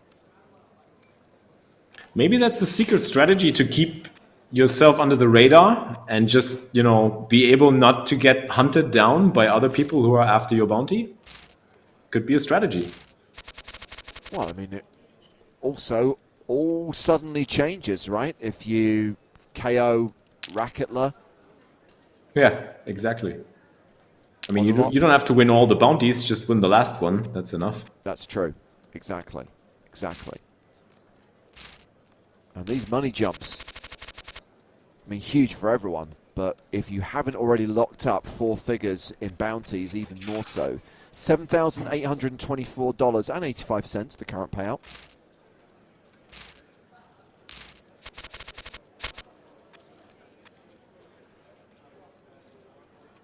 I'm always amazed how many orbits there are where people are just having garbage. Where there is nothing happening. And 10 deuce suited takes the pot.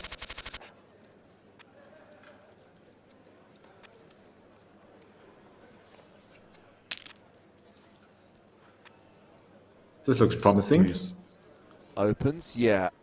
I mean, obviously something we haven't mentioned for a while, Felix, and I know that everyone watching is excited about it, and I'm sure you are too.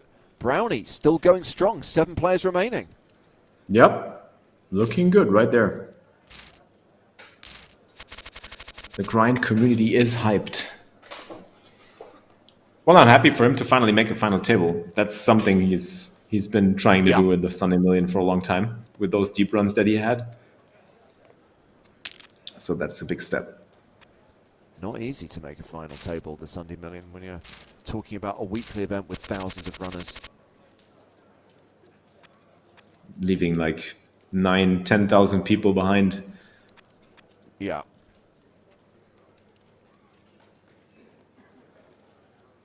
This could get interesting. If Odilop folds, I think Brownie might jam this hand for 20 bigs.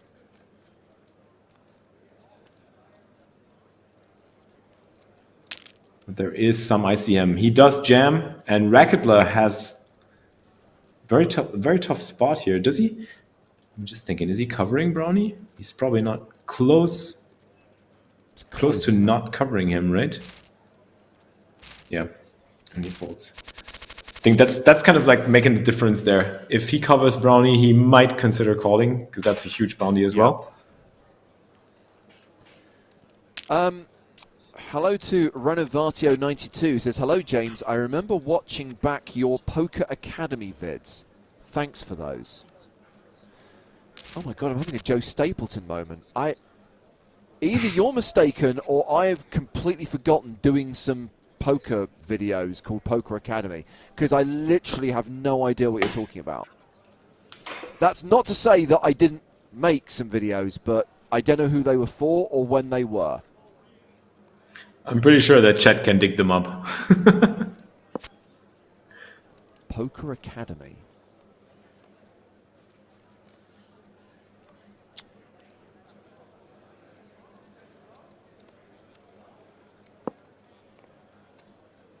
The Nutty Hamish says, lol, Poker Academy was a different British guy. Yeah. Well, that's good. A, I'm glad I haven't forgotten something, but B, I'm mildly offended that someone thinks that all British people are basically the same person.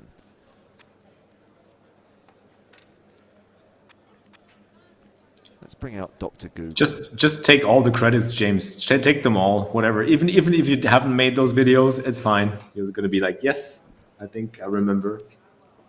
That was good.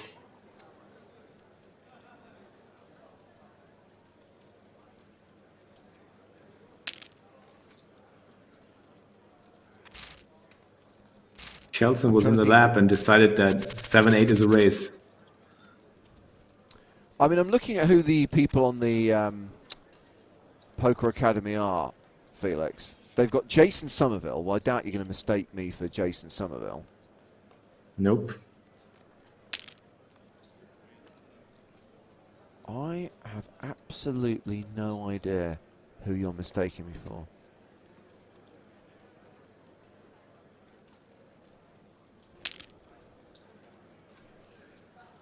Oh, this is interesting as well. Right Sick Joe opens, gets a 3-bet from 99 Palanki, and has to fold. By the way, James, since we were just talking about Star Wars during break, how excited are you for the Kenobi series? Reasonably, actually. I think it's. I kind of feel that Ewan McGregor got the bleep end of the stick. I don't think the character was particularly well written in the prequels. I don't think he was given a lot to work with. Interesting. And I can only imagine how tough it must be for an actor to be given a minimal number of takes because the director's so keen to like move quickly and be working in an environment where there's no physical set around you. Often the person you're meant to be playing off isn't in the shot. They're being put in afterwards. That's very hard for an actor, I think. And I felt that he didn't. I think everyone was pretty excited when he was cast in that role because they could very much see him as a young Obi-Wan, as a young Alec Guinness. And I just felt that he was sold short. So I'm hoping that this TV series kind of gives him the opportunity to actually really gives him something meaty and actually gives him the opportunity to bring the character, a younger version of the character, to the screen. Here we go. Ace-10 all in against Queens. 10 on the flop. Queen on the turn. A set of queens for Odilop. And that is the elimination of Racket Lord. There we go. Another KO. Joe clearly has been cranking it. Wow.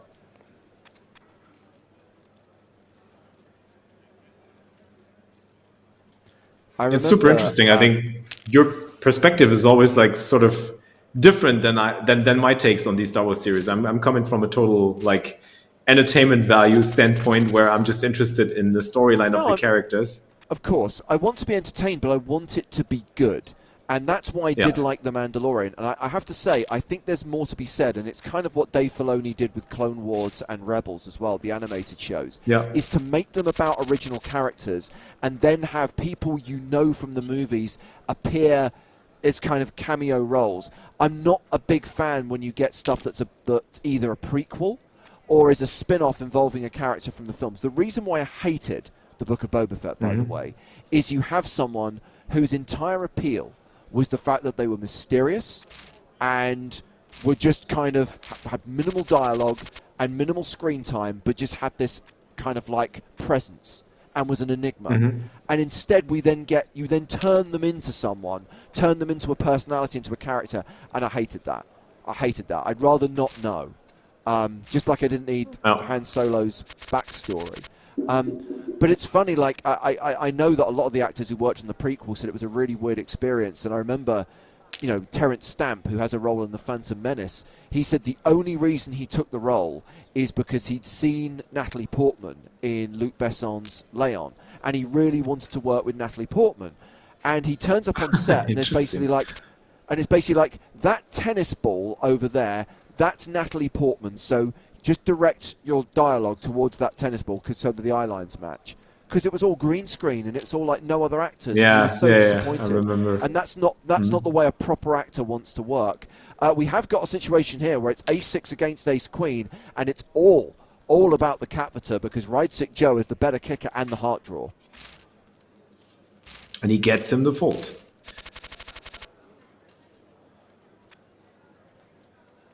We got some hands here. Queen 10, ace, jack, king, queen. All potential opens and 3 bets. Now this is going to be interesting. The big stacks go into war here in this pot. And as I would assume, Odilop just flatting, afraid to build a huge pot out of position against the other big stack. He's got a great hand to continue with here on the flop. Gets better on the turn with the gut shot.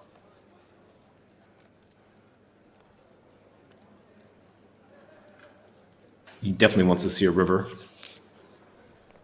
Yeah.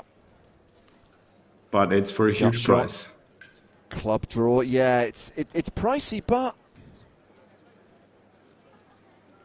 I mean, it's always kind of tough to play these hands out of position because what are you going to do if you miss? Well, you just don't miss, right? You just don't miss. And arguably, it's the kind of better card to come in, right? Because if it's a 4th club, but still do that. Yeah, it's one of the better cards for sure. But again, as we saw, I mean, he didn't even get paid on his hand. So it's a tough spot for sure to make money from. So Palenka no longer the chip leader. Odilop with nearly 30 million, but Palenka still a monster stack, opening here with jacks, and Barca with ace 4 of diamonds is all in, and this is going to get called.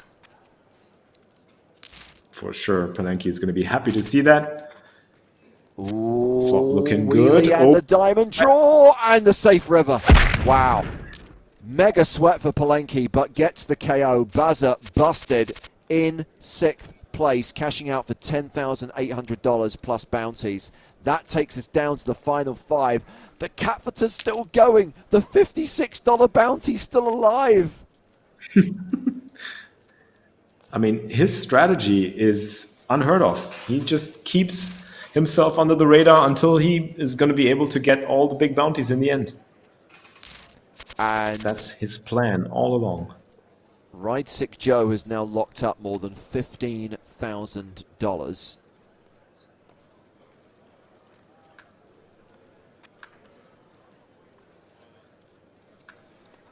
Thank you for the kind words, Fraser. Fraser Turpin gets in touch on YouTube. Says, hi James, thanks for entertaining us every Tuesday morning. It's my weekly ritual. You guys are great. New Zealand crew. With the time difference, it's already Tuesday morning over there.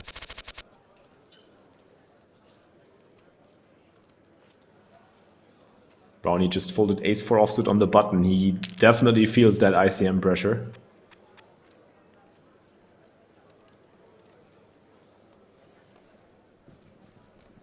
Yeah, Brownie is now the shortest stack of these 5 remaining players. And now, since Joe brought it up, it's been stuck in my head, this Ordelop song. Ordelop, Ordelop, Ordelop. Can't help it. Trip Queens. But no action. So basically these two guys, and it is, I think I'm right in saying, no, Ordelop, one of the Austrians, Palanke, one of the Brazilians, they are pretty much tied for the chip lead right now. Ridesick Joe sitting in 3rd place, Kelson Lab, the other Brazilian, in 4th, and then Brownie, the other Austrian, sitting in 5th.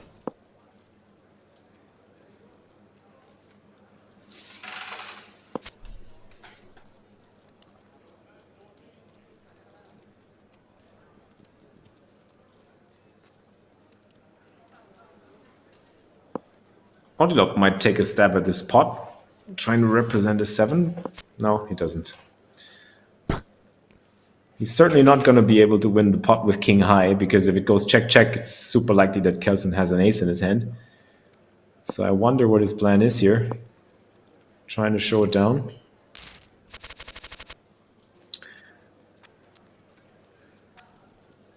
Doesn't work out. So, button versus blinds. We are at the 300,000, 600,000 blind level now.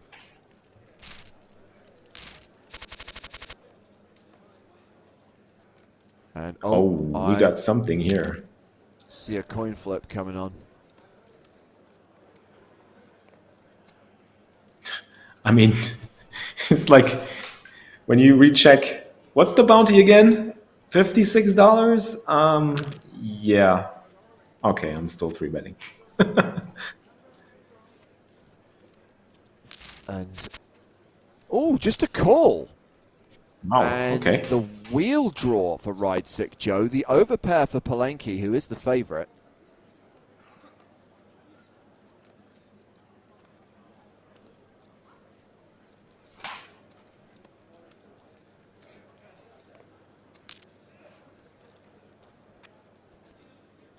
Oh. Takes it down. We got the Snowmans. Nom nom nom nom. Num num. Joe told me about this story. Oh, no, was it Joe? Was it you? I think it was Joe who told me about the story. Joe told you, yeah. About Sarah, who makes these weird noises. 3-4 suited, going for the open raise. Okay. Now Brownie is probably jamming. Yes, here we go. And Ride Sick Joe folds the ace-jack.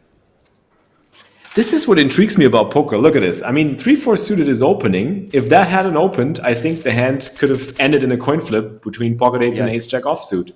It's so sick. Like a little detail can change the total, Like the complete outcome. Dynamic, right? Yes.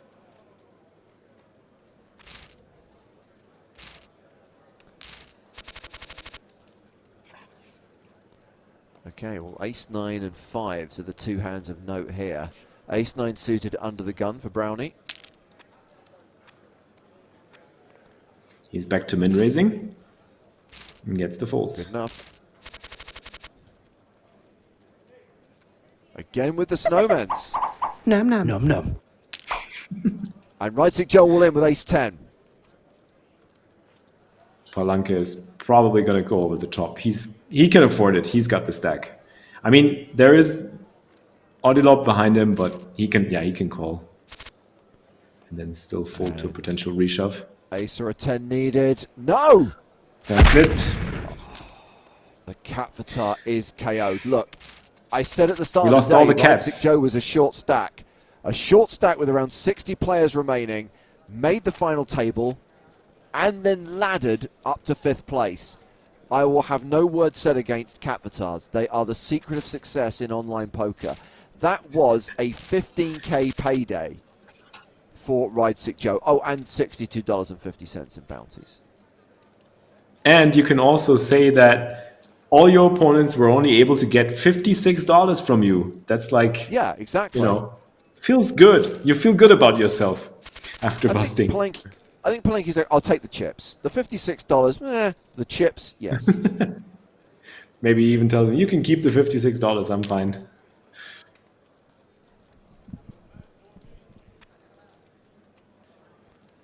So, the ace-queen button open from Kelson.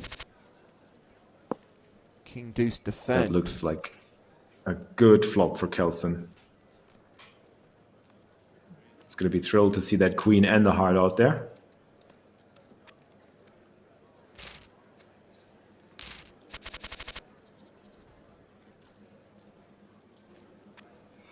We got ladies for Odilop in the small blind, but it doesn't look like he will get a lot of action. I mean, I could not see a scenario where Brownie calls off a jam. Maybe if he limps now, that would be probably a considerable strategy here in this spot. But if he raises or jams, I think Brownie is never going to get in there. No. Oh dear. You say things against cats, and I realise two things. Number one, we can never be friends. And number two, you're banned. Banned hammer.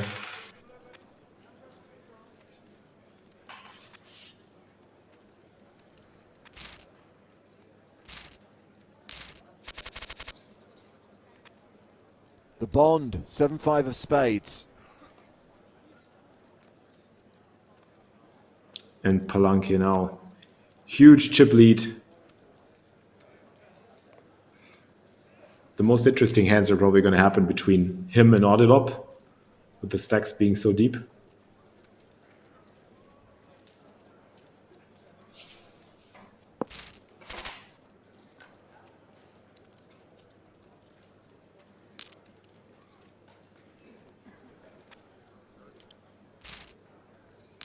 Up to 43 million. So all the chips on this side of the table.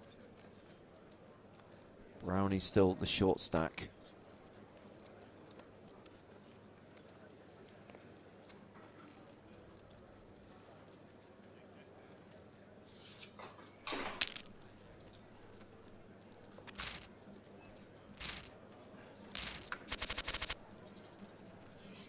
Ace queen for the chip leader.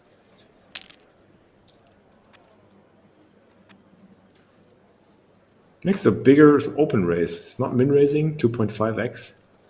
It is. Making it tougher for the short stacks to defend.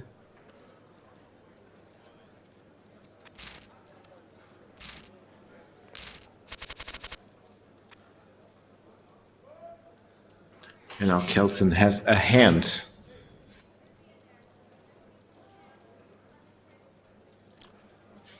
Kelson is the biggest bounty available here, $3,753. Just calls in the small blind with the ace-king. Palanque with jack-10 in the big. I like that play. He basically wants to have Palanque take the lead here and do something like this. Jam a hand that he otherwise wouldn't call with. And it works. And ace, So king, far, hold. yes. We get Barry Greenstein make an appearance, which will give Kelson Lab the double up. And Palanke down to 33 million. Still has the chip lead, though.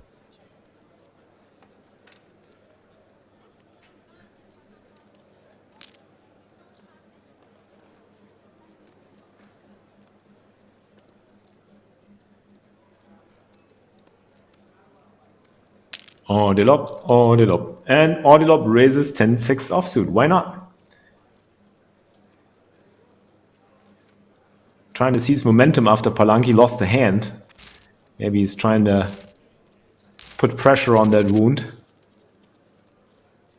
And it looks like it's Brownie's turn to pick up ace king. Not sure if there's anyone here Oh, here we go. give him any action, though. Ordelop, jack 3 in the small. Oh, And hello. he jams into ace king.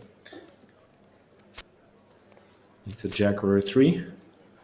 Again with the Otherwise, Brownie Greenstein. is doubling.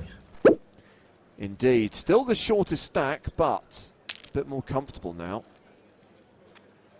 With more than 20 big blinds. Blinds not going up for another 4 minutes.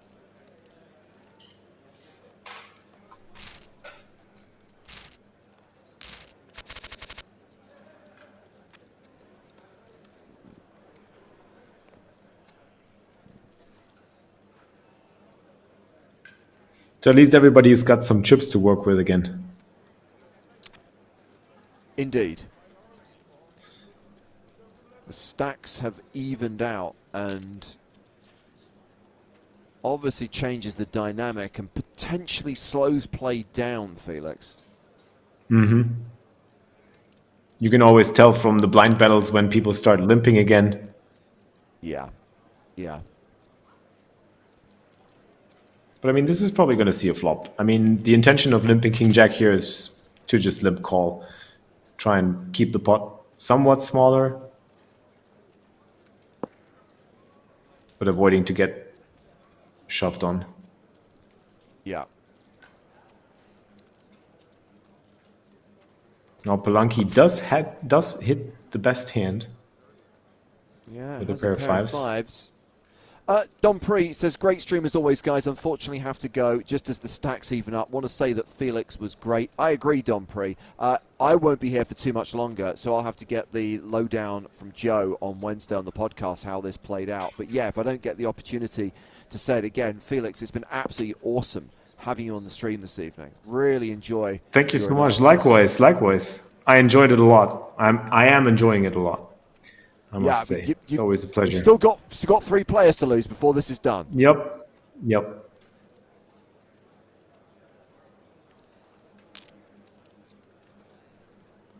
Oh, and we're getting a viewer dump from PokerStars Espanol. The Spanish have given up for the Hola. night and are handing over 189 people. Gracias.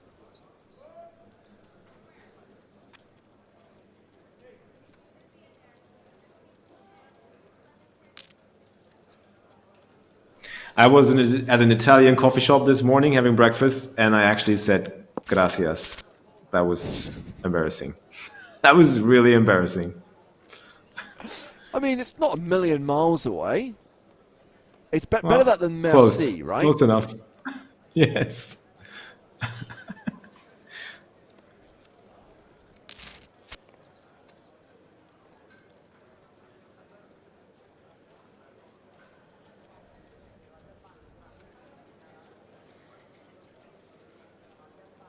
Ordelop hits a queen, and Palanke is trying to bluff at it now with his gut shot.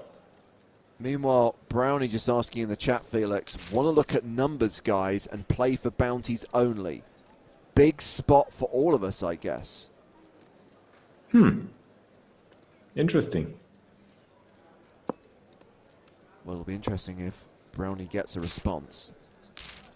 All too often, someone brings up the prospect of a deal, and literally nobody responds.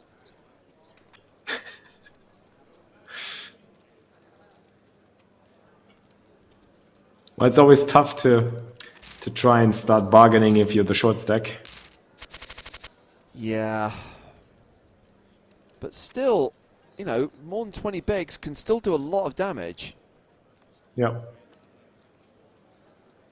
But I mean, even if people were interested, I'm pretty sure they will take their time. Just because they can.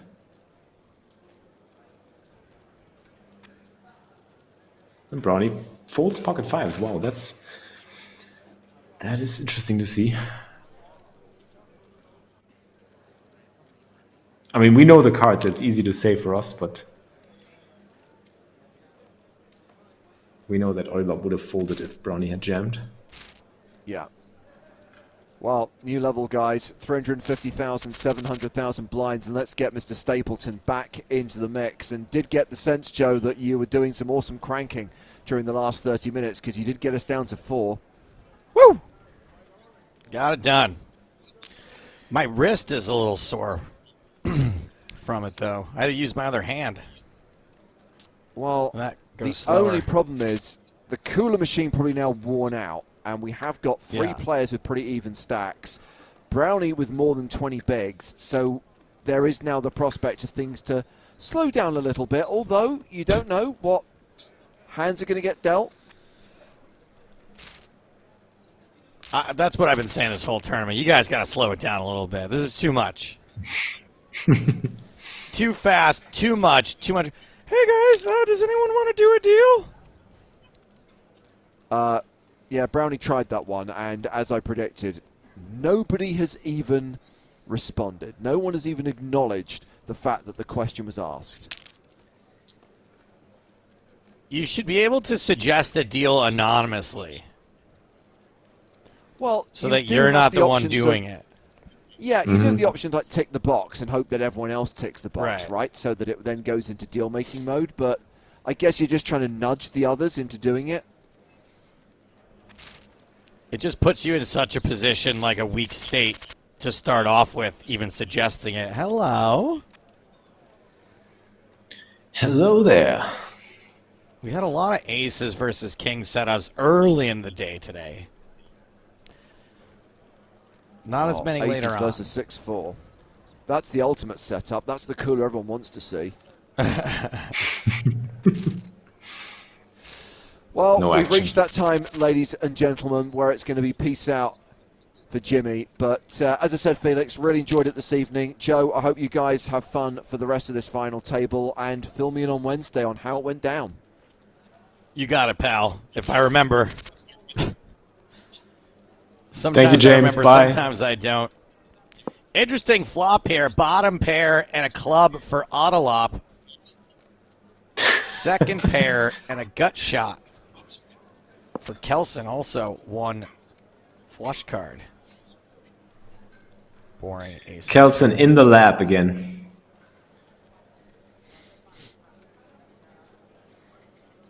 So that's the best hand. The flop looked better. The turn was not great for both of them. 4, 5. The river, Nope. 2 pair. different thing. Not a straight.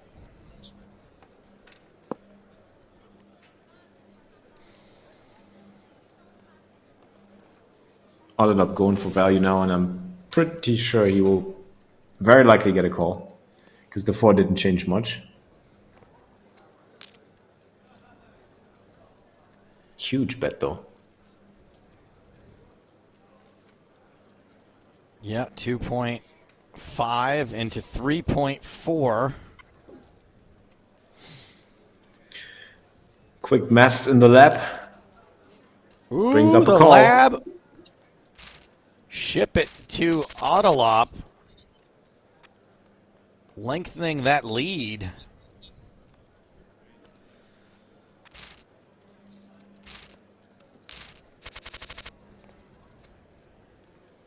Ace king for Brownie Uh-oh. and ace 10 for the lab.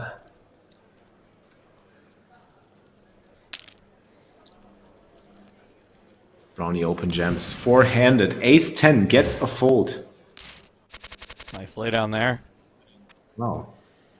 I'm Well, impressed. I don't think this one is going to go raise fold. Nope, me neither. Pocket eights, the snowmen's. Nom nom. Nom nom.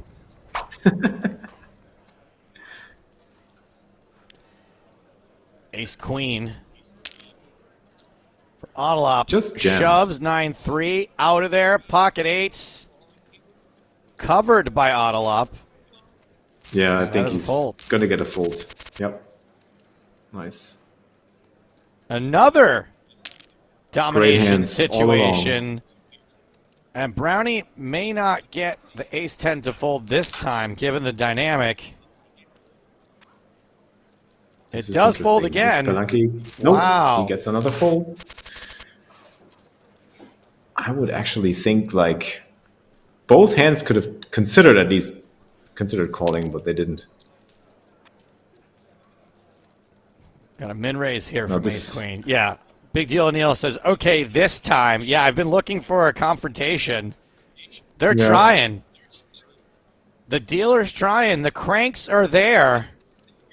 Are we finally going to see an all-in pre-flop? There it is. Jack's out Yes. in front for now. Brownie with Ace a huge on the flop. flop. Hit the ace. And that three leaves- diamonds. Palanki is short now. Palanki. So quick. Very how short. things turn around. And wasn't Brownie the one who asked for a deal and got ghosted by everybody? Yeah, that's what you get for ghosting.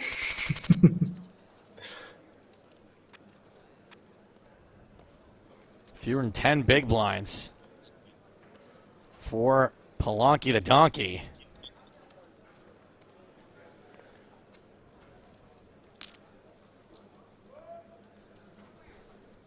Autolop, auto limping.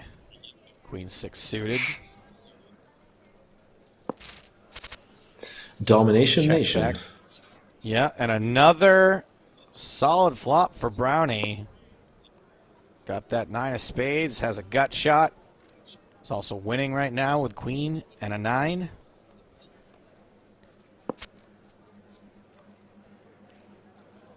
King, queen, 7-7, jack playing now.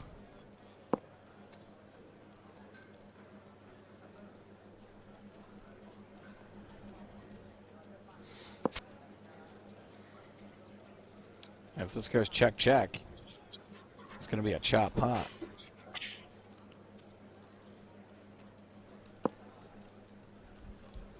Check 1.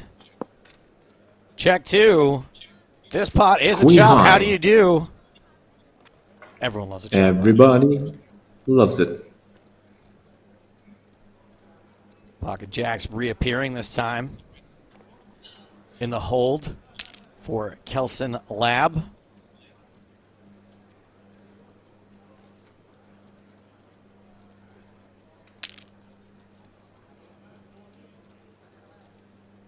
Only will have to raise fold this one.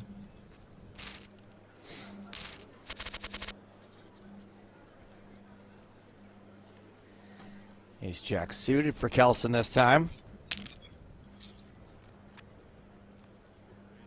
8-5 suited getting frisky.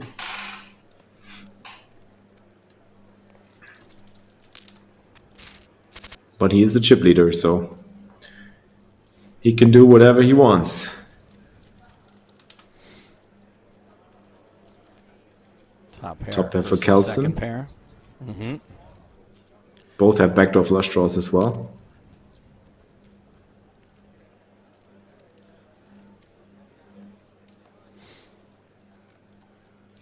And it's going to be interesting to see if Kelson goes for the fast way to play this one. And he does. He check raises. Looking to get the money in. On a pretty scary board, I'd say.